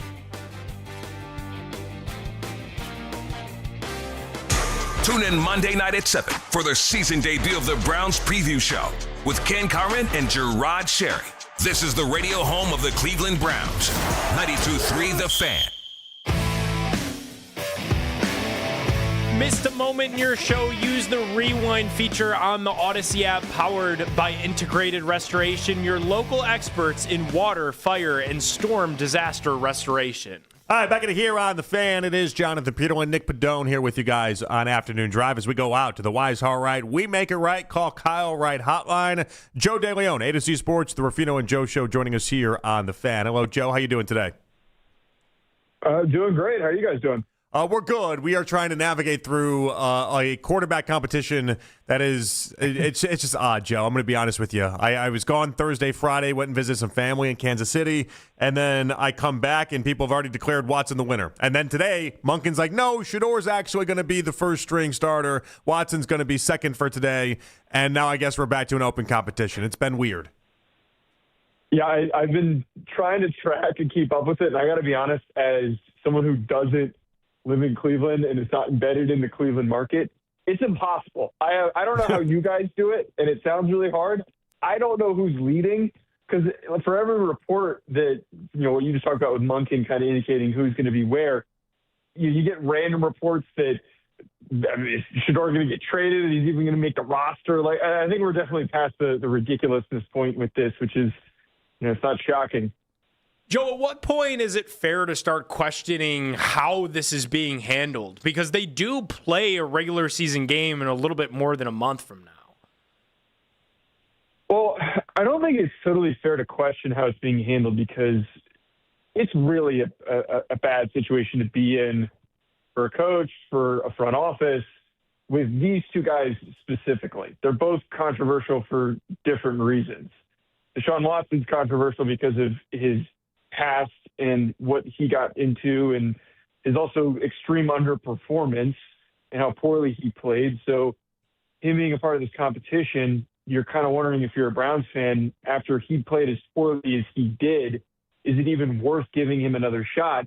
And I think that naturally with Shador Sanders, who's like, he does have, as we've talked about multiple times before, he does have some potential, but every little thing that happens is going to get a different type of coverage than any other quarterback battle, any other quarterback specifically. Any good or bad outcome is going to get blown out of proportion in any direction, because the media loves, big networks love latching onto it, and the Shador Sanders supporters love chiming in and defending him. So I think that the whole thing has just been really, really ramped up to the highest degree because of the two parties that are involved with Sanders and with Watson. Joe, what does it tell you when we're in a spot here with today's practice where Shador's 2-minute drill ended with 3 straight procedural penalties, including a false start by Spencer Fano? The false start's not his fault, but it's still 3 straight procedural penalties. And then Deshaun's 2-minute ends with a sack and 2 procedural problems. Like, what does that tell you when you hear that? Well, I mean, that's definitely a sign of dysfunction and a lack of attention to detail. I remember last year, and also for the past couple of years, having covered the Giants and followed the Giants, Brian Daboll, my biggest criticism of him was that he lacked the attention to detail necessary to be a head coach. And that translated to games, to practices, to the preseason games especially, where there were silly misassignments, but most importantly, there were a lot of untimely penalties. There were a lot of penalties that happened in really critical moments. And the thing that frustrated me following that, covering that, and having to articulate why it was such a problem, and Giants fans defending Brian Daboll, just trying to be like, hey, he got the Giants to a playoff game, not being able to be as detailed as possible to the point where you're not having those mental errors that lead to penalties, the procedural stuff, all the stuff that's supposed to be as simple as possible, the separation between a technically sound team and a non-technically sound team. if you're struggling with that stuff, it is oftentimes like a really bad indicator. But the one bit here is that Daboll was multiple years in, and those issues kept sticking, and they never went away. Monken's at the very beginning here. He's trying to build a culture. Last team last year was extremely unsuccessful. It's tough to really kind of break through and to instill your philosophy on a new team. Joe, is there a light at the end of the tunnel here for us Browns fans? We keep hearing so much about the 2027 NFL draft, the quarterback class. It feels like the more we debate Watson v. Sanders, the more it sounds like that neither of these guys could really be the long-term answer here. Please tell me that this April's draft could be better than what the last two have been. I think it absolutely is going to be, and I don't think that that is a hot take or wishful thinking in any regard, because last draft class had a bunch of solid players going into the college football season, but a lot of guys that didn't necessarily have the types of ceilings that we have for this class, nor were there as many options. Last year going into the season, it was mostly Lenora Sellers type. Ty Simpson didn't even exist. Not a lot of people were really talking much about Fernando Mendoza, except for like a select few in the media. And, you heard a lot about like Sawyer Robertson and Cade Klubnik and all these various guys that just didn't really pan out. Those players weren't as talented as the core in this year. I just think that there's a lot more on the table. There's a lot more different guys that have that potential to boom. I think a lot more of these guys are more developed than last year's class, the options that were available for last year. There's just a lot that we can turn to with Arch Manning probably leading the pack. Dante Moore would have been a top 5 pick, top 2 pick last year if he had declared and he came back for another season. There's a lot of guys that have great traits like CJ Carr and the Norris Sellers and Jade Mayava, Darian Mensah. The list goes on for players that could be in the fold, that if one guy doesn't pan out, somebody else could be up next in the group. Can you explain, and it's going to sound a little funny, but I have this conversation with other Nick all the time, Nick Wilson, where he's always like, well, at 10 or 15, like you can get a good quarterback there. Look at the history of it. And it's like, yeah, no, I get that. But also it's an incredibly hard thing to get done right. I want to give my team the best chance of getting it right. Even if it doesn't work, I want to give them the chance of having the number 1 or number 2 overall pick. If you're drafting like 13 next year, or like, let's say 11, 12, 13 in that range, how many quarterbacks will already be off the board? And what is the talent disparity we are talking about between the number 1 overall pick and by the time you get to number 11, 12, or 13 as it projects out right now? As it projects out right now, I think that just off of my belief that I think Arch is going to be the number 1 overall pick, I don't think that there's a separation, much of a grand separation between Arch and Dante Moore. I think that Arch has the potential to be like a top 5 guy. But I think that Dante Moore is a little bit more CJ Stroudish, where it can be above average, but maybe it takes a strong supporting cast for him to like really accelerate towards the top. But there are guys that have like ridiculous tools like Sellers and Carr and all those players who need to prove a little bit this upcoming year.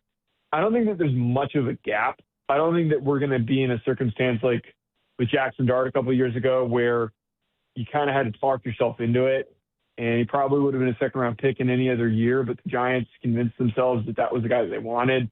Still needs to be proven if he's really the guy for the Giants, and there's definitely limitations to who he is as a player.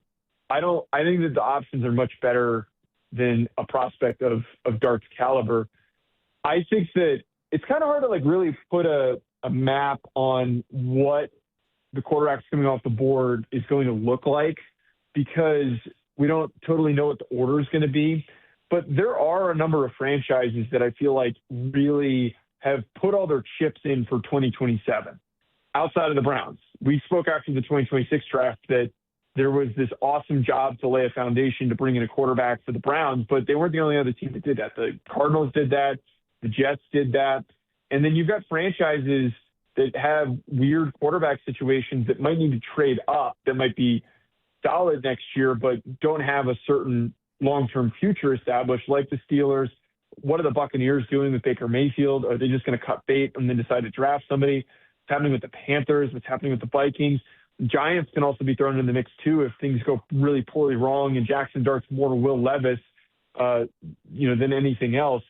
Because I think there's so many really good options on the table, I do think that instead of maybe teams sitting back and waiting, teams might be more bought in and excited to go after the specific guy that they want. So I would find it hard to believe that there wouldn't be a run of quarterbacks. I think that this year's class reminds me a lot of the draft class with Caleb Williams, Drake May, Jaden Daniels. Where that's what I was just going to ask you. Like 2024, it feels very similar to that. So then the difference between Drake May and Bo Nix was huge, though. It was, and I think that's where the comparison comes in. Is that I think that with all these options on the table, we're probably going to end up finding the three that end up going in the top 5 picks that are going to be off the board. Someone's going to move up. It's going to be just too hard if you're outside of the mix to get any of those guys. And then you would have to talk yourselves into guys like Bo Nix and Michael Penix, where at the time of the draft, wasn't really clear if Bo Nix was going to be a first-round pick. It's shown that he was worth that pick, and then Penix was right up against him, and it's shown that that was not really worth the first-round pick in that circumstance because of his injury history. I think that ultimately it becomes a risk, a serious risk when you're picking in the teens. I think that those two guys are the coin flip that it becomes. Bo Nix was really only going to work in certain systems with certain coaches. That's why it was perfect that he landed with Sean Payton. Michael Penix, he's the major negative outcome there. I know that injury history has kind of been the driving force for that, but there's just such a huge variance of outcomes with quarterbacks when you're picking in the teams because you have to take some consolations on things that might be wrong with them, whether it's a lack of arm talent, whether it's a lack of mobility, a lack of good injury history. I think that at the end of the day, if you're a team that wants to get back on track, you're going to be wanting to pick in the top 5. Joe, one of the quarterbacks that we think should probably be coming out next year is Julian Sayin. I think a lot of our Buckeye fans probably wondering why his name isn't being included in that, Dante Moore, Arch Manning, Lenoris Sellers, echelon. What's your read on Julian Sayin going into this year at Ohio State? So I've discussed this with you guys a few times, and one of the things that I've said is I have a lot of pause with him as a prospect because he doesn't have a particularly big arm. He's not a particularly big player because he's like 6 foot and he was 190-ish pounds last year. He was pretty small. And he doesn't have, being undersized, he doesn't have the pocket elusiveness to make up for a lack of size like Kyler Murray and Bryce Young did when they were coming out. That was why they were both highly coveted. And they both, to a degree, haven't fully worked out in the NFL. That lack of size has caught up to them. But I was discussing this yesterday on Rufino and Joe show. It was reported upon that Sayin told somebody in the media, I believe somebody at Bucknuts or something along those lines, that he's up to 215 right now. He's bulked up a ton. He's put up a lot of weight. And it kind of made me think of, if he's that big, his comp could be like a Drew Brees. And I know that sounds like ridiculous to say. Drew Brees just got inducted in the Hall of Fame, but that's what he needs to be to succeed. I don't think he's that yet, but Drew Brees was playing at 210. He was about 6 foot. He was playing at 210.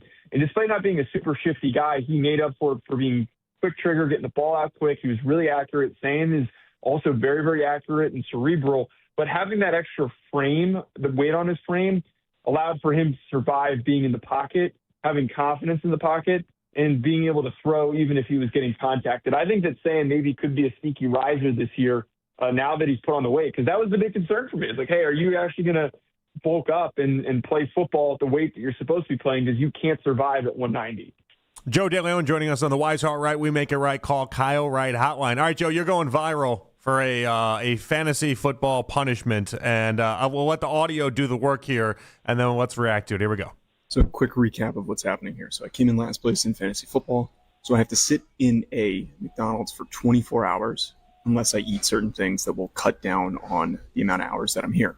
Certain things are worth an hour, some are worth 25 minutes, 30 minutes, whatever it might be. There's a whole spreadsheet that one of my friends who works in finance, he put together. It's very overly elaborate with a couple of loopholes that I was able to find.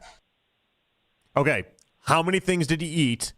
How did this go for you? And were you secretly rooting to come in last because you just wanted to do this? I got a feeling you secretly, it might have been close, but then you're like, all right, this seems like a fun story. So context needs to be brought up here. The one thing I have to add is this happened 3 years ago, and for some reason, ESPN every single year around this time posts it because whatever goober that they have running their social media accounts has some sort of algorithm that tells them, well, if we post this on Instagram again, it'll get X amount of views. It's like I got tagged on this the other day, and I commented, I'm like, are we really doing this again? And it works. It works every time.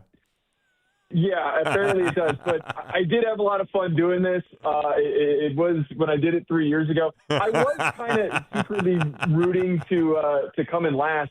The circumstances of what happened, I had the worst. You've known Nick you've known Nick for a million years.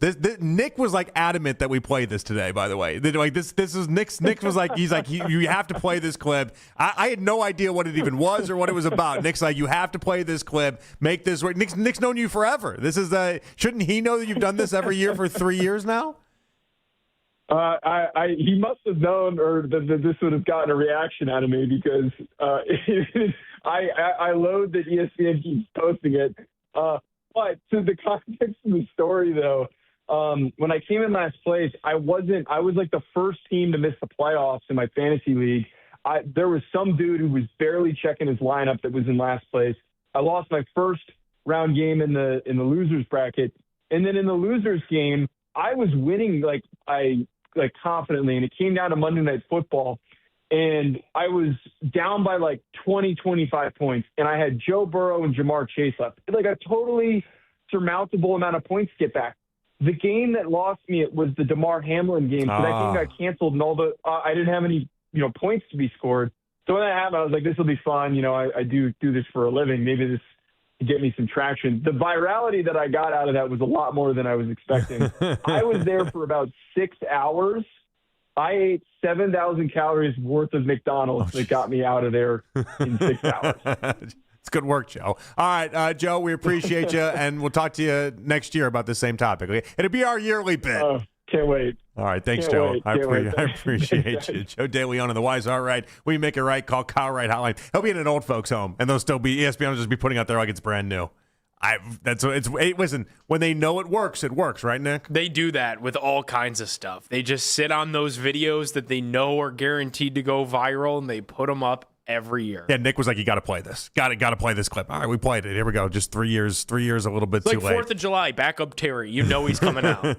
Mike Florio says Baker could take less money to go to Pittsburgh. We'll get into that and also Joe's comments on Todd Monken and whether he's right or he's wrong right here on The Fan. If you're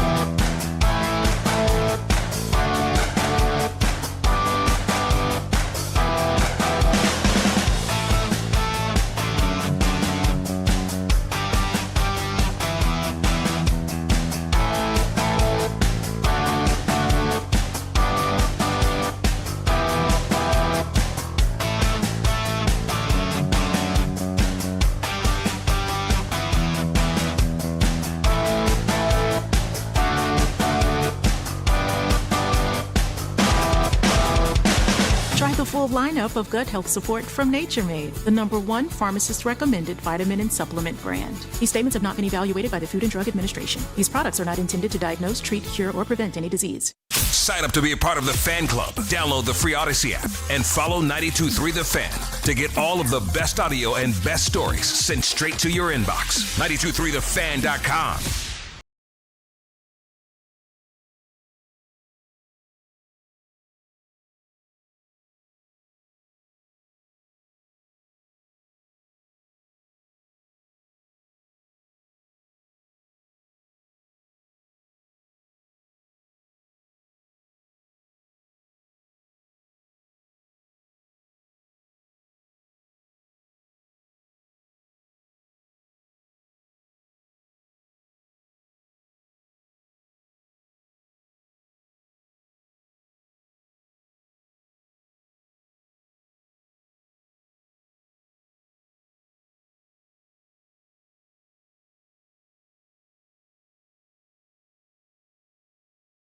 About that. And anytime you compare anyone to Brian Daboll, unless you're talking about his development with Josh Allen, it usually isn't the best of things, all things considered. No. And so obviously, Joe was around that team. Joe knows what that looked like, and he said it was very bad there. Today, the theme, I don't know if you have a different takeaway, Nick, but it seems like procedural problems remain for both Deshaun Watson and Shedeur Sanders, and especially in those 2-minute drills that they try to do at the end, both failed mightily in that department, and it just keeps happening.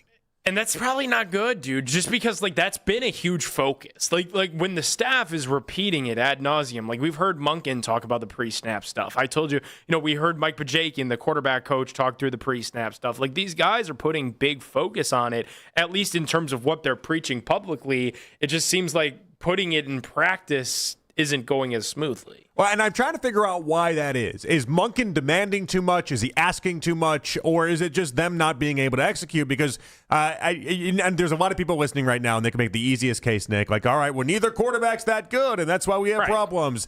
Fine. Maybe at the end of the day, that is the accepted answer, and that is what it is. I have a hard time thinking that Shedeur Sanders, even in year 2, as young as he is, and then mixed with Deshaun Watson, who's supposed to be this grizzled veteran, are going to struggle this mightily, and it's because it's such a simple and easy thing to have done. No, clearly there's other factors that are happening here. And even on the last one with Shedeur, where it was Spencer Fano's fault, all things considered, all right, so what's happening? Is it just a very young team? Is that all this answer is? Or is Monken just making it too difficult? Yeah, it could play into it. I feel like the young team is something that's gotten propped up so much, but also what gets lost in having a young team, even if it's a young, talented team, is young players do boneheaded things in games.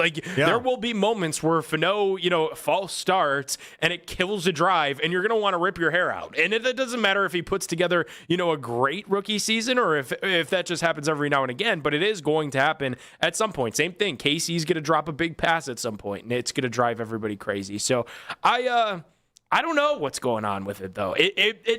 I know this is a big trust in Todd program. Well, they like to be. They all came up with this. You guys, you have more responsibility in this than I do. I think you and Nick came up with it last week. That was Nick. I wasn't here for trust in Todd. I mean, I'm here for trust in Todd potentially. I told Nick the entire time, though. I until I see him coach a game, I'm not going to be behind Todd Monken and the idea that he's some sort of awesome coach. Because I think Nick is operating under this belief right now where Todd Monken is just going to wave a wand and it's okay. Now he likes Monken. Now he we likes run Monken. he does. Now we run the football. Now we do all of these little things correctly that Kevin Stefanski couldn't do. I like Monken too because he does really feel like a breath of fresh air. I'm still indifferent on Monken. I'm not really sure. It hasn't been a banner day. He's fine. Could I say that? He admitted that he's not really aware of how his staff is managing reps because he said that somebody stopped him on the way out onto the practice field and told him to give Deshaun the opportunity over Shedeur on Saturday. We don't know who that somebody was. He admitted that he's still weeks away from finalizing QB1, even though he said in Indy that in a dream world he would have liked that have that announced after the spring. Made a huge deal about giving Fano, the rookie left tackle, a promotion to work with the starters, and then it was that same rookie tackle that ended practice because he couldn't stop false starting. It just was not a banner day for the operation. And a lot of the times, as you said earlier, Jonathan, that does default to the head coach. Well, and so one of the fears I had with Monken was that he would think that this is Baltimore. And what I mean by that is you would think that, oh, Lamar Jackson, 2-time MVP, of course, everything he can do, a quarterback over here can do. And of course, everything that Derrick Henry can do, Quinshon Judkins should be able to do. And of course, everything that, and you can just go on and on the list and on and on. And that's the one kind of thing in the back of my mind that's been staying with me that maybe I haven't been vocal enough on. If you think this is Baltimore, it's not. I'm sorry, it's not. The talent level here is not the same that exists on that Baltimore team. So if you think that the one place in the NFL he's actually had success at, if you think what worked there is just going to be a copy and paste, this is an entirely different operation. We have a preseason game. Like, we have a preseason game in 5 days here. It actually matters. Like, in Baltimore, the preseason doesn't matter as much because Lamar Jackson's your quarterback. Mark Andrews is the tight end. Zay Flowers is going to grab a bunch of touchdown passes, and Derrick Henry's toting the pill. We don't have any of those answers here. We're still looking for our fifth offensive line starter. We're still trying to develop, a quarterback, yet at the same time trying to help a 30-year-old quarterback who hasn't been good since before the COVID pandemic knock off rust. Like, we have a lot of moving pieces and parts here. It is not Baltimore. Yeah, you're right, though. This has been a brutal day for Todd Monken. Not a banner day for Todd. It's been a bad day for Todd. And I know this is a trust in Todd program. I like that from Nick, and I do want to trust in Todd. It's just today, today's been a lot. Today, I feel like I need like a Browns break, and it's August 10th. It's August 10th, and I need a Browns break. That's early for me needing a Browns break. Haven't even hit the first preseason game. What do you mean you need a break? Look at all the things that I just named that happened today. That's just today. Yeah.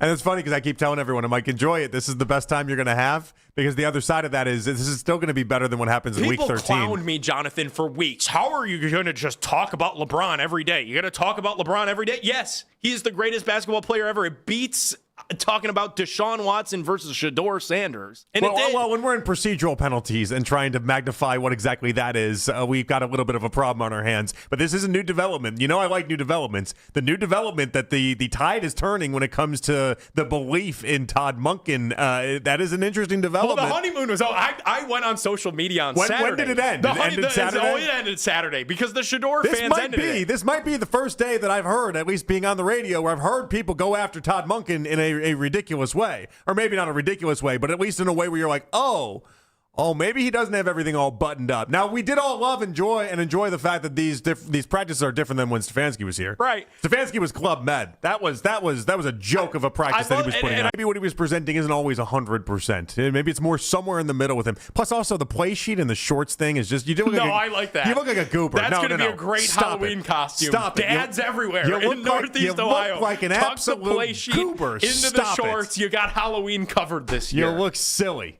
Coach Riz joining us at 4:20. We come on back.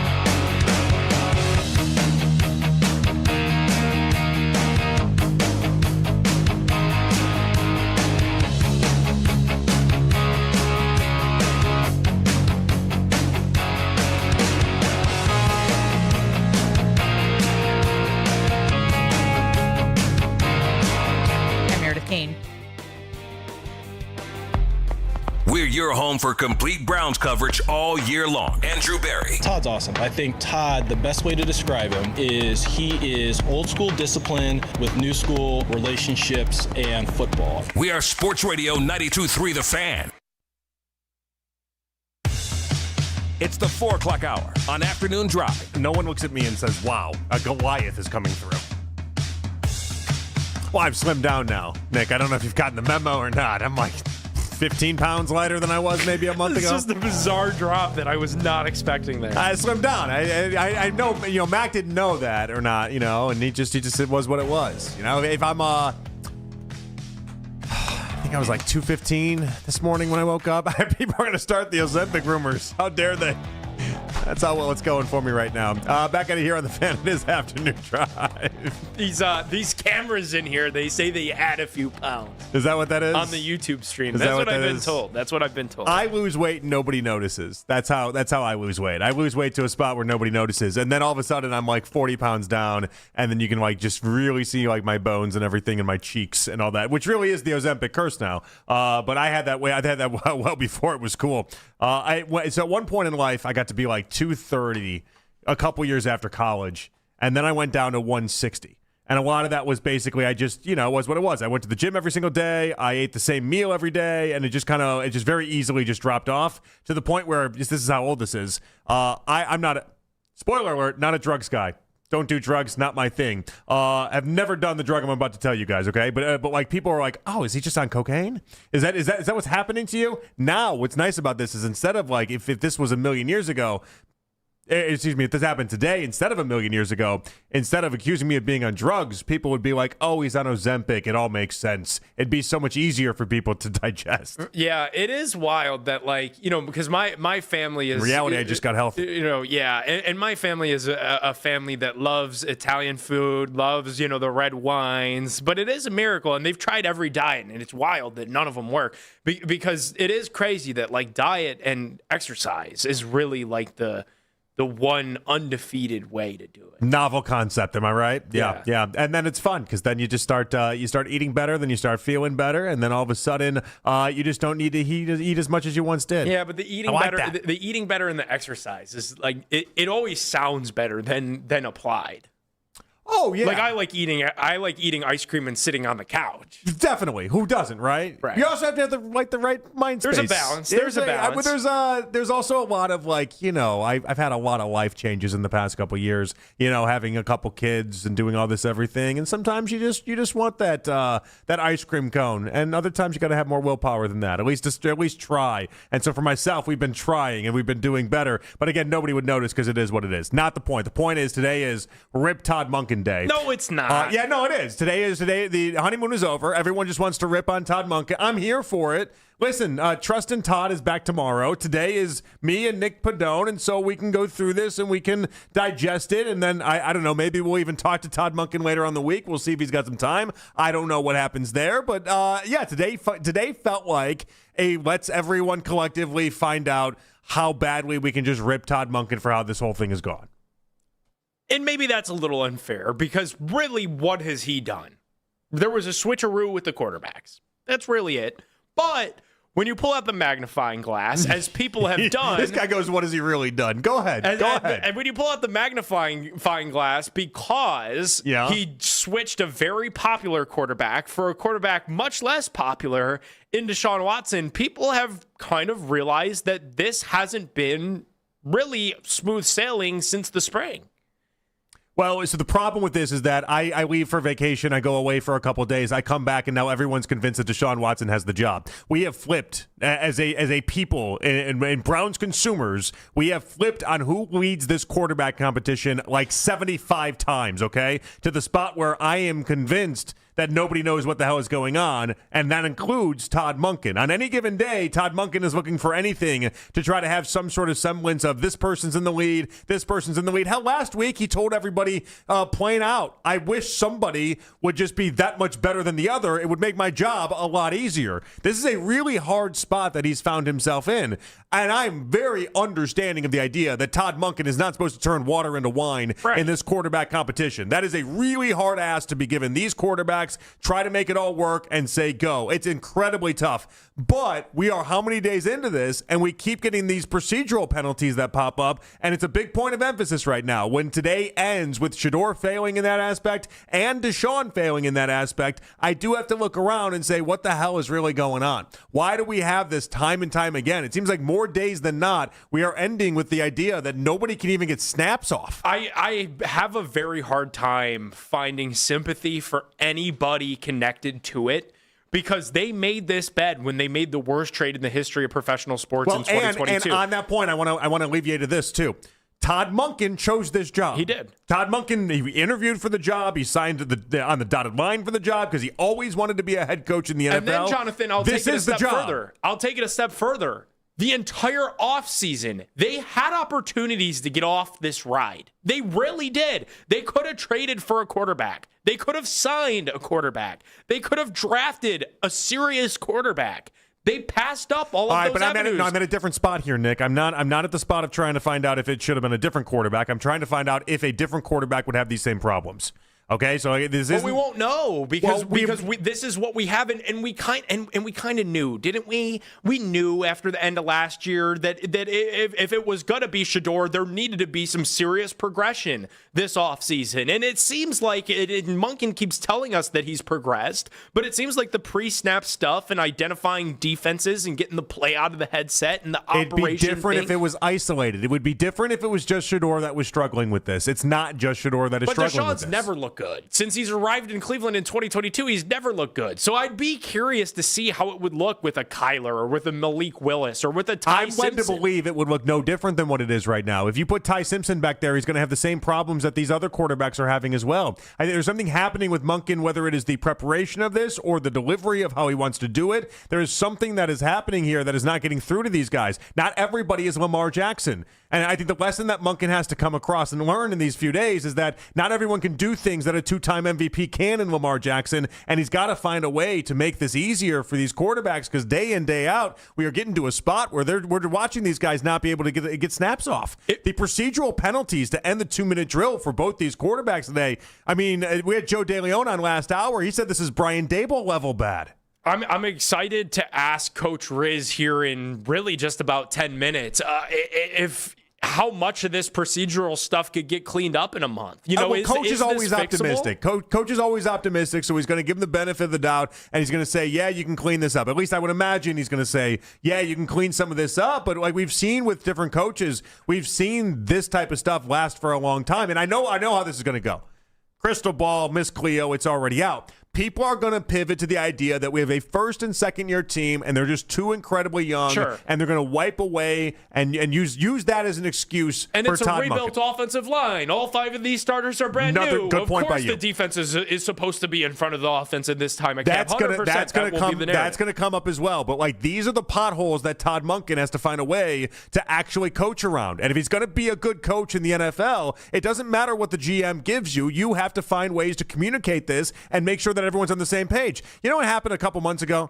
They had that interception in the 7-on-7 practices, and Monken's like, oh, it's embarrassing. He used the word embarrassing. Embarrassing. You can't have interceptions in 7-on-7. Instead of trying to figure out how to fix it, he just called it embarrassing. He called it embarrassing and basically lambasted the team for it occurring. That's not what a good head coach does. And they've had what since, Jonathan? They've had 17 training camp interceptions, and that was back in the spring. That was before training camp. That was just in OTAs when he said embarrassing when referring to the interceptions thrown in 7-on-7 with no pass rush. So that's what I'm saying. Like, this is how all the stuff looks right now in practice when the defense knows what's going on. The offense knows what's going on. It's supposed to look good right now. It's practice. The installs are done. The completions are supposed to be aplenty. The ball is supposed to be able to be snapped. And then the stuff we're talking about.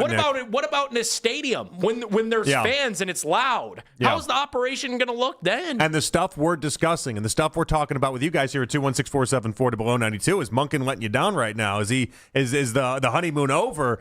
The stuff we're discussing when it comes to Monken are all things that like this isn't supposed to be the hardest part of the NFL. Well, and this is a first-time head coach with 3 first-time coordinators. I think that's another thing that's going to come up as well. It's inexperience across the board. Yeah, but you see the coaches that don't stay around long, the ones that do end up with the pink slip after a couple years, are the ones that never get these tiny details right, and they never get this part of the game right. And like this is.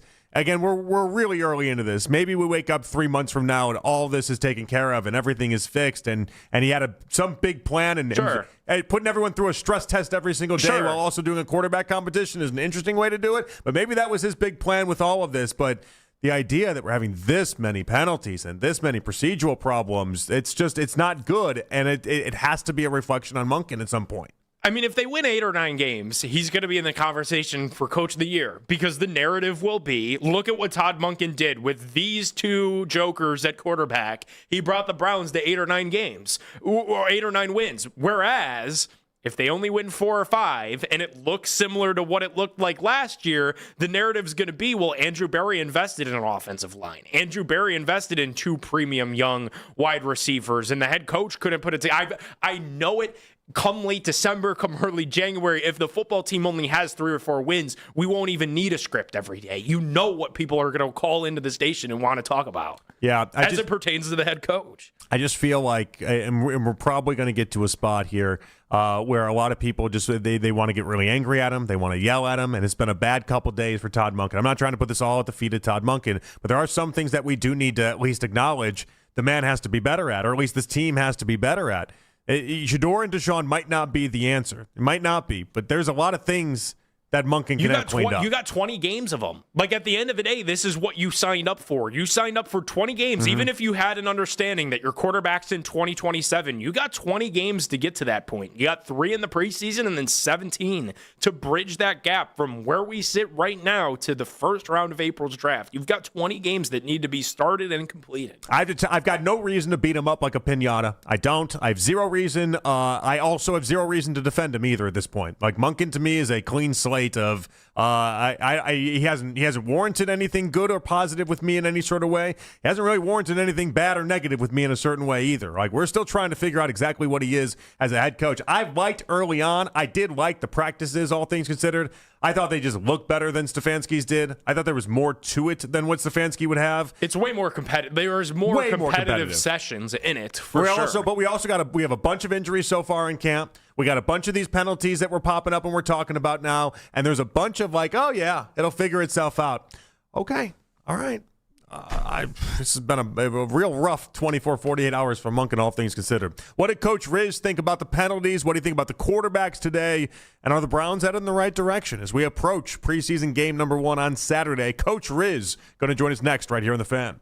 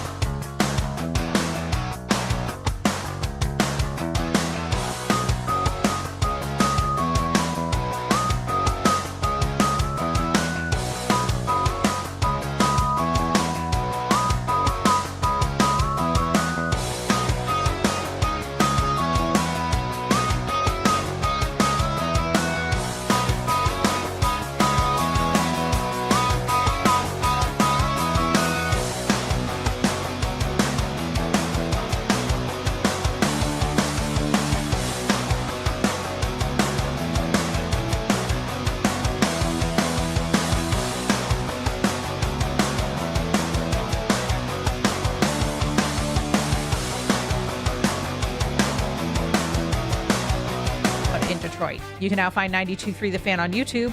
Subscribe to our YouTube channel and get the best content from our shows each and every weekday. That's 92.3 The Fan on YouTube. Headline sports news every 20 minutes on 92.3 The Fan. From the University Hospital Sports Desk, I'm Meredith Kane.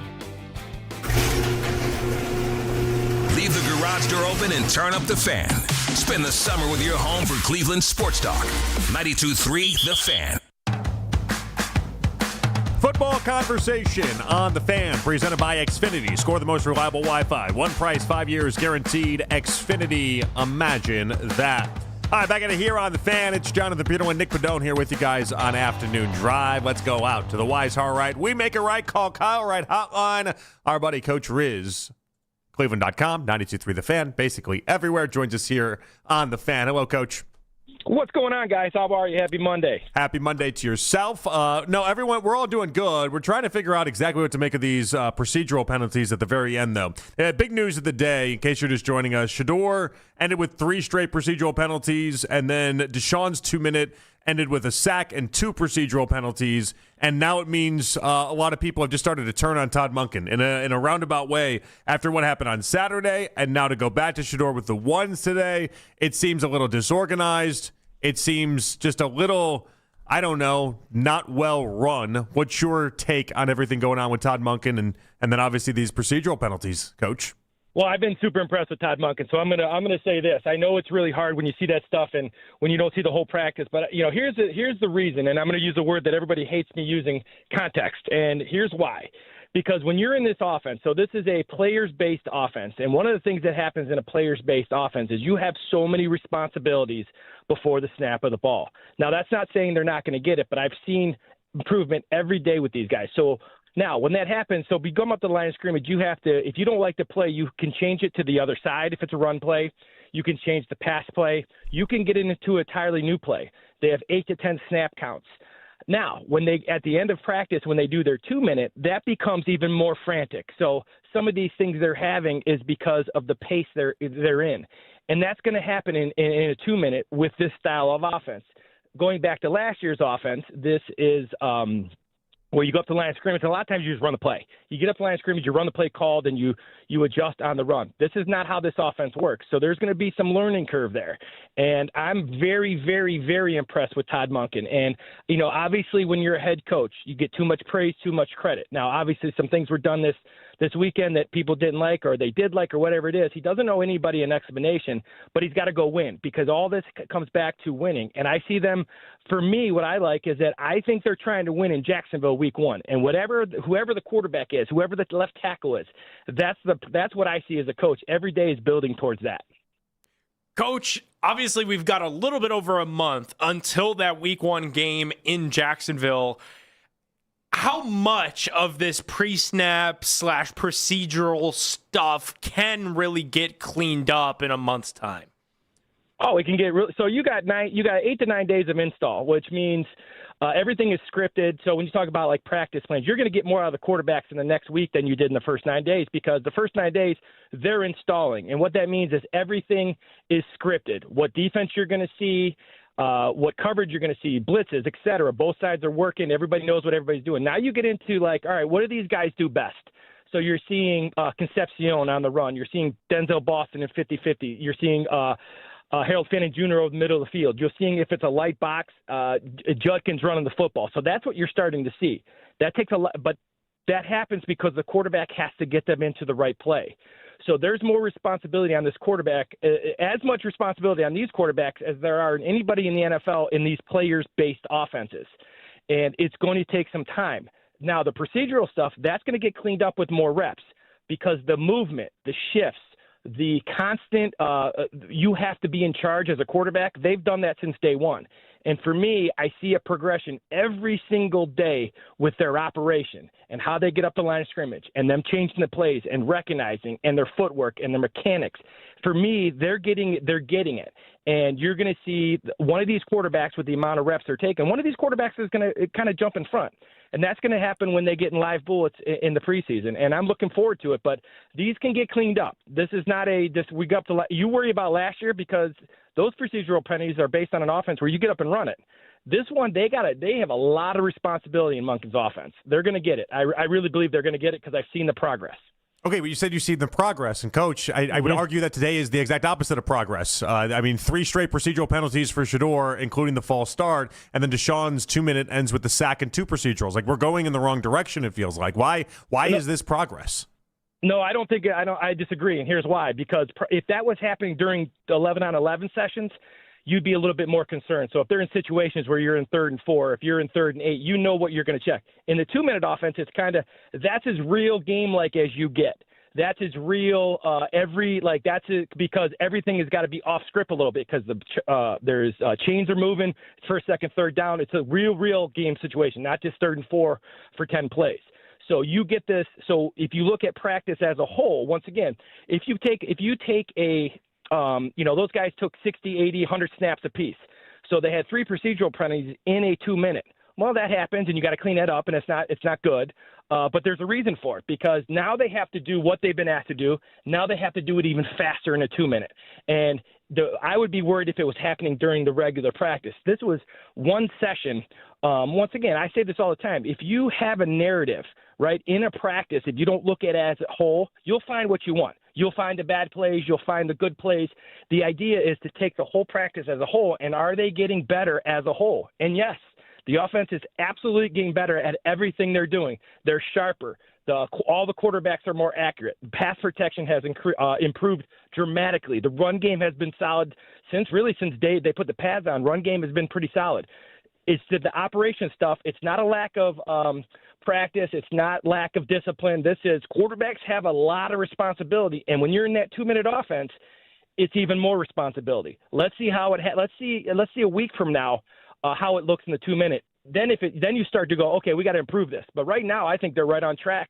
I think Monken is doing a great job getting these guys ready to play. Okay, it's good that you're saying that. The concern I would have, though, I wonder how hard is it as a coach to be a coach of Lamar Jackson, 2-time league MVP. The only time you've ever actually had success in the NFL was with that man and all the talent around. That includes one of the best running backs in the league. That includes a good offensive line the way the Ravens always have. That includes a good tight end, good wide receiver. How hard is it to have that much talent and then come here and then it's just different? Lamar's going to get some of the stuff way differently than a quarterback, let's say in his 2nd year, still developing like Shedeur will, or even Deshaun, a quarterback that has taken so much time off. Well, if I look at it, he also won a national championship with Sensen Bennett, who had very minimal skills. Yeah, but that's not the NFL, though. I'm worried about the NFL. Well, let me finish here. So as you get into practice, the thing about having a Monken-style offense, a McVay offense, is they're going to take – doesn't matter automatically mean success, but they're going to take what these guys do well. And so once they got past installation, now they're into what these guys do well. And today you're seeing under routes with Casey Concepcion on the run. You're seeing Denzel Boston vertically go downfield the last 2 days where he's going to be really good. You're seeing Harold Fannin over the middle of the field because there's now more receiver depth. You're seeing Jerry Jeudy had a very good day today because he's now not the number one. Boston is. And then if you're going to cover these guys because there's more balance, the only way you do that is by lightening the box. And then you're going to see, which you've already seen, a really strong run game with Judkins.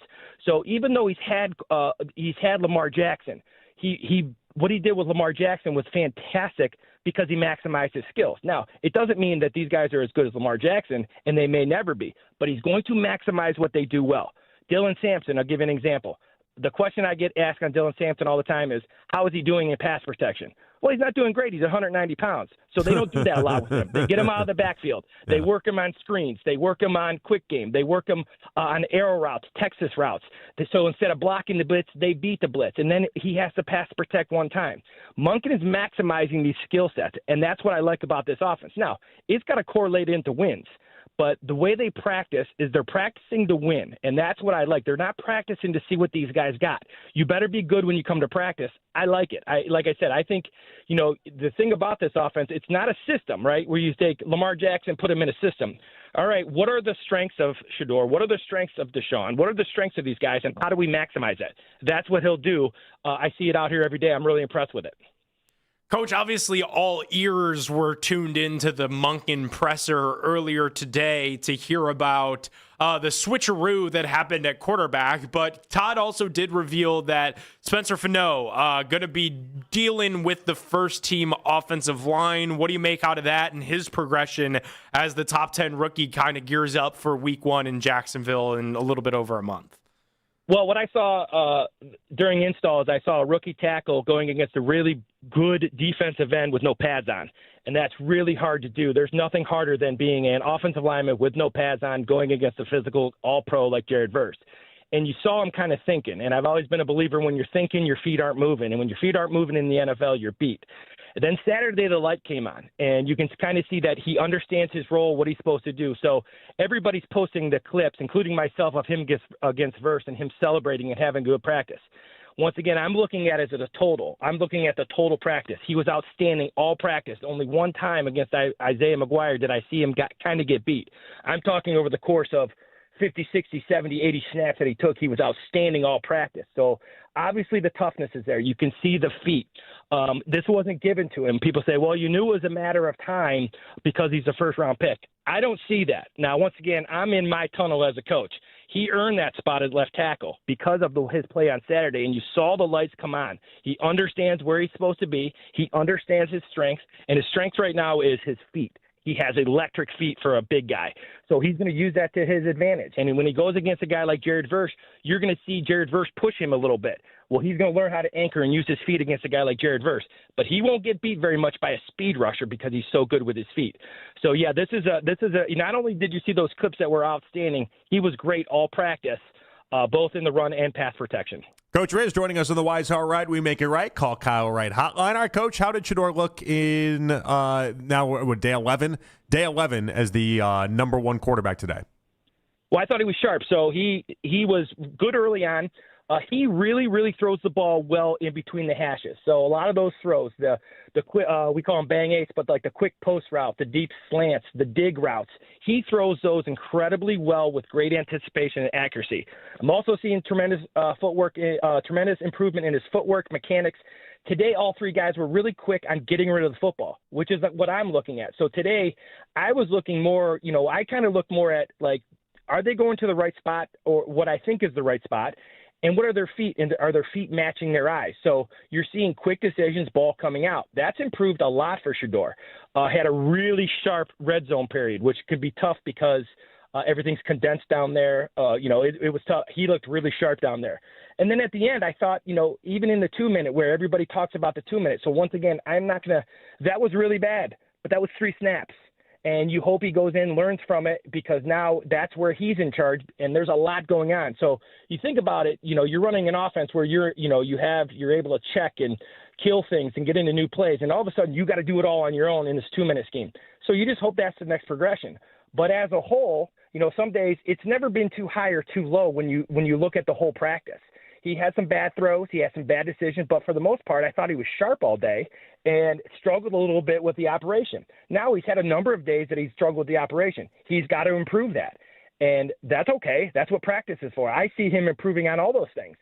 But again, I'm not looking – if you don't like Shedeur, you're looking at those last 3 things and going, see, he can't do it. That's not the way I work. I kind of look at the whole thing. I said, hey, dude, he's got to work on that. But the rest of practice was really solid. Footwork solid. He was accurate. He threw some really nice balls. Coach, JP and I were debating Todd Monken's decision to place the play sheet in his shorts during the press conferences. It feels like that's a good spot for Monken in the play sheet. What did you do with the play sheet? I think he looks like a goober. Well, because Jonathan is not a fan of it. He looks dumb. This is going to be bad, but I always had mine in my shorts as well. Usually, depending if we're on, I did exactly the way Monken did it. I guess I was a goober as well. You got a lot of photos that you probably don't look the greatest, and you could have looked a lot better, Coach. I promise you could have looked a lot better. Jonathan, not a fan of that. If you had, let's say we were Jacksonville in Week 1 was this Saturday instead of the Bears in preseason game number 1, who's your starter? Sean Watson, but it's once again But that's just the idea of with no explanation. We're staying right now. You could ask me 2 days from now, that would really change. I've seen a tremendous amount of growth between both these guys. And people saying a guy can't get better because he's 10 years in the league, it's a new coach, new system. So I've seen him have growth too. So that could change 2 days from now because that's how many reps they're getting in practice. I've been highly impressed with Shedeur, and I try to call it like I see it. You think you don't see a number, you don't see you don't see who it is. You just try to evaluate what you see. I have not been as high or as low on these guys. I think they're progressing, right? They're getting better each day, and that's what practice is for. And I think because of the amount of reps they're getting in practice, one of them is going to separate themselves. If you ask me right now, I would say Deshaun Watson for that operation stuff because it's such a complicated offense and the quarterback is in charge of so much. He seems like he may have a little better control right now in the huddle and at the line of scrimmage. That doesn't mean that can't change as Shedeur gets going. But if you ask me right now with no context, I would take Deshaun for that only reason. All right, Coach. I appreciate your insight as always. Thank you so much, and I'll catch up with you later. Thank you. Absolutely, guys. We'll see you soon. All right, good stuff right there. Coach Riz, as always, on the Wise All Right, We Make It Right. Call Kyle Wright hotline. We're at what he had to say. Did he change any minds around here? And also, I'm giving up on something, and I'll let you know exactly what that is coming up in 5 minutes right here on The Fan. But first, hey, it is Jonathan for my friends over there at Bookman & Son Fine Jewelry. 8803 Brecksville Road is where you need to go. It's where I went so many years.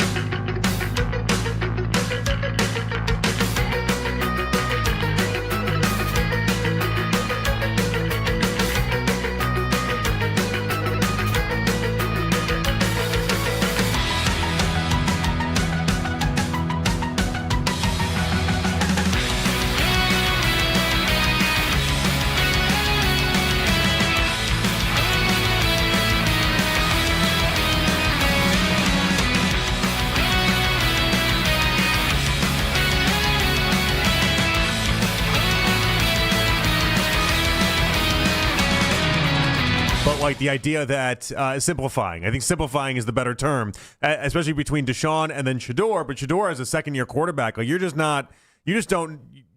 can't be asked to know that much. Like I think Jaden Daniels kind of ruined the NFL discourse on a lot of this stuff. Jaden Daniels comes right in, makes it to the NFC title game, and people think that it's supposed to be just snap of the fingers. These guys are awesome right away. It's not really how it works. It never has been that way. It's usually year 3 to year 4 is this jump.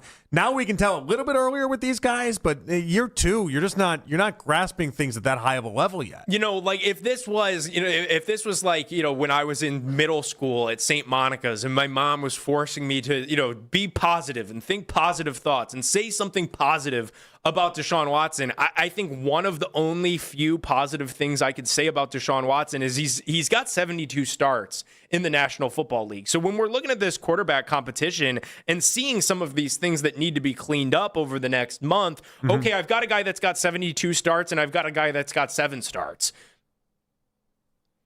Maybe I need to start putting more focus into the guy that has the 72 because he's at least seen different defenses, even though, again, that was 6 years ago. That was a long time ago he was seeing those defenses. Those defenses have grown. He missed all of last year recovering from the twice ruptured Achilles tendon.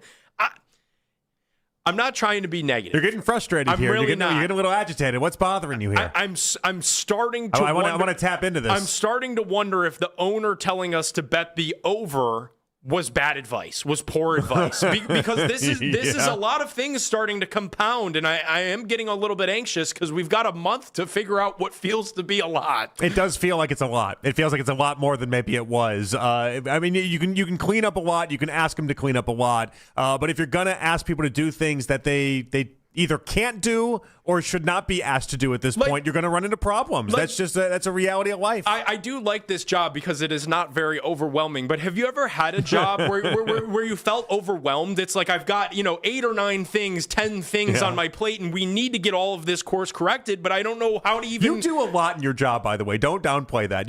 First off, you have like 12 million jobs, and you also do a ton at what is your main job, all things considered. So I'm trying to put myself in Todd Monken's shoes, and it's like, man, if this was me, I'm a bit overwhelmed as a Browns fan, man. It feels like we've got a lot that needs to be sorted in a month's time. To answer your question, the only other job I've had outside of radio, I was a server at one point in life up until about I think 20 years old, 21 years old. That was always my summer college and then end of high school job. I was a server on one of these boats that go out of across Navy Pier and serve people food. That's the only other job outside of radio and media that I've ever had. So when you've got, this table over here needs water refills. This table over here has been waiting for the check for 10 minutes. This table over here hasn't gotten their food because the kitchen's backed up.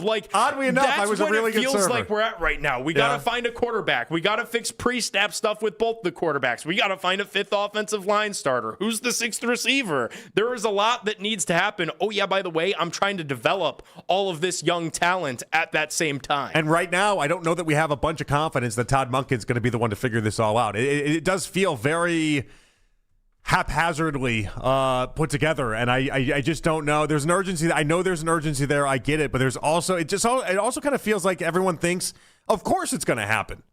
Of course the penalties will get cleaned up. Of course we'll have tackle situation in the offensive line figured out. Of course we will. We have to. There's no other choice.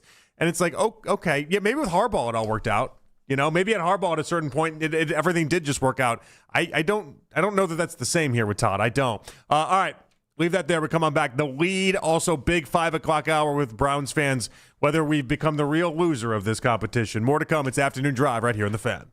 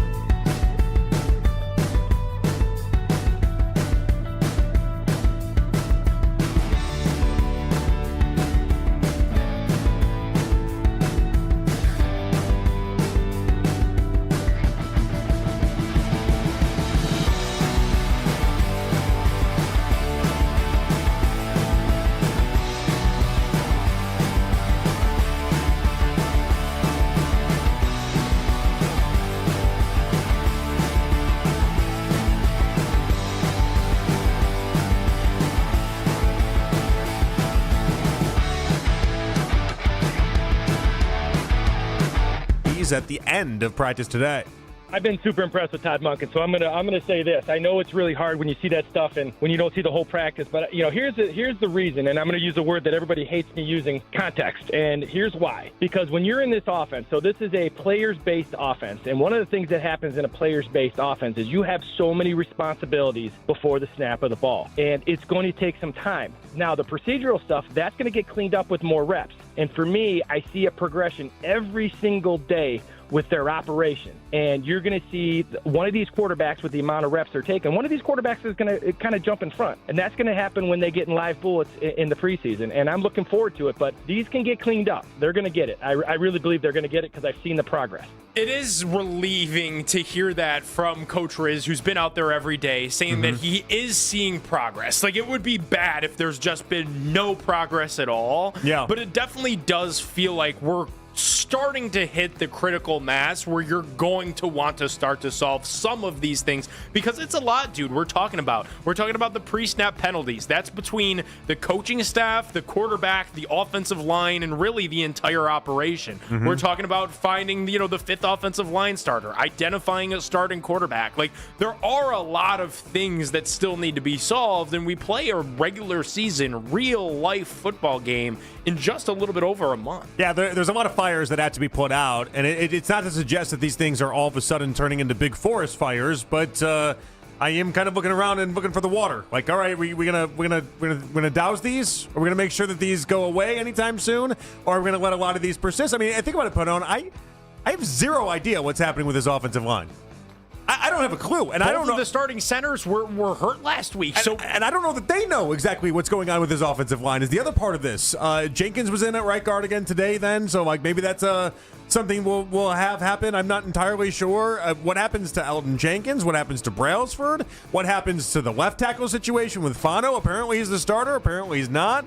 Is Howard even a right tackle at this point? I don't know. And JP, you can usually work through some of these things in the preseason, but when coach is asked about the preseason, which again is 5 days from now, Saturday against the Chicago Bears, he's telling us that he's still not sure what starters are going to play. He hopes some of them play, but he doesn't know. We have had, when the Browns were actually humming, okay, and I know it was not for a long time, but we have had training camps where we just argued and complained about kickers for 30 days, okay? Oh, I missed that. We would have killed for an offensive line discussion the way that this one exists, and we don't even do these discussions. We're not even talking about the offensive line.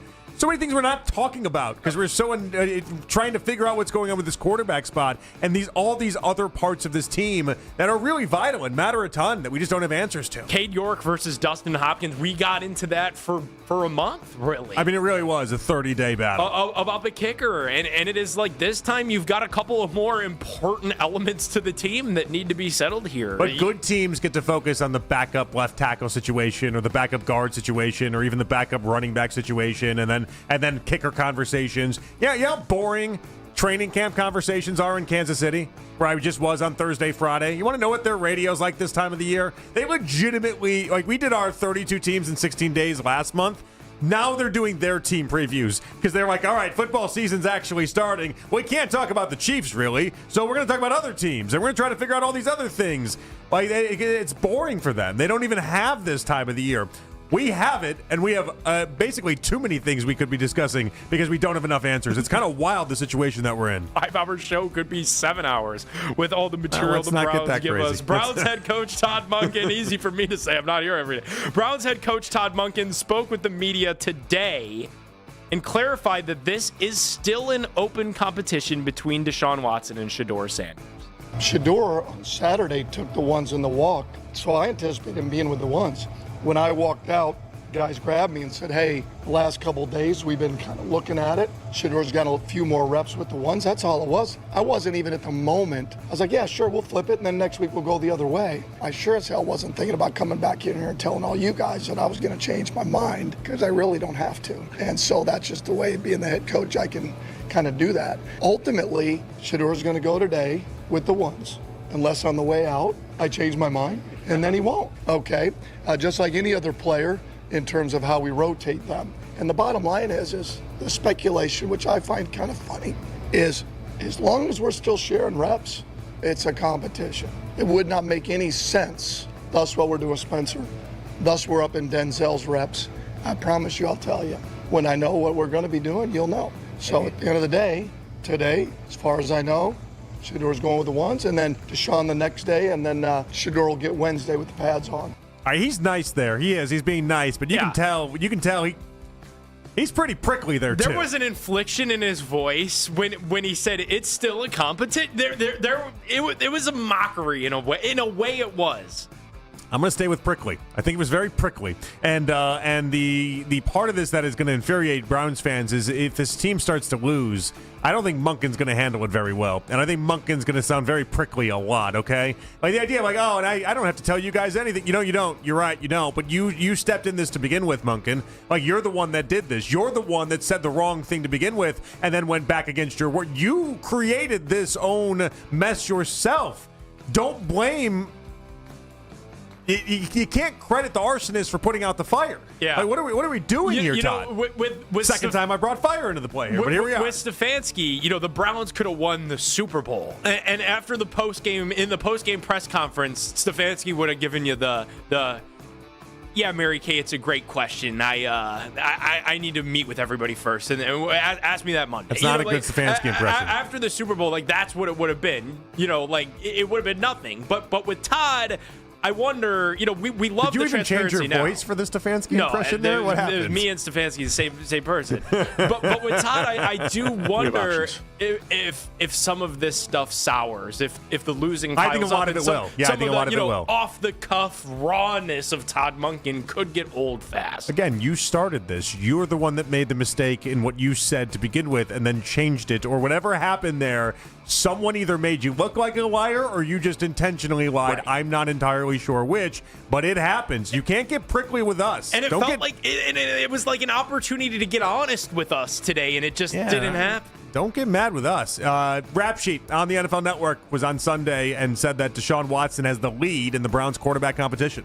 And no, it is a quarterback battle that is still open, but it certainly seems like Deshaun Watson has the leg up here. He is the one who is more well-versed in the Browns' offensive operation, just really operations in general, running an offense in and out of the huddle, getting the team in and out of the right play.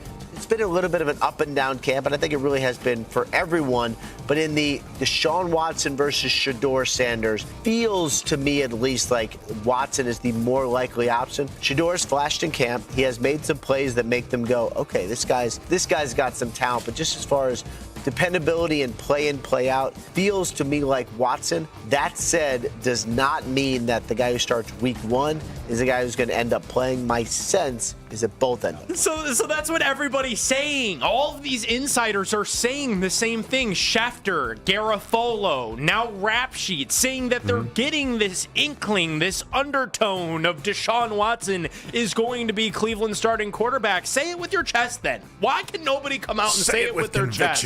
If that's going to be the starter, let's rip this Band-Aid off so we could cope with it, come to terms with it, and try to get ready to win a football game on September whatever in Jacksonville. September whatever.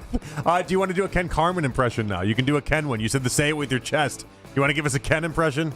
No. Say it with your chest.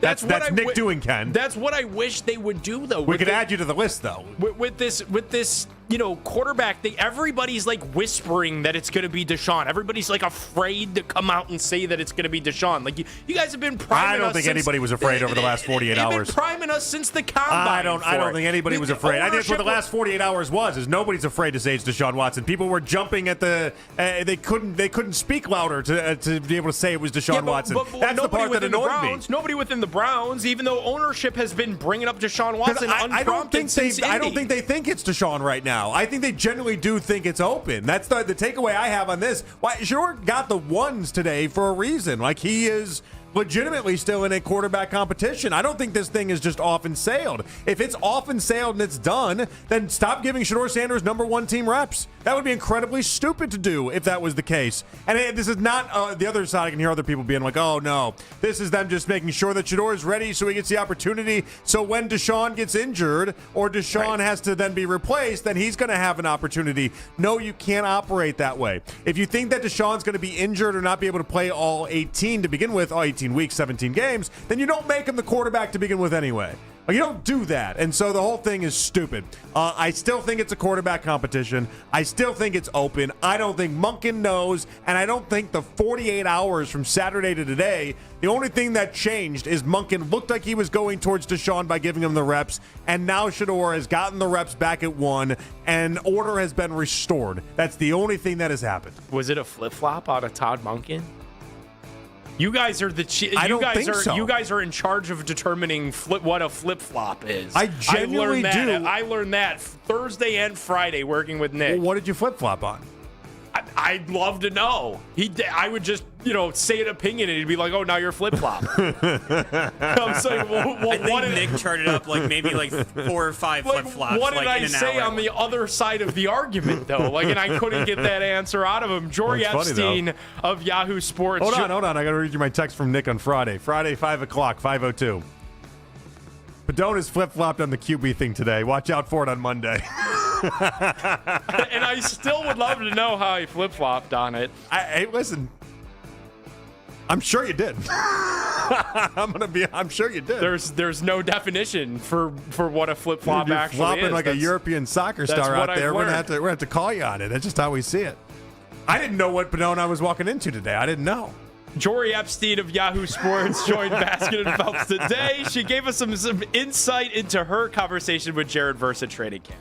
I always ask in my interviews, I'll ask all my prepared questions and I'll say, is there anything you want me to know that I didn't ask? I'm only here for a day on the training camp tour, 2 days. Let me know. And he said, yeah, I want you to know that we're not here to rebuild and tank for the number 1 pick. This isn't a rebuild year. We're trying to win. I know a lot of people are thinking that Miles isn't here anymore and that's the direction we're going, but I'm not here to rebuild. I was really impressed with Jared. He's that perfect blend of the dog fire competition. He's going to trash talk his opponent, even if his opponent is his teammate and it's someone like Spencer Fano, y'all's rookie first-round pick. But then afterwards, he's going to say, you know what? Let me tell you why I beat you so that you can beat me better. Let me keep you after practice, Spencer, so that you can understand why you went too far inside or too far outside with the way that you set, and then you'll be better next time. So he's super cerebral, but also a big trash talker.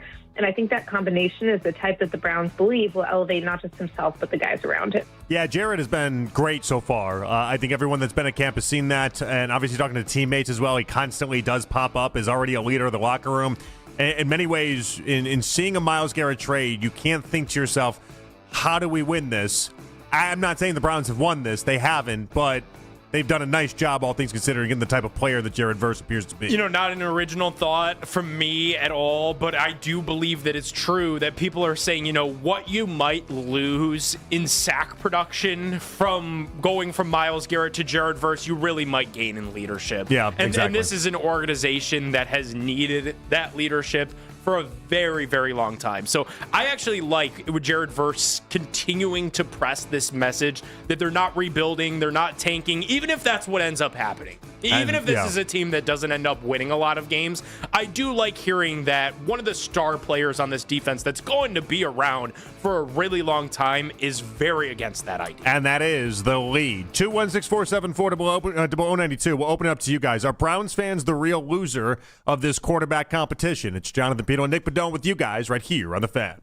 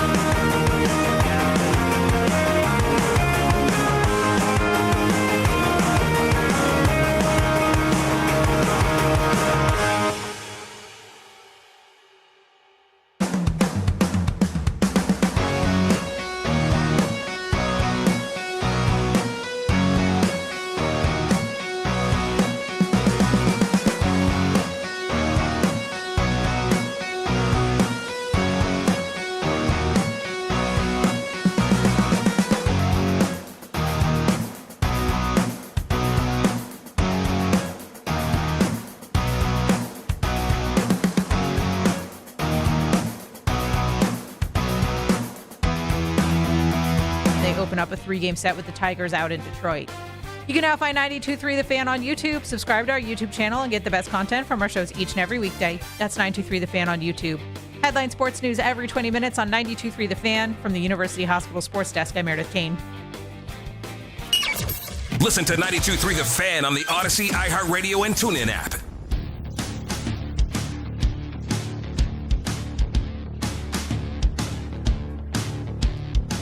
All right, back in here on The Fan. It's Jonathan Peterman, Nick Madone with you guys. Twitter reactions brought to you by our friends over there at Shop & Jewelers, Cleveland's premier jewelry store. Robert on Twitter saying, at Nick Padone 12 right now, ... screenshot of a flip-flop. Definition of a flip-flop. I don't get that. I really would have loved to know. And I never got a straight answer from Nick, and it's a bummer that he's not here. I would have loved to know what I was flip-flopping. I don't know. As it pertained to the quarterback. Because he kept saying I was on vacation, so obviously I didn't listen. I used to listen all the time when I go on vacation. That's not great for me. So I was like, you know what? We're just not going to listen. We're not going to tune in. We're just going to enjoy the couple days with my brothers, go golfing, see my niece. 5th birthday party is a beautiful thing.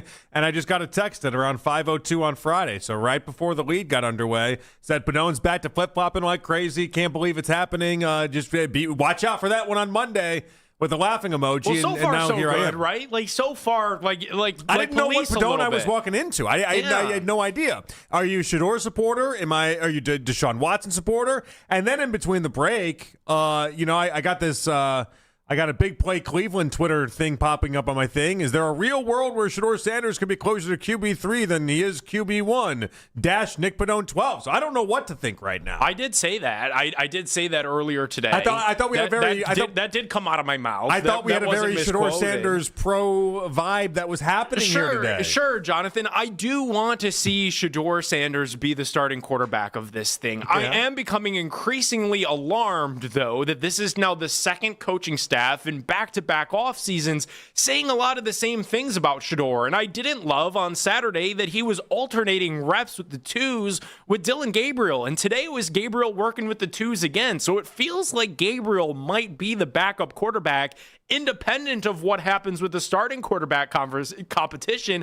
And if that means Watson is QB1 and Gabriel's QB2 by default. You don't believe that. You do not believe that Dylan Gabriel is going to be the backup quarterback to start week 1. Now, maybe in a world where it's Shedeur 1 as the 1 and then Dylan Gabriel number 2, and then they just kind of tell Deshaun to hang out with a clipboard because they know they pisses him off. Now, I would that personally makes some do. sense, but you cannot sell me on the idea that Deshaun Watson would be quarterback number 1 and then Dylan Gabriel be number 2. And Shedeur QB3, but based on that doesn't make sense. Based on their actions, though. Well, their actions today was Shedeur Sanders was QB number 1 today, and Dylan Gabriel got like 7 passes while both Deshaun Watson and Shedeur Sanders had in the 20s. Like their actions today tell you that the plan is still on course. It's a 2-quarterback battle right now, and the 2 quarterbacks are Deshaun and Shedeur Sanders. And despite what happened on Saturday, obviously Monken is right at that wrong, is he not?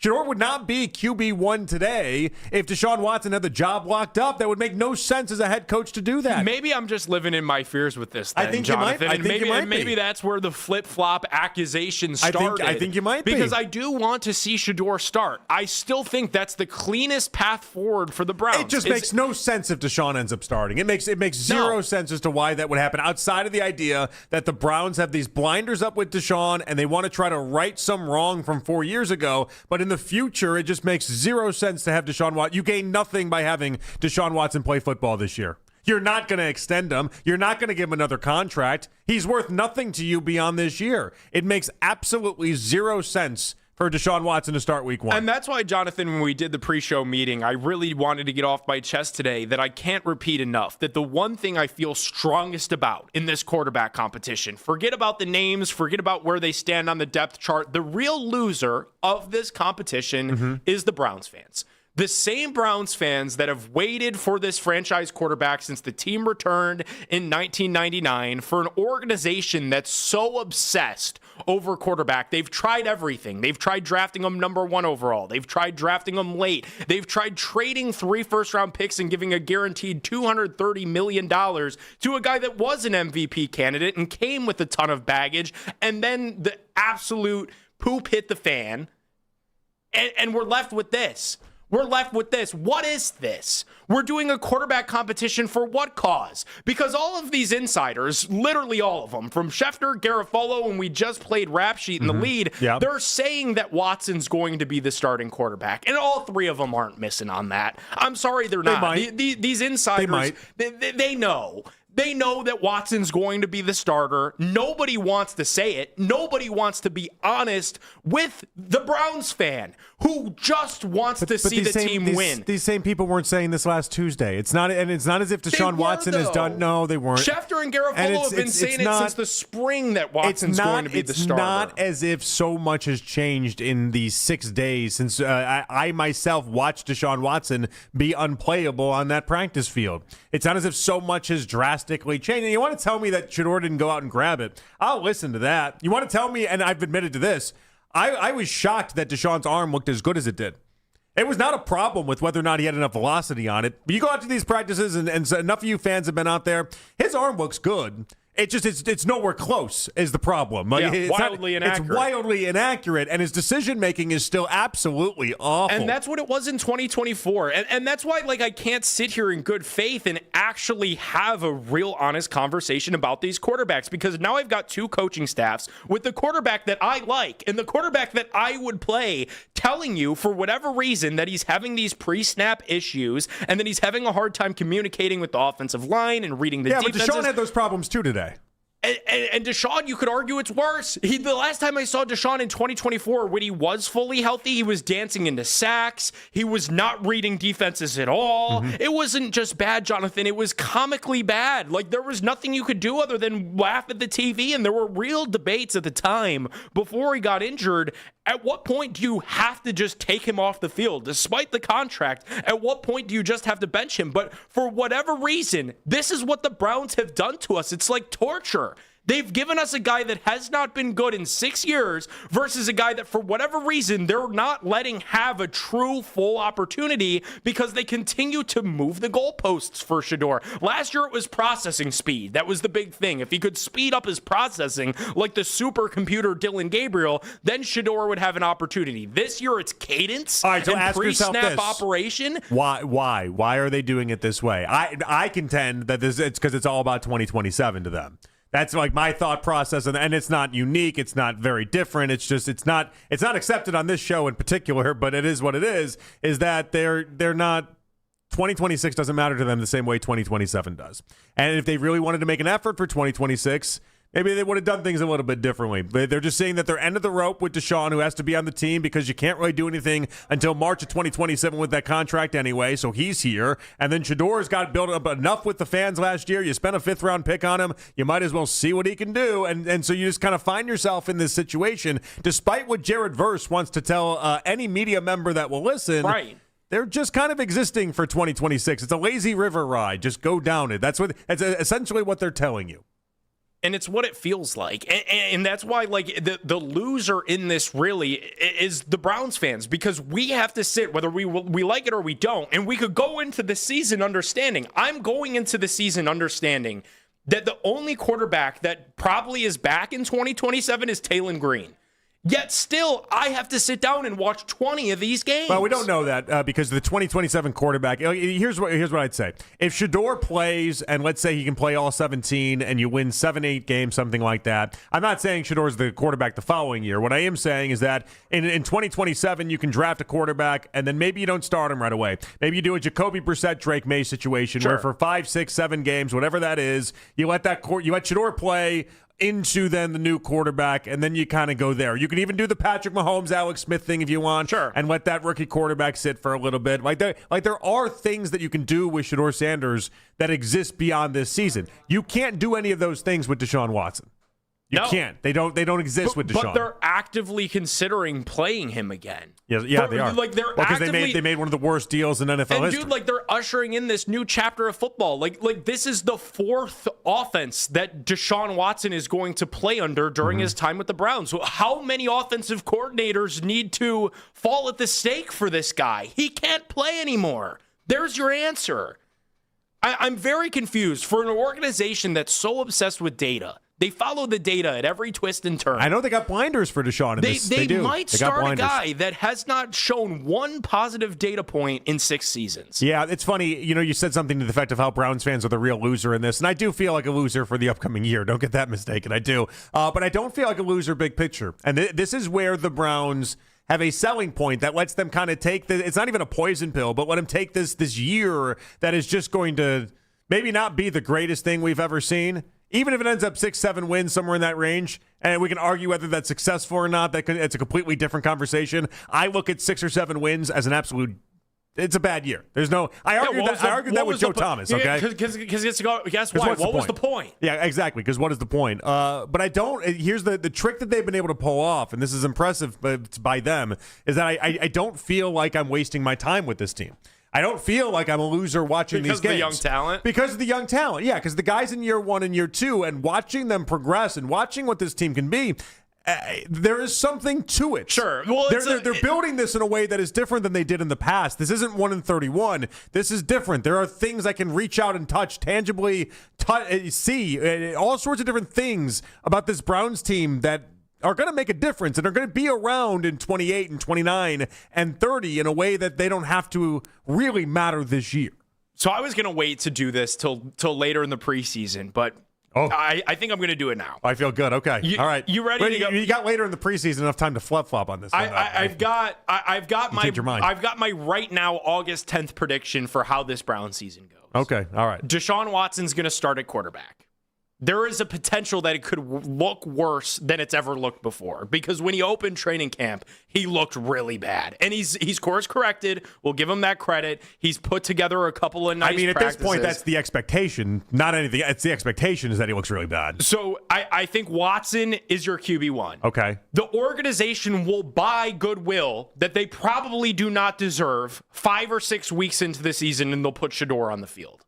And I think it'll actually look decent enough for another 5 or 6 weeks. Quick hook on Watson is the point here. Probably. I agree with that. I think he gets a very short amount of time. And he's either hurt or he's really bad, and they have to try something else at that point. Okay. And then we see Shador. And I actually think that could keep the car on the road for a little bit. I don't think they'll trade Shador. I'm not going to give in to that craziness.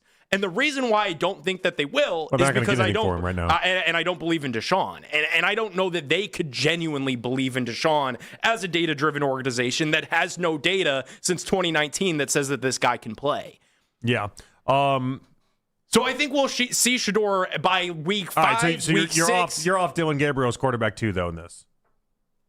And I think Dylan's probably QB3 in this, though. Coach because Riz, I think by we the see way. him at some point. We probably see Taylor Green, too. And then we're on to April, and we're debating what quarterback that they should take at the first 10 picks of the 2027 NFL. Our buddy Coach Riz says if you're waiting until 2027, it won't happen then either. You don't get to turn culture on and off when it's convenient. That's not the point, though. You could turn a quarterback on and off, though. Exactly. That implies that they have a choice. They don't have enough talent. Okay, like you can build all the culture in the world. If you don't have a talent, it doesn't matter. You can have 53 Tony Robbins. It doesn't matter if you don't have enough talent on the field, and that's the part that they can't overcome this year. They just don't have enough talent on the field. Is that the goal this year? Maybe just all 53 guys just repeat every day. We're not tanking. We're not taking. It's like politics. If you say it enough, and if you say it loud enough, everybody will just take it as fact. Is that what we're supposed to be doing here? Here's the other part of that, though. We watched how many teams last year go from what was a bad team into all of a sudden being a good team. We watched the 4-win Patriots go from, a 4-win team into the Super Bowl the following year. Drake May existed both of those seasons. We watched the Jaguars go from a 4-win team to a 13-win team in 1 year. We watched the Bears struggle mightily with Caleb Williams and Ben Johnson in year 1, win 4 or 5 games, and then the following year, double digits, win a playoff game, and all of a sudden they're the media's darling. We watched this happen, and I'm not giving you references from 10 years ago. I'm giving you in a 2-year window, the most recent 2-year window we have. We watched both the Bears, the Jaguars, and the Patriots. Again, the Patriots just played in the Super Bowl last year. All go from 4 or 5-win teams into double-digit wins and postseason appearances. It's not It's not crazy. And it wasn't a culture fairy that came It's through not a those culture organization with a wand and said, Exactly. we're going to have a good culture now. They drafted a quarterback in the first round. Exactly. And That so was the secret sauce. I can respect the idea of culture and what it takes and the building component to it all, but ultimately talent is the name of the game, and talent is what's going to win out. And if the Browns getting their quarterback in 2027, if they get that guy that ends up being whatever you want to say this is as far as talent is concerned, but a franchise quarterback, guess what? A lot of people all of a sudden are going to be looking pretty good. And then the parts of culture that people do like, oh, Jared Verse, yeah, it always existed here. Well, yeah. Jared Verse, I think, is great for culture. I think he's awesome. Jared Verse can't overcome if I put 52 Pee Wee football players and Jared Verse on the field. It's not going to matter. Like the talent part of this has got to play a major factor, Nick. I think too.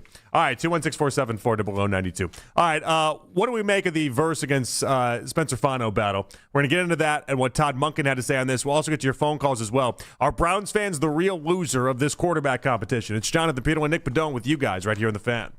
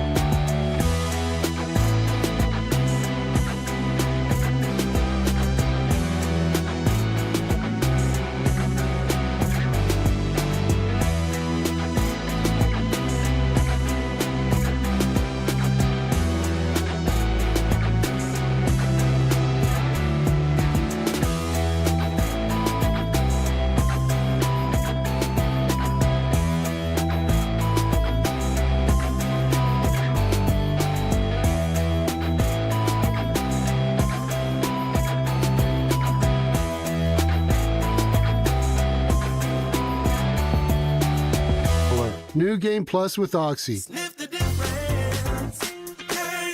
You can now watch The Fan live on YouTube. Catch The Ken Carman Show with Anthony Lima from 6 till 10 a.m. Baskin and Phelps 10 a.m. till 2 p.m. And Afternoon Drive with Nick Wilson and Jonathan Peterlin from 2 to 7 p.m. Each and every weekday. It's free. Subscribe to 92.3 The Fan on YouTube.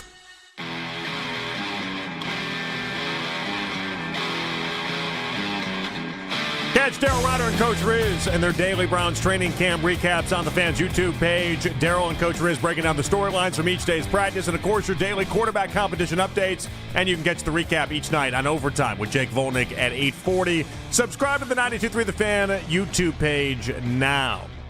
All right, back in here on The Fan, it's Jonathan Peterlin, Nick Padone with you guys. We'll get into the latest in the left tackle situation in a second. I'm happy I made it here today. I thought it was going to be a real struggle, Padone.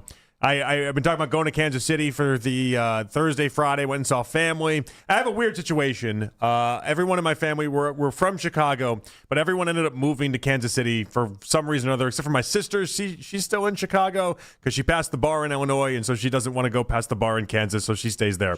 That's understandable. Yeah, but that's a very hard test to pass. But that's a good reason. my brother went to KU. And so then, slowly but surely, he met his wife out there, and then everybody just kind of ended up in Kansas. So I go to Kansas City once a year for my niece's birthday party. It was her 5th birthday party. We go out there. But this is the first time we've gotten on a flight then with my 2 kids that are now under 4. And so Chloe's new to the photo, right? She's 9 months old. Oh, geez, not 9. Nope. Her birthday's next month. She's 11 months old. You see, I'm not one of those annoying people that keep updating by the month. That's how you forget I like that. She's 11 months old, and it honestly wasn't like the actual flying on the airplane that was such a struggle. That part seemed to be fine. My kids both did great. Charlotte did awesome. Chloe did awesome. Nobody was a bother. I didn't feel like, oh no, the kid's crying and people hate us. I really feel like people root for you when you have 2 kids under 4. Like the collective, like people around me, they kept helping and doing things that were nice. They say it takes a village. And it did in this instance, right? And I thought it was great. It was the amount of bags I had to carry that ended up breaking me.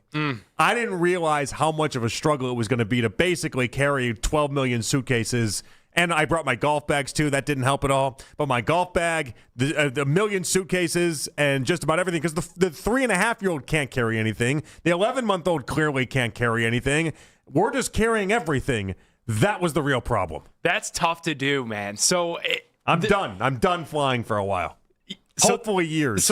Probably not years. That's how I felt, dude. Because Cam and I eloped out west. We were gone for 2 weeks. So we had more luggage than we've ever had before. Mm-hmm. But the real deal breaker wasn't the luggage, because you check that and leave it at a given point.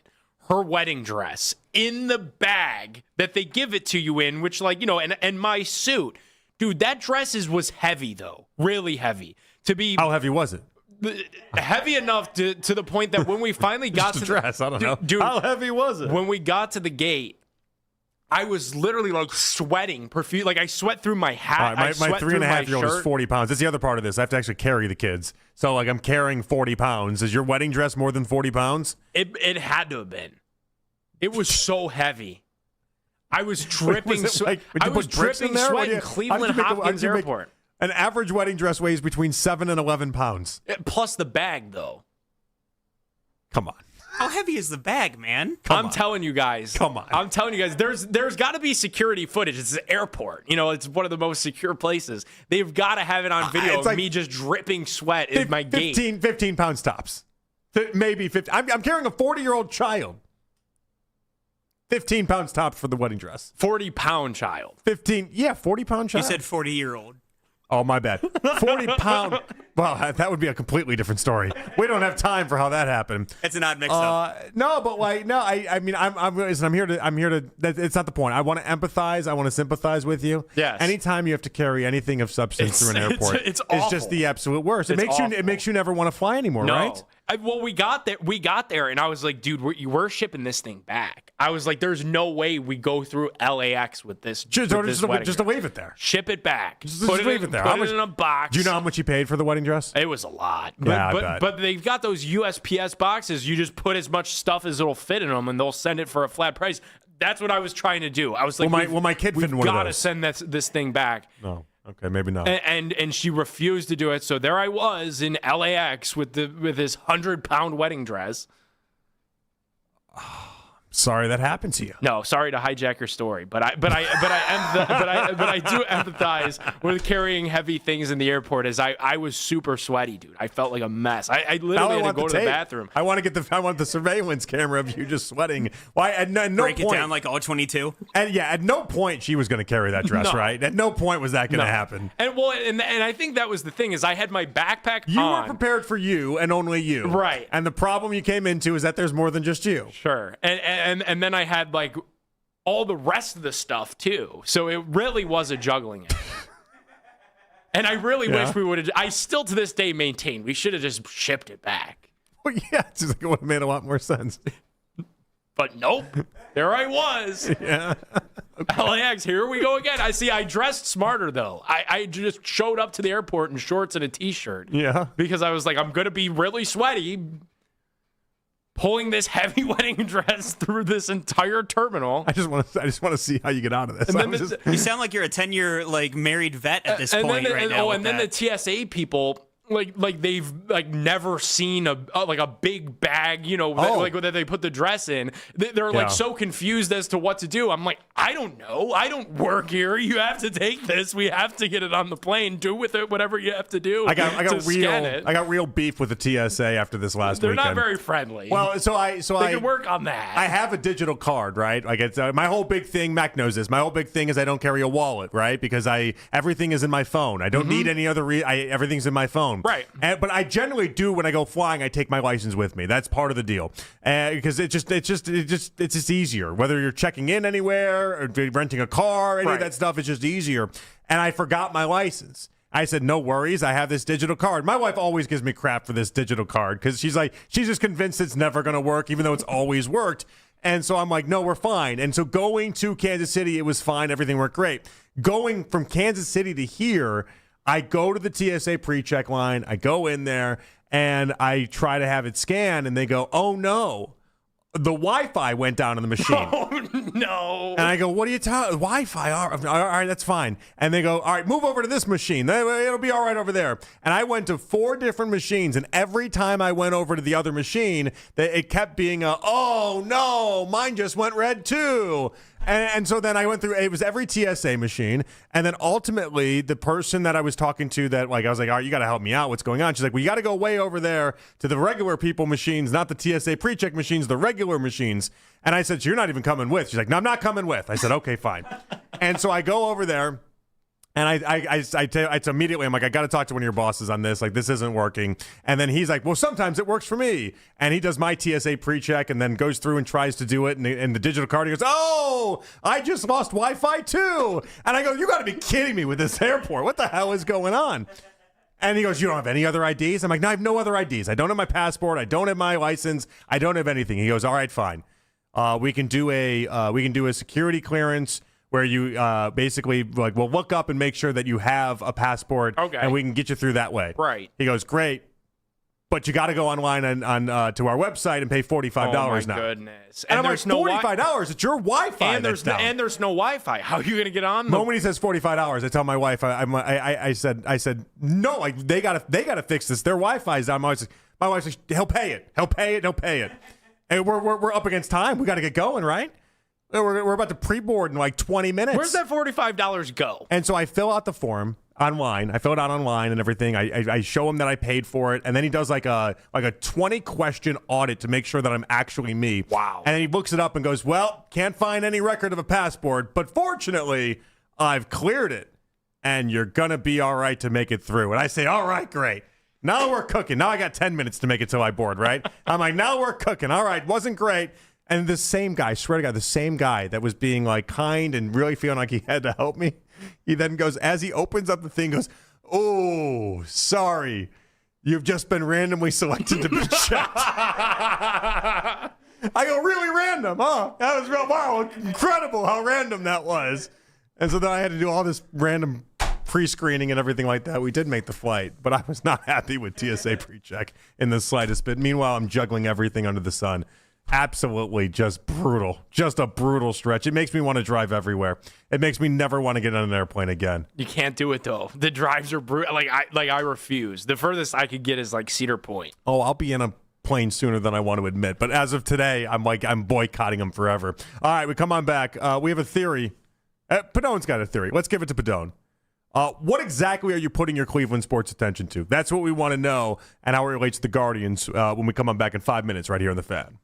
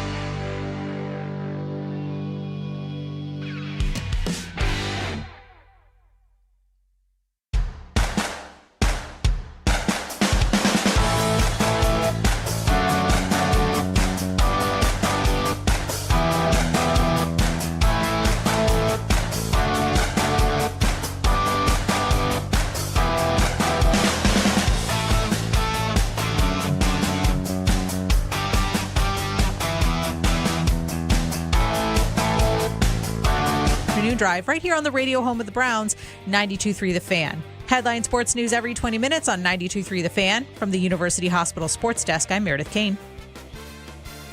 On the road this summer? Get the most live sports talk in Ohio on 92.3 The Fan. Or binge our podcast on the Odyssey app. It's the 6 o'clock hour. Someone step on a duck. On Afternoon Drive. Final hour of the show. It is Afternoon Drive. Jonathan Peterle and Nick Padone here with you guys as we get you ready for... Well, it'll be overtime with Jake Volna coming up at 8 o'clock. At 7 o'clock, we have the Browns preview show. So we're already kicking off some shows, getting things ready to go as the Browns get ready to take on the Bears on Saturday. Taylor Green popping on with Ken. Oh, is that right? He is massive. I know it sounds dumb to say because it's like, oh, it's football players. They're all massive. Can I be honest with you guys? Like, they're not all massive. Like, they're just not. Like, Sure. it's just, I don't know why. Maybe it's because I'm an adult. As a kid, I looked at these guys and was like, they're all huge. But now as an adult, and I'm not trying to make some case that I'm a unit or anything. That's not what I'm going for here, guys. Although I like to do that. No one looks at me and says, wow, a Goliath is coming through. Exactly the point. But at 6'2", now down to about 215 to 220, somewhere in that range. Typically, I look at a lot of these guys, and I do see some guys, and I'm like, they look tiny. And I don't know why that is. But then there's some guys like Taylor Green, and you're like, oh, yeah, that guy's a massive human. Yeah. That guy's legitimately every bit of, he's basically Cam Newton. Every bit of Cam Newton is insane. He's huge, yeah. Especially because, like, I'm short, right? So a lot of these guys How tall are you or how short are you? 5'8". Oh, really? Yeah. So a lot of these it like that. He doesn't carry himself like he's 5'8". I don't know. I don't know that 5'8's anything bad or good or anything. I think it is. I think it's like the average male height. Well, I don't know about that. Look it up. I did feel like people that are 5'8". Are you actually 5'8", or are you like 5'7" and say 5'8"? Because I feel like if you're in that territory, you might lie by an inch or two. 5'8" with shoes on. Yeah, there we go. Okay, so you're actually like 5'7" or so. Probably around there. But okay, good. So a lot of these guys are gigantic. The to me, average but height's 5'9". So you're a couple inches short of the average height. That's tough for me, but Taylor Green is extra tall. Because a lot of these dudes are tall to me, like Shador. I know. I would imagine Shador's your height, and Shador looks. I'm like half an inch taller than Shador, but that's neither here nor there. But like Shador, he looks very average to me in many ways. But he hovers over me. Because I am exactly Shador's size and weight in many respects. I might actually be like 10 pounds heavier than Shador, depending what weights what you would use. But like right. we're basically the same size, and so like from that perspective, you look at him and I just don't think anything of it, right? But like when I'm looking at Taylor Green, I'm thinking that is a massive human, right? That guy's big. But I might have a weird thing with weight and height in general. Anyway, Nick is well established, Nick Wilson, to be top 1% height and top 1% weight. And there are often times I look at him and say, well, he's not that big of a guy. And then you look from a distance sometimes and you're like, oh, yeah, okay, that's a big human right there. That's big. But there's a lot of these guys. You get to camp and you start looking around and you're like, they're supposed to be as big as they are. I get it, but a lot of wide receivers are actually pretty short. And DBs. The DBs are incredibly short, and it really doesn't matter as far as their height at all. And so it just kind of changes a little bit. There's a couple 5-foot DBs on the team, 5 foot, 10, 5'11". Running backs are short as hell these days too. It's not like you have tall running backs. I see eye to eye with Quinshawn. Yeah. I mean, and again, like he's built like a brick house in every other way. Yeah. But if I have to actively look down at you, I'm probably not going to think that, oh wow, there's a massively intimidating human. Like that's just not how my brain works. And so I feel like there was a thing as a child. You looked at some of these guys and you're like, they're all huge. And now you get older. Now this works a different way with baseball players. Because when you get into a baseball locker room, my dream growing up was always to play big league baseball until I was about 13 or so. And then I was like, I'd rather talk about Major League Baseball. I always had the excuse growing up. I'm like, well, I would never be big enough. And then you stand next to like Jose Ramirez and you're like, oh, geez, I mean, I dwarf that man. He is not very tall. He's not very big in any sort of way, and he's very unintimidating. Similar. I see eye to eye with Jose. I remember I believe that. I was at a Browns. He's way shorter than people think he is. I was at a Browns training camp practice. I was probably in like middle school, and Ben Watson caught like a football like right by me, and I just remember thinking like that's the largest human being I've ever seen in my life. Yeah. And Ben Watson's just like your average run of the mill tight end in the league like archetype. Yeah, but I think we just think everyone's huge. Offensive linemen, defensive linemen are massive, and even defensive linemen aren't as massive as they once were because they're all slimmed down, and so they all kind of they a lot of muscle on them, but they're not like hell. Aaron Donald is one of the greatest of all time. Aaron Donald's 6 feet. You know, he's massive, and there's no mistaking that he's massive. But he's not 6'8". He's not 6'7". He's not. Now you go into an NBA locker room, that's a different story. Yeah. NBA locker room, I remember looking at Kyle Korver for the first time and being like, I cannot believe we're the same species. And nobody thinks Kyle Korver is some massive human, but I looked at Kyle Korver and was like, this is insane how big he is. Those dudes are giants. Like even the guards, I covered the Cavs in 2019. Colin Sexton just towered over me. I was like, they knocked this guy for being an undersized guard. I'm like, this dude's massive. Like height is like one of the biggest problems he's had in his whole entire career. I'm and you're like, this guy's got me by 4 inches. I'm in there with my phone, like shooting up at him like this in the locker room. I think we call that the shootout. All right, 216-474-0092. Have the Guardians lost your attention? And then the subset of that is what are you putting your Cleveland sports attention to? Because I think the Guardians are starting to lose people.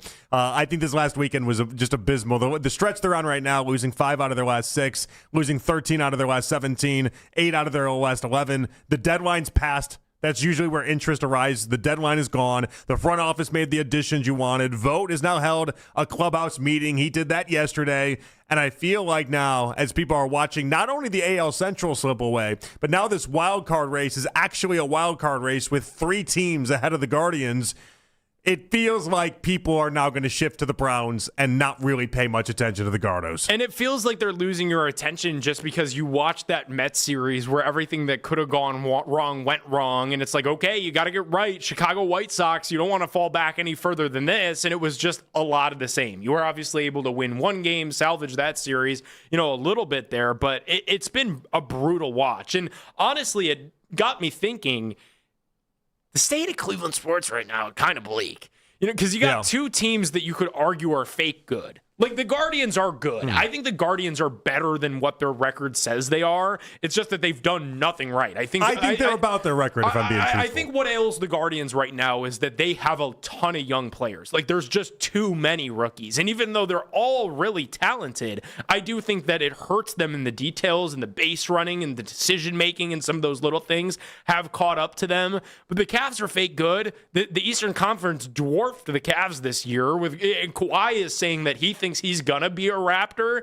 by the time that training camp gets going. Eastern Conference improved a ton, so that's not good for the Cavs. It's like, if we've got this extra Guardians attention, what are we going to be putting it into? The Browns, naturally, because that's the next season that's up, and a lot of the times baseball does bridge the gap to football here in Northeast Ohio, and that's what you got to use the guards for. And we're going to have the draft. I think that's going to be a massive thing, obviously. That's going to take care of, from January on, probably from December on, we'll be big into the draft. The NFL draft? So you're going to put your attention then into college football more so than the Browns? I think so. I think this is going to be a big college football year for a lot of fans out there. I think that's what this is going to have to turn into. I don't know necessarily it's going to be Ohio State. I think people think I'm talking about Ohio State. That's not what I'm talking about. I'm talking about sizing up different quarterbacks. Texas? Sizing up Texas. Oregon? Watching some of these other games. Watching Dante Moore. Watching Arch Manning. Watching Julian Sayin. Watching some of these quarterbacks. And then whoever develops. I remember years, 2016, 2017, we'd start some of these conversations in October. We would legitimately go at a very early part of the season and then be deep into what's going on. In 2018, by the time that the Brown season ended, people were planting flags all over the place. You had Josh Rosen people, you had Sam Darnold people, you had Baker Mayfield people. Like, people had their opinions and were letting them know about what quarterback they wanted right after that 0-16 team got wrapped up. Like, people were, speaking with conviction about which of those quarterbacks. I just looked at a time, and this weekend felt like the perfect time for people if you wanted to jump off the Guardians ship for the season and call it a year. And I love baseball, so I'll stay with it because that's how I watch baseball seasons. Same. I watch game in, game out.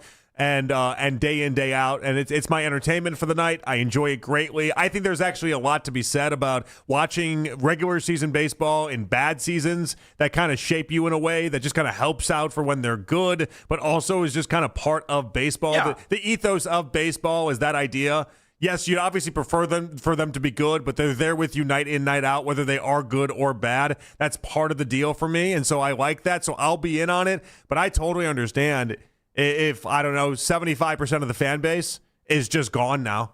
Just all right, we're let's pack it up. It's football season. So my group chat today was complaining about the Browns and the quarterback stuff and all that stuff. It was a lot of negativity. My group chat doesn't even really bother with that at this point. They were complaining about it, and like not media people, my friends, like they're complaining about the Browns, whatever. Paul Sewald got DFA'd today, and I was like, hey, maybe a reunion with Paul Sewald. He actually pitched pretty well against us. You're dropping Paul Sewald into the group chat. I got made fun of. Yeah, you probably should. Everybody was like, yeah, I'd rather complain about the Browns than talk about Paul Sewald coming back. I might have muted you for putting that into the group chat. I might have been like, do we have to consider kicking Nick out? You might have got a day-long ban. I got made fun of pretty good for it. Yeah, rightfully so. But yeah, but that's kind of where I think a lot of people are right now. I think a lot of people are existing in that spot with the Guardians. I think some people existed in this spot with the Guardians a month and a half ago too, though.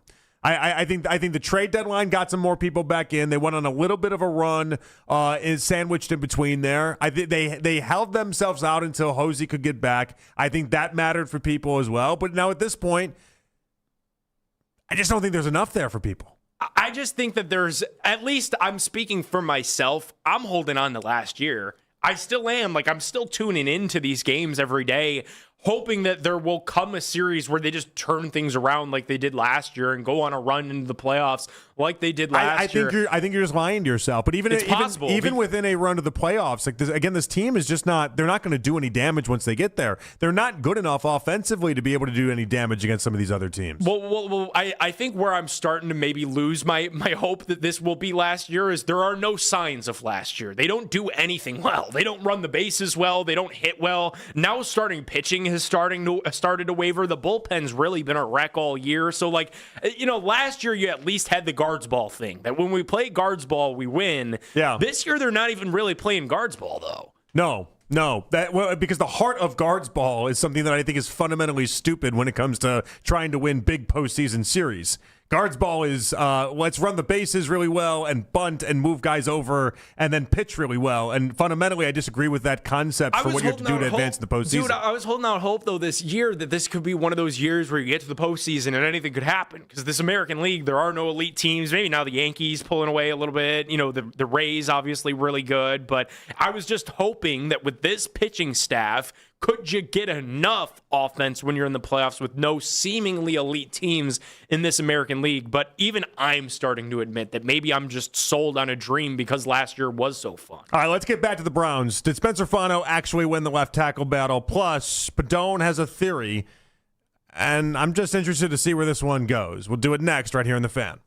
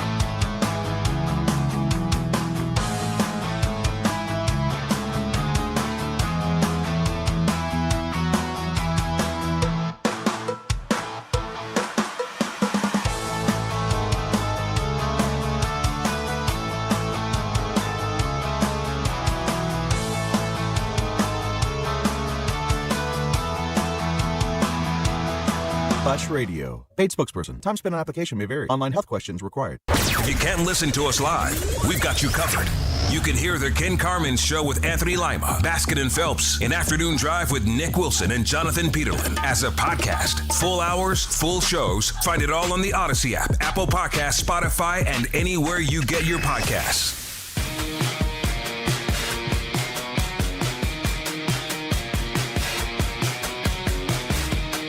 All right, back in here on The Fan. It is Afternoon Drive. Jonathan Peterlin, Nick Padone here with you guys.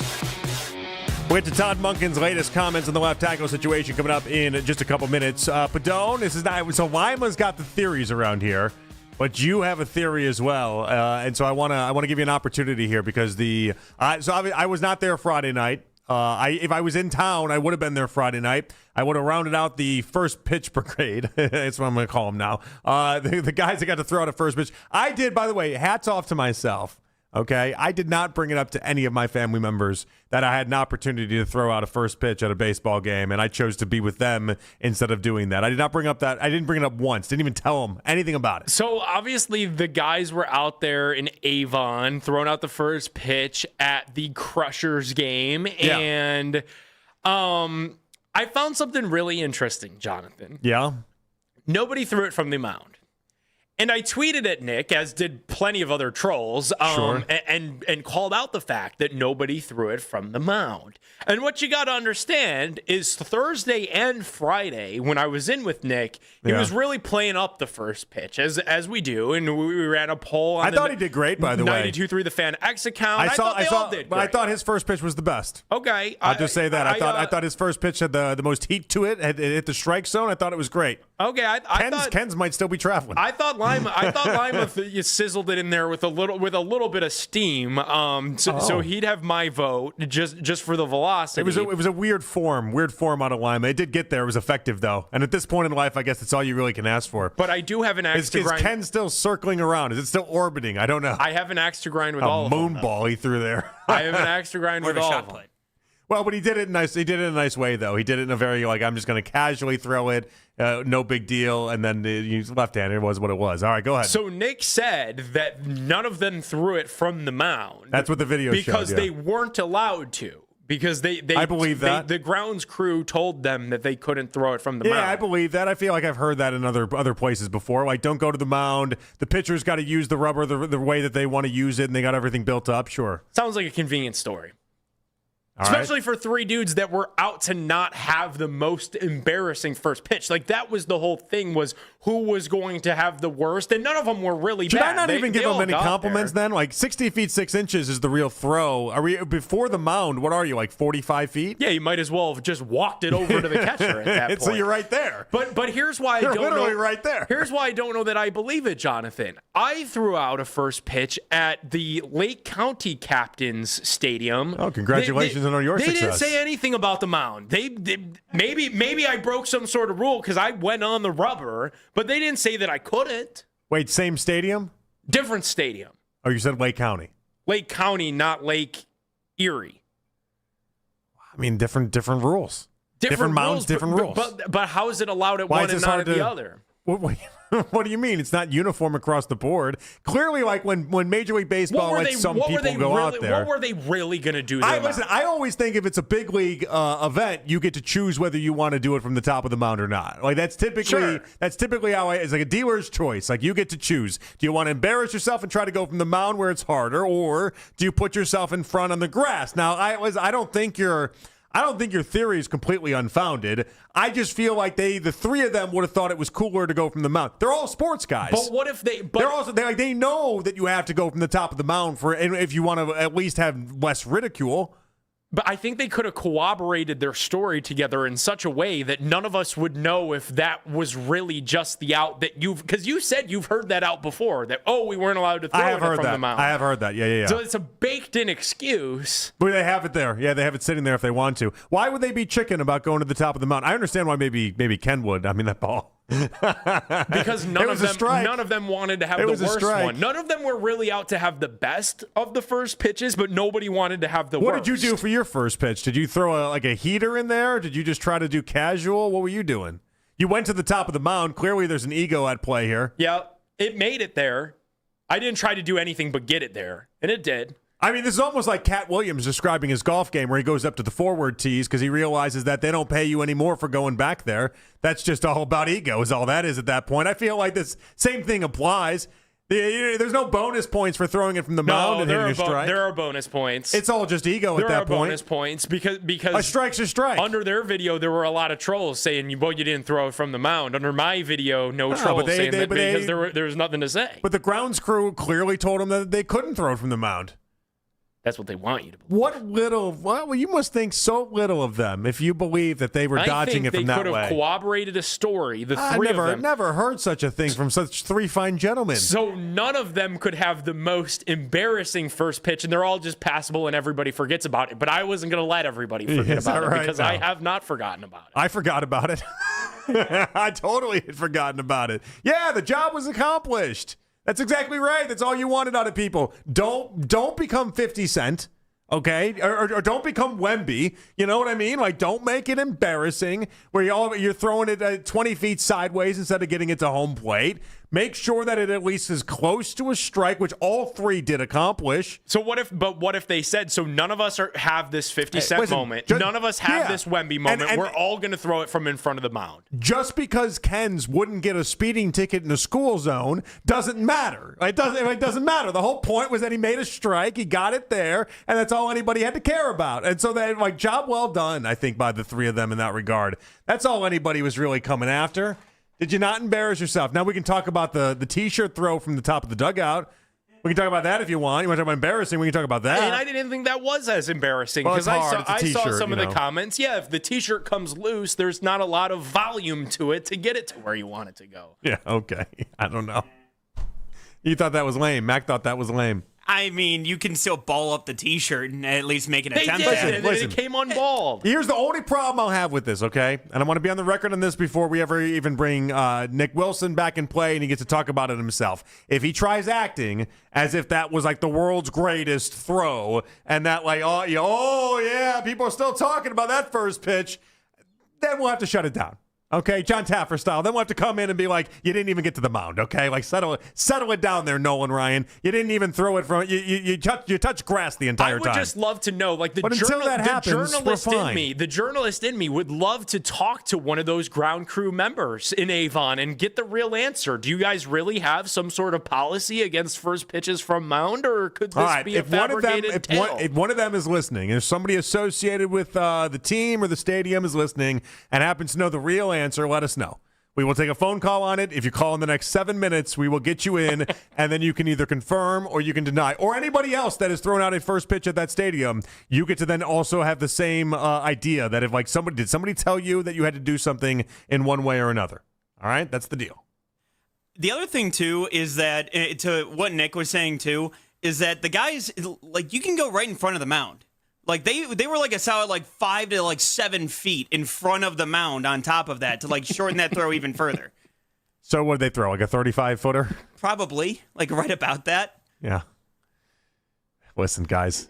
I think it was 30. I'm 37. I think it was premeditated. I'm 37, and I'm the youngest of the four people that we're discussing here, okay? I'm 37, and the three of them are all older than me, okay? And I there are certain times I can't lift my shoulder up high enough before it hurts. So if they have to get to a 35-footer to make sure that everything is fine, I'm not gonna hold that against them. I'm just making sure all of our I's are dotted and our T's are crossed, because I did see some of our listeners were questioning. Listen, I believe you would what go. What happened? I believe you did, you have, and I believe you would throw from the mound. It's but on that's video. not that's it's not on for video. every. Can I find it? Where can I find it? I reposted it the other day after theirs just to show that you are allowed to go on to a mound for a first pitch. Is posting it the other day 47 tweets back? Is that how far I'm going to have to go? Me, yeah. Yeah, for you. Yeah. It was. I want to find it, but I also don't want to scroll for the whole rest of the segment in order to find out, because I'd love to do I want to figure side by side comparison. Well, did you throw a strike or no? I say it was a strike. Sure. Oh, there's contention there, and whether it was even a strike. There was some debate afterwards. All right, I found the video. But this is pre ABS. Oh. There was no challenge. Oh, buddy. Oh, buddy. That is a zesty looking throw. Zesty? That is a zesty looking throw. Zesty? Yeah. How? Yeah. You look like a blogger. Let's put it that way. You look like a guy that's good at social media throwing that pitch. It was from the mound. Yeah, it was from the Can't from take the that mound. away from me. It's from the mound. I wish made it there. I wish I hadn't seen it. It was a strike. I wish I hadn't seen it. Is it a strike? Yeah, it might be going slower than Ken's moon ball, though. I mean, this ball, this is a. Oh, buddy. Oh, I wouldn't have retweeted that one on the timeline if I were you. Go ahead, Matt. Jonathan, we had a former member of the Crushers organization call in. Oh, see, I don't know that I want former. Well, he had said that the reason being is that it's turf, and so the mound around, like where they're throwing from on the mound, is turf. Yeah. And so because of that, because it's turf, then they would have to adjust things if they come onto the mound at that point. So they are not allowed, and even back when he was there, they were not allowed to go ahead and throw from the mound. So somebody called in and debunked it? Yes. Okay. Well, there's that. You sound crushed by that. I mean, it was an investigation. It was a 4-minute investigation. We had to investigate, and we've completed that investigation. On to the next. Okay. Job's done. I know we're not a show that lives online. Like we have callers that call in. If you ask a question like that, they're going to call in and they're going to give you an answer. It's like the fun thing about this in particular is that if you have one of those, you can really do this about anything in life. It's a dangerous power to have, Nick, is that you can do this about anything. You can be like, hey, so was that TSA random screening? Was that really random? Because I felt like it wasn't random. And then I'll get 12 different TSA agents to be like, yeah, that definitely wasn't random. I definitely did not like how much time you were taking, and you were not randomly selected, like my experience that happened over the weekend. There's more to that story, though. Okay, JJ on X saying that he threw out a first pitch at a Rubber Ducks game and was told not to even step on the mound. Yeah, I believe so forget about the rubber. Okay, so maybe they just run a looser ship in Lake County, and I was able to do whatever I wanted. They might. You and that zesty throw. They just let you do whatever you wanted. You keep calling it zesty. I That's don't think what it was zesty. There's no other way to describe it. It rifled in there for a strike. It did not rifle in. It might have BB gunned its way in there, but it's not rifle its way in there. All right, I want to play some Todd Monken sound for you. Todd was talking about whether or not Spencer Fano is getting first-team reps and where this all is going. Let's hear it. Spencer Fano will be with the ones at left tackle. We were already leaning that way, and then Saturday solidified it. I've been awfully proud of DeJuan by what he's done in the offseason to get himself into shape, and his body looks like it is. But at this point, Spencer's playing better. Now, once that happens, you're not only competing to try and, hey, maybe I could, if something happened, be the right tackle. Maybe I'm still competing there. And yet you're also competing like, all right, once that happens, I'm competing for a roster spot. I don't care how this had to happen. I'm happy that he's letting common sense prevail. You don't draft somebody in the top 10 of the NFL at a left tackle spot to then have him not play left tackle. Seriously, I tried to find instances where this happens. Broderick Jones is really the only one that you can even come close to thinking of. And Tomlin's got this weird you have to earn it mentality to all of his guys. Again, he's unique. It's one of a kind. There really is, in the past 15 years of left tackles being taken top 15 in the first round, 95% of them end up playing year one, day one, and Spencer Fano should be one of those guys as well. It would have been alarming if incredibly anything alarming other than Spencer Fano starting the season at left tackle materialized. And I've seen a lot of stuff, like maybe at some point in his career, if he transitions to guard and has a 10-year career at guard, still a great draft pick. Sure, okay, that works. I need to see him at left tackle, though, this year. Yeah, we have to find out. You just took him in the top 10. Like, I got to know if he could, because they've been looking for a left tackle for a little while now. Like, it's been a search that's gone on since Joe Thomas. And I just don't feel like this is the type of spot where the Browns have to be stubborn about it all either. And I got worried because, again, Tomlin, old school football coach. There's a lot about Monken that just screams very old school. Mm-hmm. When we talked to Coach Riz about it, Coach Riz loves how old school he is, reminds him of his dad in many ways, reminds him of the football team that he'd like, and which I think is great. There's a reason why those guys have success. I think that's great. But there are some things when it comes to this that you don't have to be as stubborn about. And when it comes to somebody like Spencer Fano, he doesn't have to earn it that way. He earned it in college and being drafted in the top 10. Now you get to start day one in the left tackle spot. What do you got over there? Nothing. I also got double confirmation that they do not let people throw from the mouth. I know. There have been a bunch of people. I know. That's how this works. It's all right. Investigation wrapped. That's why we do investigations. We would have had we never asked, we would have never had the You just answer. don't like to leave people on cliffhangers. You know, you like to get them the resolution. You like to get it resolved, and then we go Theory from there. debunked. See, I'm not. And Nick would say that's a flip flop. No, I completed a thorough investigation that needed to be had. Mythbusters isn't fun if at the end of the show they're like, "Geez, we don't know the answer, guys." Yeah. You want to know whether it's a myth or it's not. Now we know they really weren't allowed to go to the mound. There we go. I was proven wrong. In case we missed it, next right here in the Fan. What?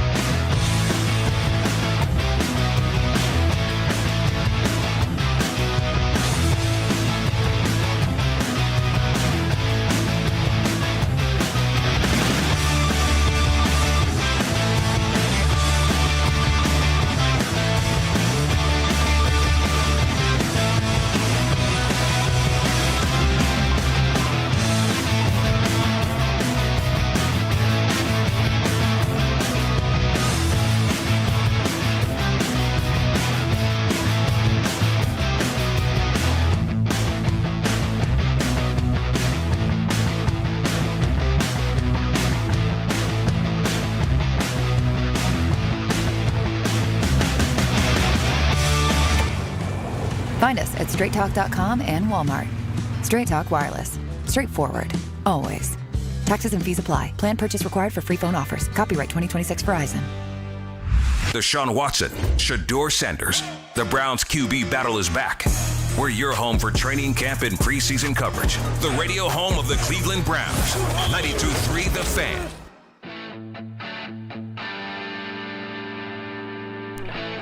Final segment of the show. It is Afternoon Drive. Odyssey Rewind. Go back. Joe DeLeon at 3:20. Coach Riz at 4:20. We did everything. We've done everything we need to do today, which is good. Browns preview show coming your way in 15 minutes. Taylon Green, one of the largest people either of us have ever seen. He'll be on there with Ken. So I don't know what Ken's going to ask him. I have no idea how that's going to all go down. Ken's a pretty big guy himself, too, by the way. He's somebody that I'm like, that's a big guy right there.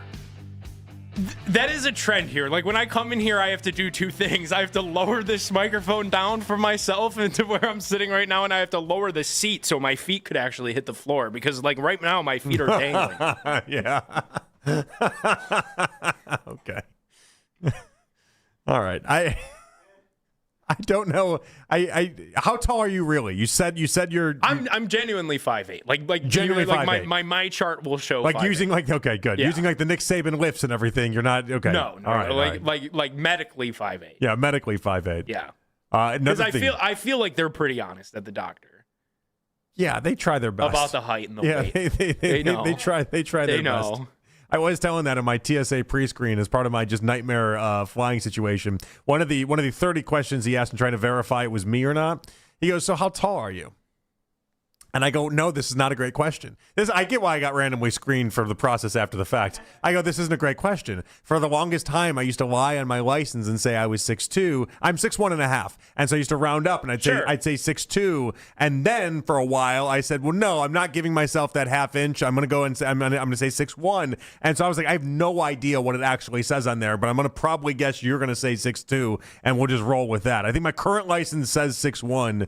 Because 6'1.5" isn't an option. I rounded down instead. You can probably look it up somewhere. My senior year of high school, my coach, would have to fill out like the rosters or whatever when we get to the games, tournaments, what have you. Yeah. He would put 6 foot next to me. So somewhere on some paperwork, it exists 6 foot. Your coach was practicing for big league baseball before the ABS stuff came into play. Everyone's 4 inches taller than they actually are. All right, let's get to in case you missed it. Alrighty, Jonathan. I don't know if you saw this. We definitely have not covered it. The Chicago White Sox will honor Tim Anderson's 10-year career at Rate Field on September 17th. They're going to wear the Southside jerseys to remember Tim Anderson and the 2021 AL Central Championship winning team. Was Tim Anderson like a great Chicago White Sox? I didn't really remember that. I remember him getting knocked out by Jose Ramirez. Right. That's how I remember Tim Anderson on the White Sox. He had a couple years there. People liked him. There was a stretch where Tim Anderson was pretty liked. I will never say beloved. It's certainly not worthy of, let's remember Tim Anderson and Tim Anderson. I think they're retiring the jersey, too. They're not retiring his jersey. There's no way. You're lying to me now. There's no way. Because there's so many great Chicago White Sox players that do not have their jerseys retired as is. I have to look up the list of White Sox players with their jerseys retired. Robin Ventura's his number is not retired. He was 23 when I was growing up. Ventura was fantastic. His number's not retired. So it's not. They're not. He announced his retirement after 10 years in the majors. And they're just having this night to honor him. They're not retiring jersey number 7. Listen, I'd give a night to anybody that wants a night. Okay, if you played 10 years in big league baseball and you played a decent amount with the team and you want to come back and have a night, okay, I have no problem with it. Who would be the lamest Guardian player that we can think of to come back and have a night? Jerry Sands. Lonnie Chisenhall. Yeah, like that would actually qualify under. But it's kind of, you know what this is? This would be, in many respects, I love Jason Kipnis. He's got a special place in our hearts. He's coming back. He's doing a lot of these games. He's great. If they came and said we want to do a Jason Kipnis night, I think we'd all be cool with it. We wouldn't turn around and be like, Jason Kipnis doesn't deserve of a Jason Kipnis night. No, we'd be like, that's fun. Jason Kipnis is fun. I think Kip is bigger than Tim Anderson, though. Maybe that's just a Cleveland bias. That's a Cleveland bias. He was only an All-Star twice, Kip was. Yeah, Tim Anderson was legitimately the face of the White Sox for a few years, though. Like legitimately, and Tim the Anderson number has one, been an all-star twice, too. The number one jersey that kids bought for those couple years. Again, it was some bad White Sox seasons and it's thrown similar. in there. There were a lot of Kipnis 22 jerseys for a lot of years in the 2010s. No, but he was never the main jersey. You don't think? No, he was never the pre-Jose, pre kind of existing at the same time as Brantley. There were a lot of 23. There were definitely times in White Sox history where Tim Anderson was the jersey. Now he fell off in such a bad way, and it obviously didn't materialize. But if you go through the stretch that he had over 8 seasons with the White Sox, that's worthy of a night. Are they doing a bobblehead or anything too, or no? It doesn't seem like it. It seems like it's just Tim Anderson night. So what does Tim Anderson night entail? Does Probably he just walk out? there. And, does he throw the first pitch? Does he go to the mound? I don't know. He better. They said it's just a special pregame ceremony. Is all that the White Sox. They're doing a ceremony. Like, I've been to Progressive Field when they've retired some numbers and unveiled statues. Like, that's stuff that warrants a ceremony. Either they bring out the chairs, they bring out a podium. Hamilton. I don't know how recently MCs you've been to Guaranteed Rate Field though, or the White Sox Stadium. They don't draw anybody. No, they don't. You got to do what you can. If they think anybody will come for Tim Anderson night, they will make it Tim Anderson night. Like that's how that stadium works. What day is Tim Anderson night?